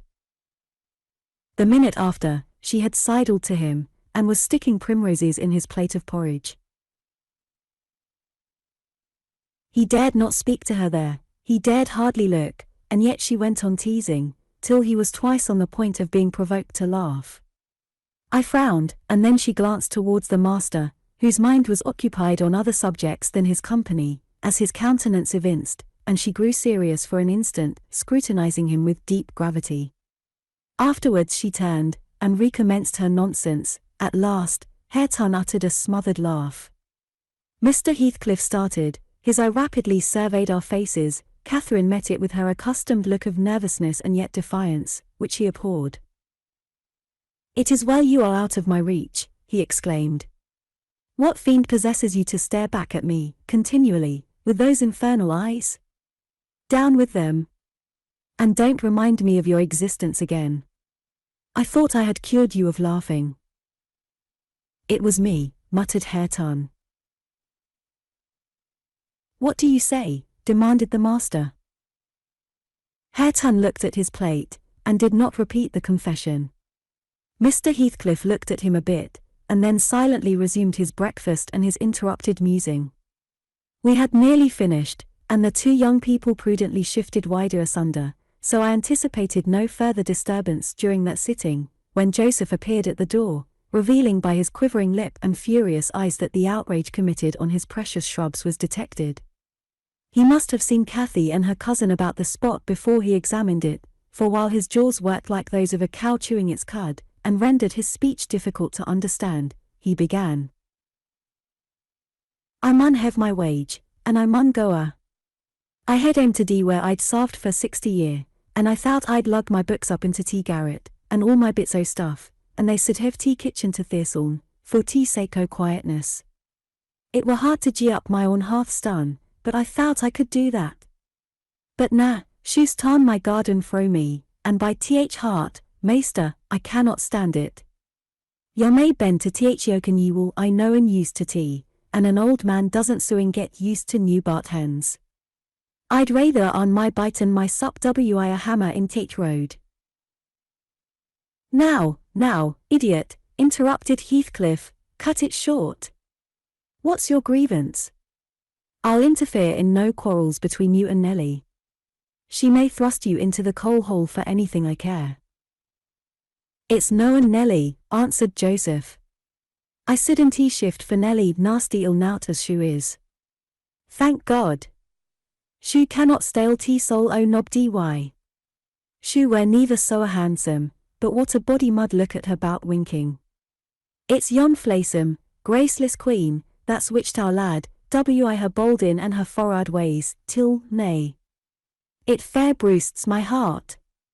He's forgotten all I've done for him, and made on him, and gone and riven up a whole row o' tea grandest currant trees I tea garden, and here he lamented outright, unmanned by a sense of his bitter injuries, and Earnshaw's ingratitude and dangerous condition.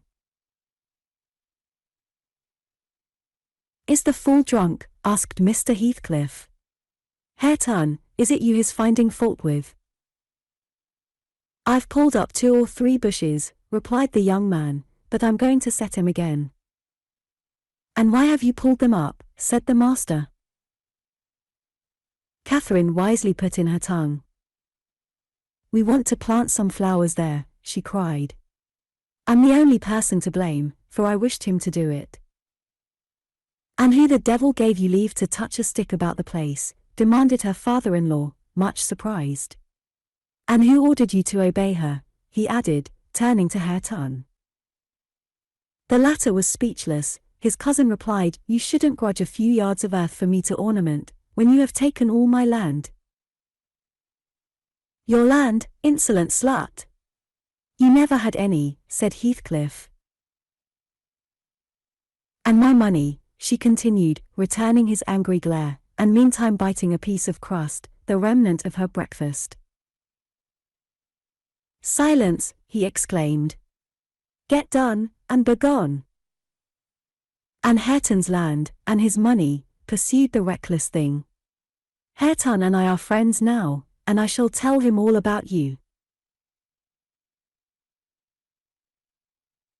The master seemed confounded a moment. He grew pale, and rose up, eyeing her all the while, with an expression of mortal hate.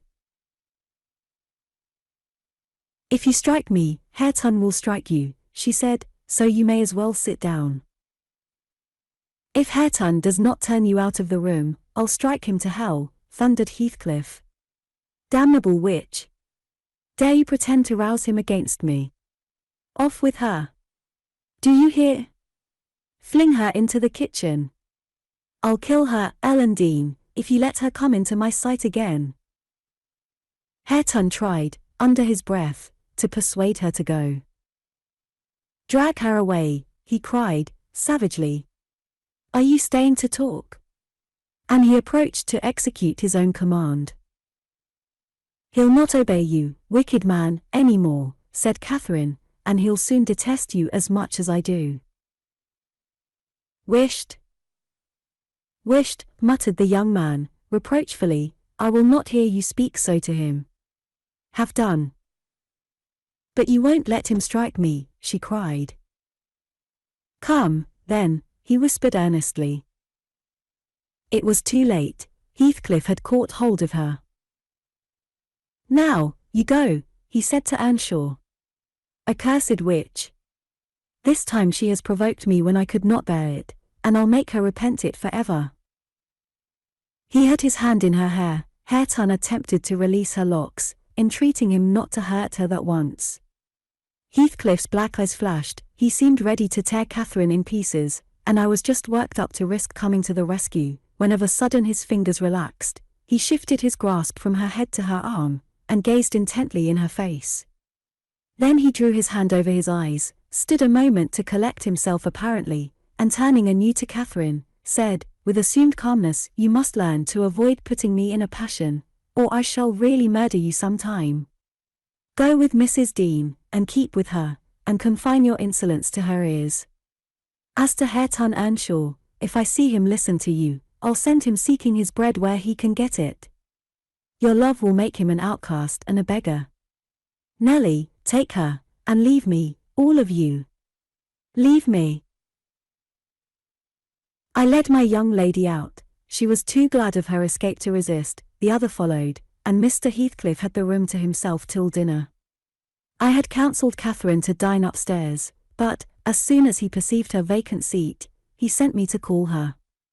He spoke to none of us, ate very little, and went out directly afterwards, intimating that he should not return before evening. The two new friends established themselves in the house during his absence, where I heard Hareton sternly check his cousin, on her offering a revelation of her father-in-law's conduct to his father. He said he wouldn't suffer a word to be uttered in his disparagement. If he were the devil, it didn't signify, he would stand by him, and he'd rather she would abuse himself, as she used to, than begin on Mr. Heathcliff. Catherine was waxing cross at this, but he found means to make her hold her tongue, by asking how she would like him to speak ill of her father. Then she comprehended that Earnshaw took the master's reputation home to himself, and was attached by ties stronger than reason could break, chains, forged by habit, which it would be cruel to attempt to loosen. She showed a good heart, thenceforth, in avoiding both complaints and expressions of antipathy concerning Heathcliff, and confessed to me her sorrow that she had endeavoured to raise a bad spirit between him and Hareton. Indeed, I don't believe she has ever breathed a syllable, in the latter's hearing, against her oppressor since. When this slight disagreement was over, they were friends again, and as busy as possible in their several occupations of pupil and teacher. I came in to sit with them, after I had done my work, and I felt so soothed and comforted to watch them, that I did not notice how time got on. You know, they both appeared in a measure my children. I had long been proud of one, and now, I was sure, the other would be a source of equal satisfaction. His honest, warm, and intelligent nature shook off rapidly the clouds of ignorance and degradation in which it had been bred, and Catherine's sincere commendations acted as a spur to his industry. His brightening mind brightened his features, and added spirit and nobility to their aspect. I could hardly fancy it the same individual I had beheld on the day I discovered my little lady at Wuthering Heights, after her expedition to the crags.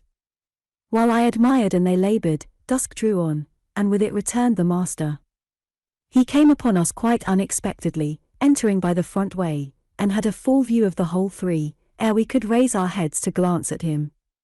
Well, I reflected, there was never a pleasanter, or more harmless sight, and it will be a burning shame to scold them. The red firelight glowed on their two bonny heads, and revealed their faces animated with the eager interest of children, for, though he was 23 and she 18, each had so much of novelty to feel and learn, that neither experienced nor evinced the sentiments of sober disenchanted maturity. They lifted their eyes together, to encounter Mr. Heathcliff. Perhaps you have never remarked that their eyes are precisely similar, and they are those of Catherine Earnshaw. The present Catherine has no other likeness to her, except a breadth of forehead, and a certain arch of the nostril that makes her appear rather haughty, whether she will or not. With Hareton the resemblance is carried farther. It is singular at all times, then it was particularly striking, because his senses were alert, and his mental faculties wakened to unwonted activity.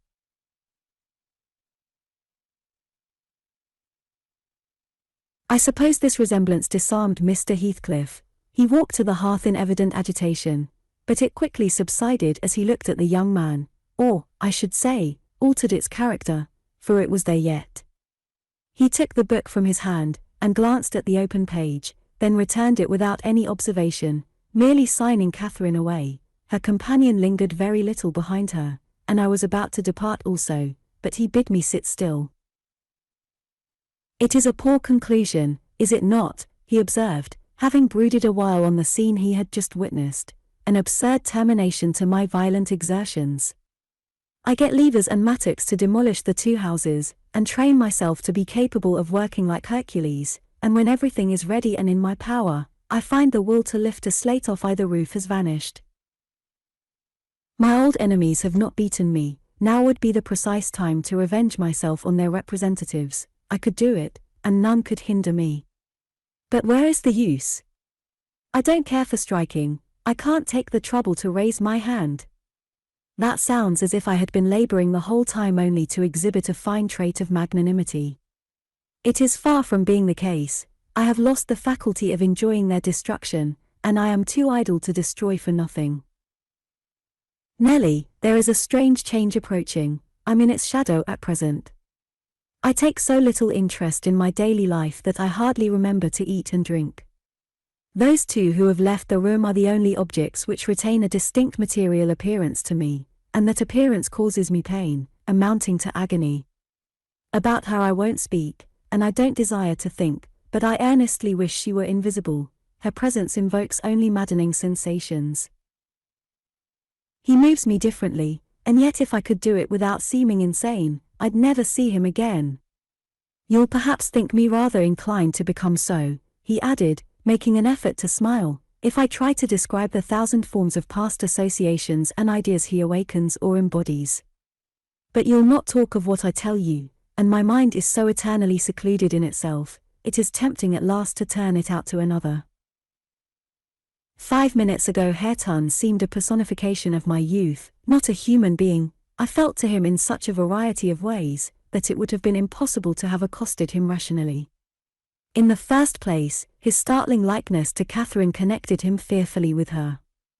That, however, which you may suppose the most potent to arrest my imagination, is actually the least, for what is not connected with her to me? And what does not recall her? I cannot look down to this floor, but her features are shaped in the flags.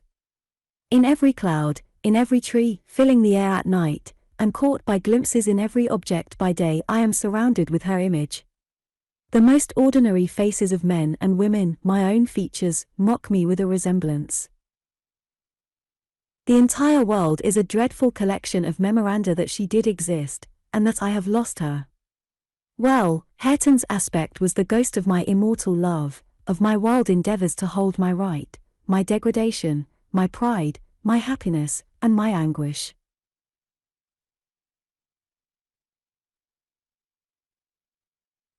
But it is frenzy to repeat these thoughts to you, only it will let you know why, with a reluctance to be always alone, his society is no benefit, rather an aggravation of the constant torment I suffer, and it partly contributes to render me regardless how he and his cousin go on together.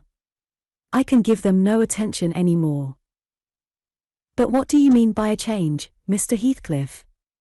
I said, alarmed at his manner, though he was neither in danger of losing his senses, nor dying. According to my judgment, he was quite strong and healthy, and, as to his reason, from childhood he had a delight in dwelling on dark things, and entertaining odd fancies. He might have had a monomania on the subject of his departed idol, but on every other point his wits were as sound as mine. I shall not know that till it comes, he said. I'm only half conscious of it now. You have no feeling of illness, have you? I asked.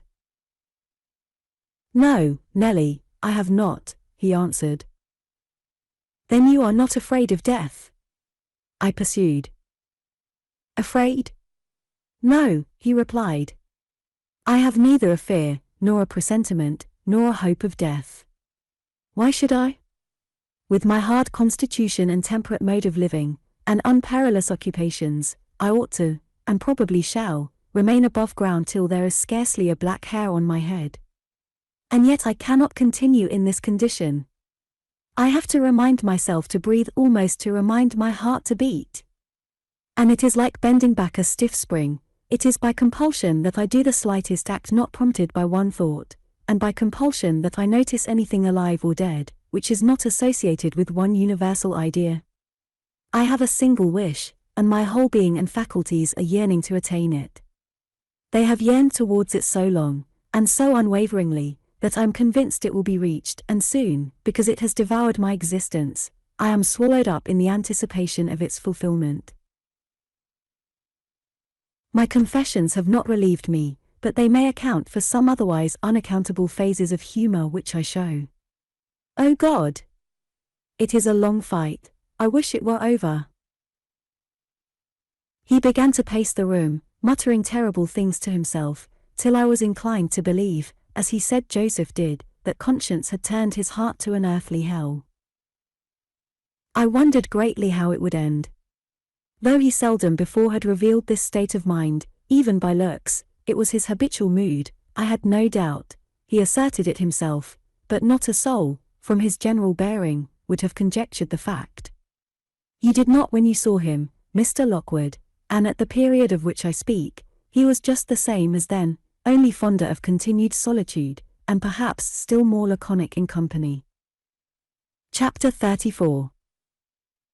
For some days after that evening Mr. Heathcliff shunned meeting us at meals, yet he would not consent formally to exclude Hareton and Cathy. He had an aversion to yielding so completely to his feelings, choosing rather to absent himself, and eating once in 24 hours seemed sufficient sustenance for him. One night, after the family were in bed, I heard him go downstairs, and out at the front door. I did not hear him re-enter, and in the morning I found he was still away. We were in April then, the weather was sweet and warm, the grass as green as showers and sun could make it, and the 2 dwarf apple trees near the southern wall in full bloom. After breakfast, Catherine insisted on my bringing a chair and sitting with my work under the fir trees at the end of the house, and she beguiled Hareton, who had perfectly recovered from his accident, to dig and arrange her little garden, which was shifted to that corner by the influence of Joseph's complaints. I was comfortably revelling in the spring fragrance around, and the beautiful soft blue overhead, when my young lady, who had run down near the gate to procure some primrose roots for a border, returned only half laden, and informed us that Mr. Heathcliff was coming in.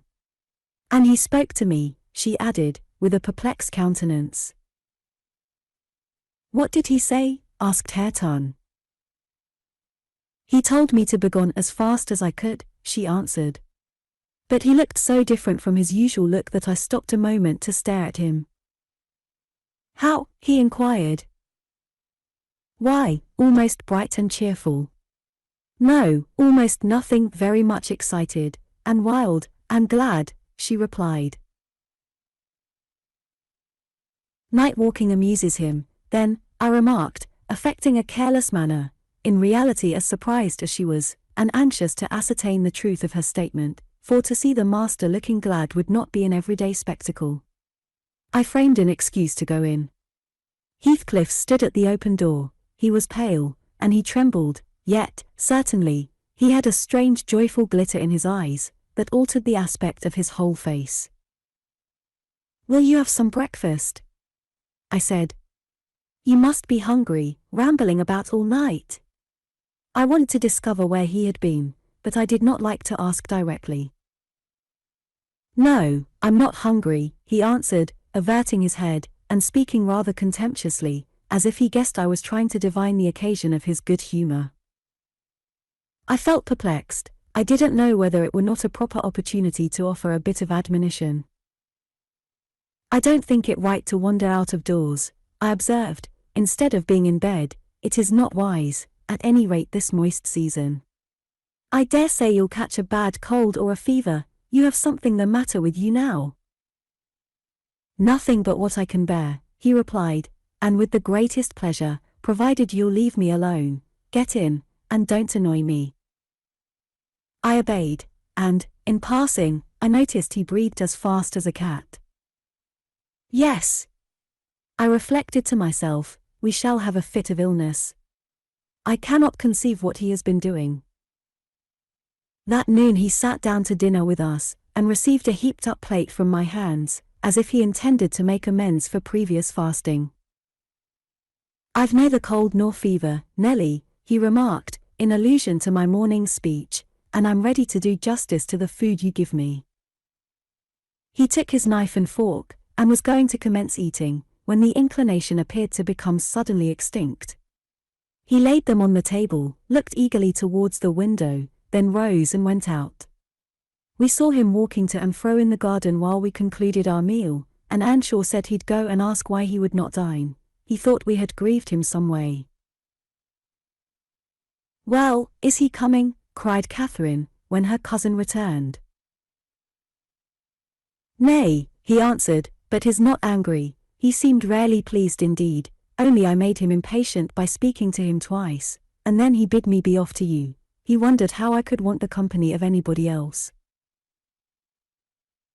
I set his plate to keep warm on the fender, and after an hour or two he re-entered, when the room was clear, in no degree calmer, the same unnatural appearance of joy under his black brows, the same bloodless hue, and his teeth visible, now and then, in a kind of smile, his frame shivering, not as one shivers with chill or weakness, but as a tight-stretched cord vibrates a strong thrilling, rather than trembling. "I will ask what is the matter," I thought, or who should? And I exclaimed, "Have you heard any good news, Mr. Heathcliff? You look uncommonly animated." "Where should good news come from to me?" he said. "I'm animated with hunger, and, seemingly, I must not eat." "Your dinner is here," I returned. "Why won't you get it?" "I don't want it now," he muttered, hastily. "I'll wait till supper. And, Nelly, once for all, let me beg you to warn Hareton and the other away from me. I wish to be troubled by nobody. I wish to have this place to myself." "Is there some new reason for this banishment?" I inquired. "Tell me why you are so queer, Mr. Heathcliff. Where were you last night?" I'm not putting the question through idle curiosity, but "You are putting the question through very idle curiosity," he interrupted, with a laugh. "Yet I'll answer it. Last night I was on the threshold of hell. Today, I am within sight of my heaven. I have my eyes on it, hardly 3 feet to sever me. And now you'd better go." You'll neither see nor hear anything to frighten you, if you refrain from prying. Having swept the hearth and wiped the table, I departed, more perplexed than ever. He did not quit the house again that afternoon, and no one intruded on his solitude, till, at 8 o'clock, I deemed it proper, though unsummoned, to carry a candle and his supper to him. He was leaning against the ledge of an open lattice, but not looking out. His face was turned to the interior gloom.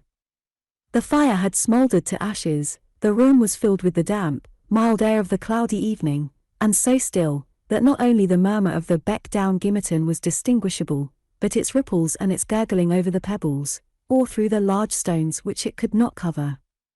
I uttered an ejaculation of discontent at seeing the dismal grate, and commenced shutting the casements, one after another, till I came to his. "Must I close this?" I asked, in order to rouse him, for he would not stir. The light flashed on his features as I spoke. "Oh, Mr. Lockwood, I cannot express what a terrible start I got by the momentary view. Those deep black eyes. That smile, and ghastly paleness. It appeared to me, not Mr. Heathcliff, but a goblin, and, in my terror, I let the candle bend towards the wall, and it left me in darkness." "Yes, close it," he replied, in his familiar voice. "There, that is pure awkwardness. Why did you hold the candle horizontally? Be quick, and bring another."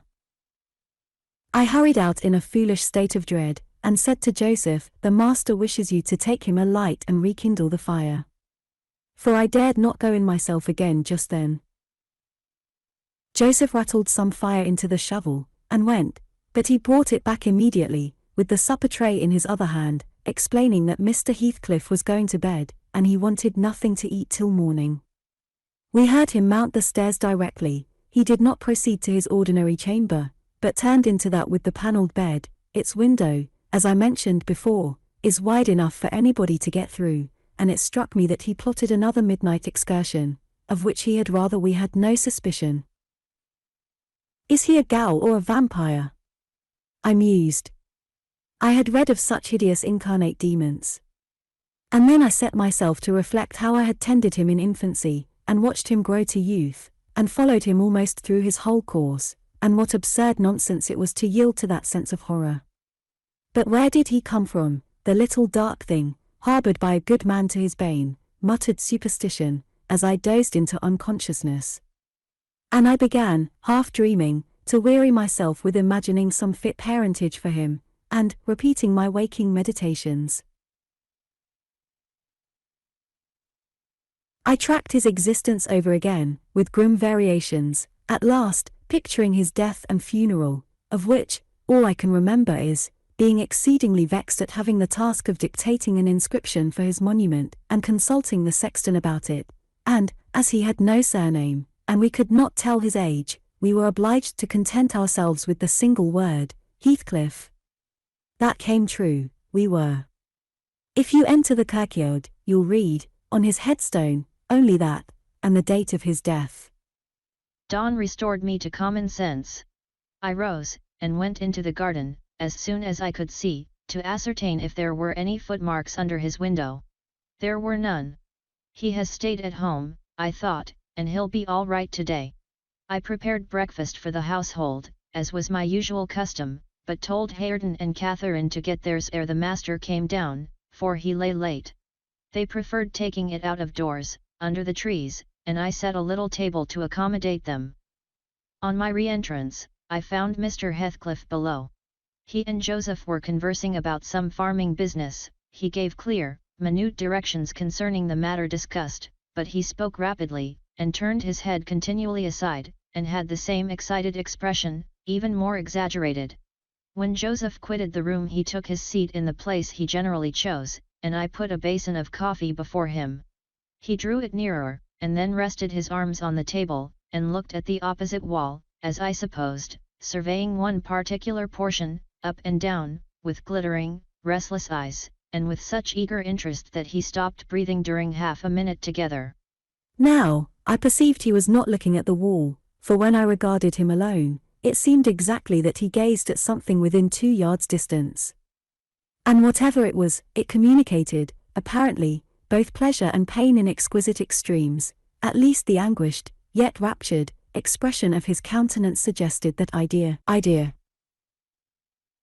The fancied object was not fixed, either. His eyes pursued it with unwearied diligence, and, even in speaking to me, were never weaned away. I vainly reminded him of his protracted abstinence from food. If he stirred to touch anything in compliance with my entreaties, if he stretched his hand out to get a piece of bread, his fingers clenched before they reached it, and remained on the table, forgetful of their aim. I sat, a model of patience, trying to attract his absorbed attention from its engrossing speculation, till he grew irritable, and got up, asking why I would not allow him to have his own time in taking his meals, and saying that on the next occasion I needn't wait, I might set the things down and go. Having uttered these words, he left the house, slowly sauntered down the garden path, and disappeared through the gate. The hours crept anxiously by. Another evening came. I did not retire to rest till late, and when I did, I could not sleep. He returned after midnight, and, instead of going to bed, shut himself into the room beneath. I listened, and tossed about, and, finally, dressed and descended. It was too irksome to lie there, harassing my brain with 100 idle misgivings. I distinguished Mr. Heathcliff's step, restlessly measuring the floor, and he frequently broke the silence by a deep inspiration, resembling a groan. He muttered detached words also. The only one I could catch was the name of Catherine, coupled with some wild term of endearment or suffering, and spoken as one would speak to a person present, low and earnest, and wrung from the depth of his soul. I had not courage to walk straight into the apartment, but I desired to divert him from his reverie, and therefore fell foul of the kitchen fire, stirred it, and began to scrape the cinders. It drew him forth sooner than I expected. He opened the door immediately, and said, "Nelly, come here. Is it morning? Come in with your light." "It is striking 4, I answered. "You want a candle to take upstairs. You might have lit one at this fire." "No, I don't wish to go upstairs," he said. "Come in, and kindle me a fire, and do anything there is to do about the room." "I must blow the coals red first, before I can carry any," I replied, getting a chair and the bellows. He roamed to and fro, meantime, in a state approaching distraction, his heavy sighs succeeding each other so thick as to leave no space for common breathing between. "When day breaks I'll send for Green," he said. "I wish to make some legal inquiries of him while I can bestow a thought on those matters, and while I can act calmly. I have not written my will yet, and how to leave my property I cannot determine. I wish I could annihilate it from the face of the earth." "I would not talk so, Mr. Heathcliff," I interposed. "Let your will be a while, you'll be spared to repent of your many injustices yet. I never expected that your nerves would be disordered. They are, at present, marvelously so, however, and almost entirely through your own fault. The way you've passed these 3 last days might knock up a Titan. Do take some food, and some repose. You need only look at yourself in a glass to see how you require both. Your cheeks are hollow, and your eyes bloodshot, like a person starving with hunger and going blind with loss of sleep." "It is not my fault that I cannot eat or rest," he replied. "I assure you it is through no settled designs. I'll do both, as soon as I possibly can. But you might as well bid a man struggling in the water rest within arm's length of the shore. I must reach it first, and then I'll rest. Well, never mind, Mr. Green. As to repenting of my injustices, I've done no injustice, and I repent of nothing. I'm too happy, and yet I'm not happy enough. My soul's bliss kills my body, but does not satisfy itself." "Happy, master?" I cried. "Strange happiness. If you would hear me without being angry, I might offer some advice that would make you happier." "What is that?" he asked. "Give it." "You are aware, Mr. Heathcliff," I said, "that from the time you were 13 years old you have lived a selfish, unchristian life, and probably hardly had a Bible in your hands during all that period. You must have forgotten the contents of the book, and you may not have space to search it now. Could it be hurtful to send for someone, some minister of any denomination, it does not matter which, to explain it, and show you how very far you have erred from its precepts, and how unfit you will be for its heaven, unless a change takes place before you die? I'm rather obliged than angry, Nelly, he said, for you remind me of the manner in which I desire to be buried. It is to be carried to the churchyard in the evening. You and Hareton may, if you please, accompany me, and mind, particularly, to notice that the sexton obeys my directions concerning the 2 coffins. No minister need come, nor need anything be said over me.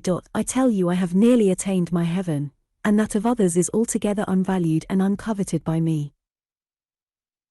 And supposing you persevered in your obstinate fast, and died by that means, and they refused to bury you in the precincts of the kirk? I said, shocked at his godless indifference. How would you like it? They won't do that, he replied. If they did, you must have me removed secretly, and if you neglect it you shall prove, practically, that the dead are not annihilated. As soon as he heard the other members of the family stirring he retired to his den, and I breathed freer.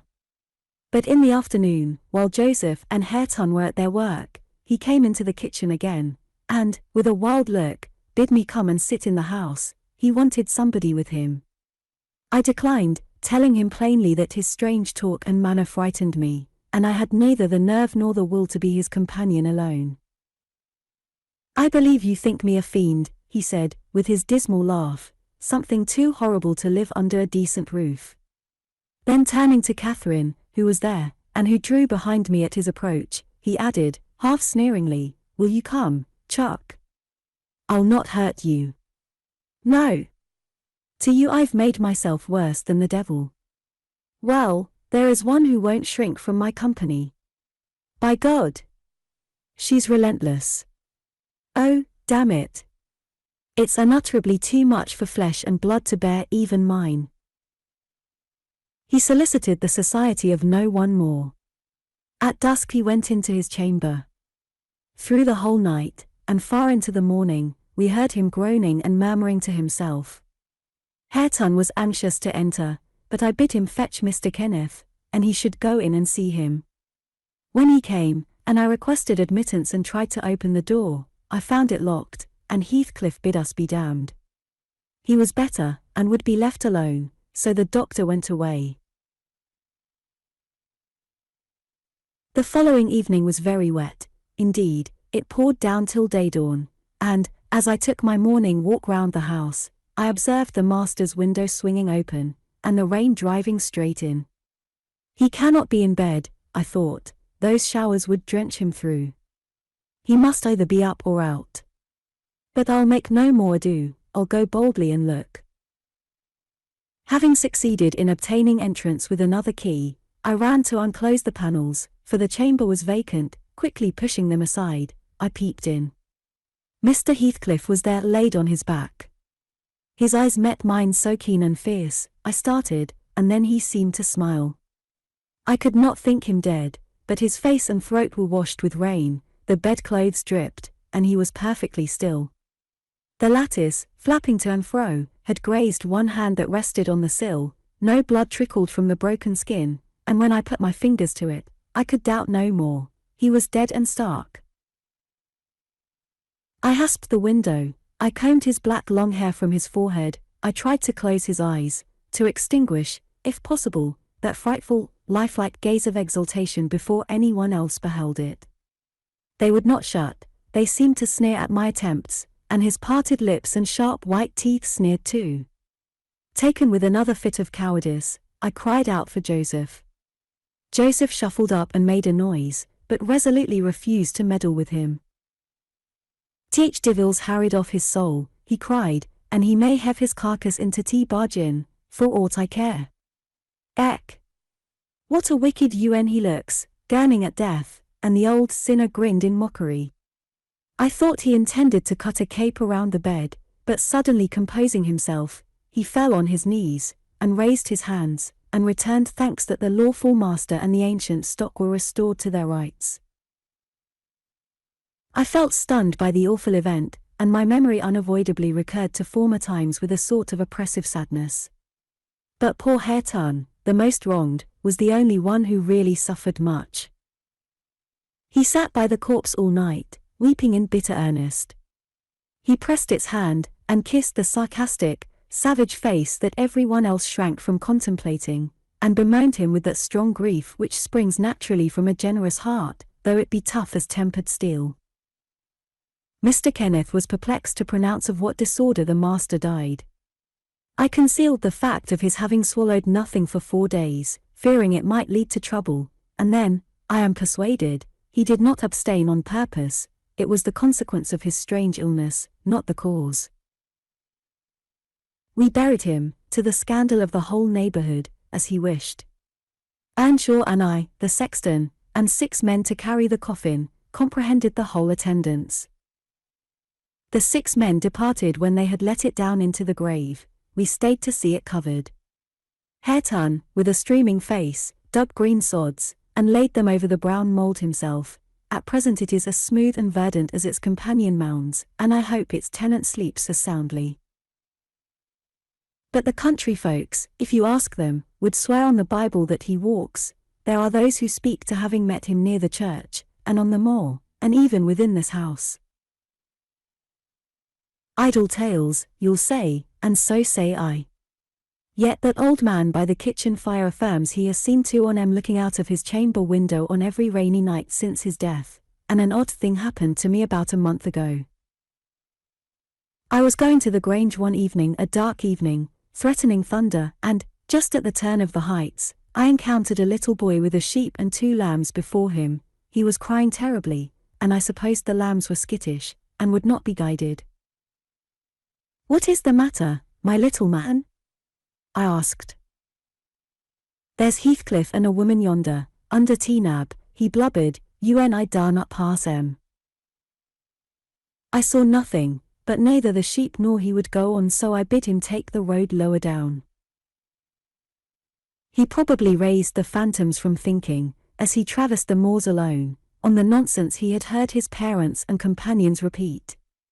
Yet, still, I don't like being out in the dark now, and I don't like being left by myself in this grim house. I cannot help it. I shall be glad when they leave it, and shift to the Grange. "They are going to the Grange, then?" I said. "Yes," answered Mrs. Dean, "as soon as they are married, and that will be on New Year's Day." "And who will live here then?" "Why, Joseph will take care of the house, and, perhaps, a lad to keep him company. They will live in the kitchen, and the rest will be shut up, for the use of such ghosts as choose to inhabit it," I observed. "No, Mr. Lockwood," said Nelly, shaking her head. "I believe the dead are at peace, but it is not right to speak of them with levity." At that moment the garden gates swung to, the ramblers were returning. "They are afraid of nothing," I grumbled, watching their approach through the window. Together, they would brave Satan and all his legions.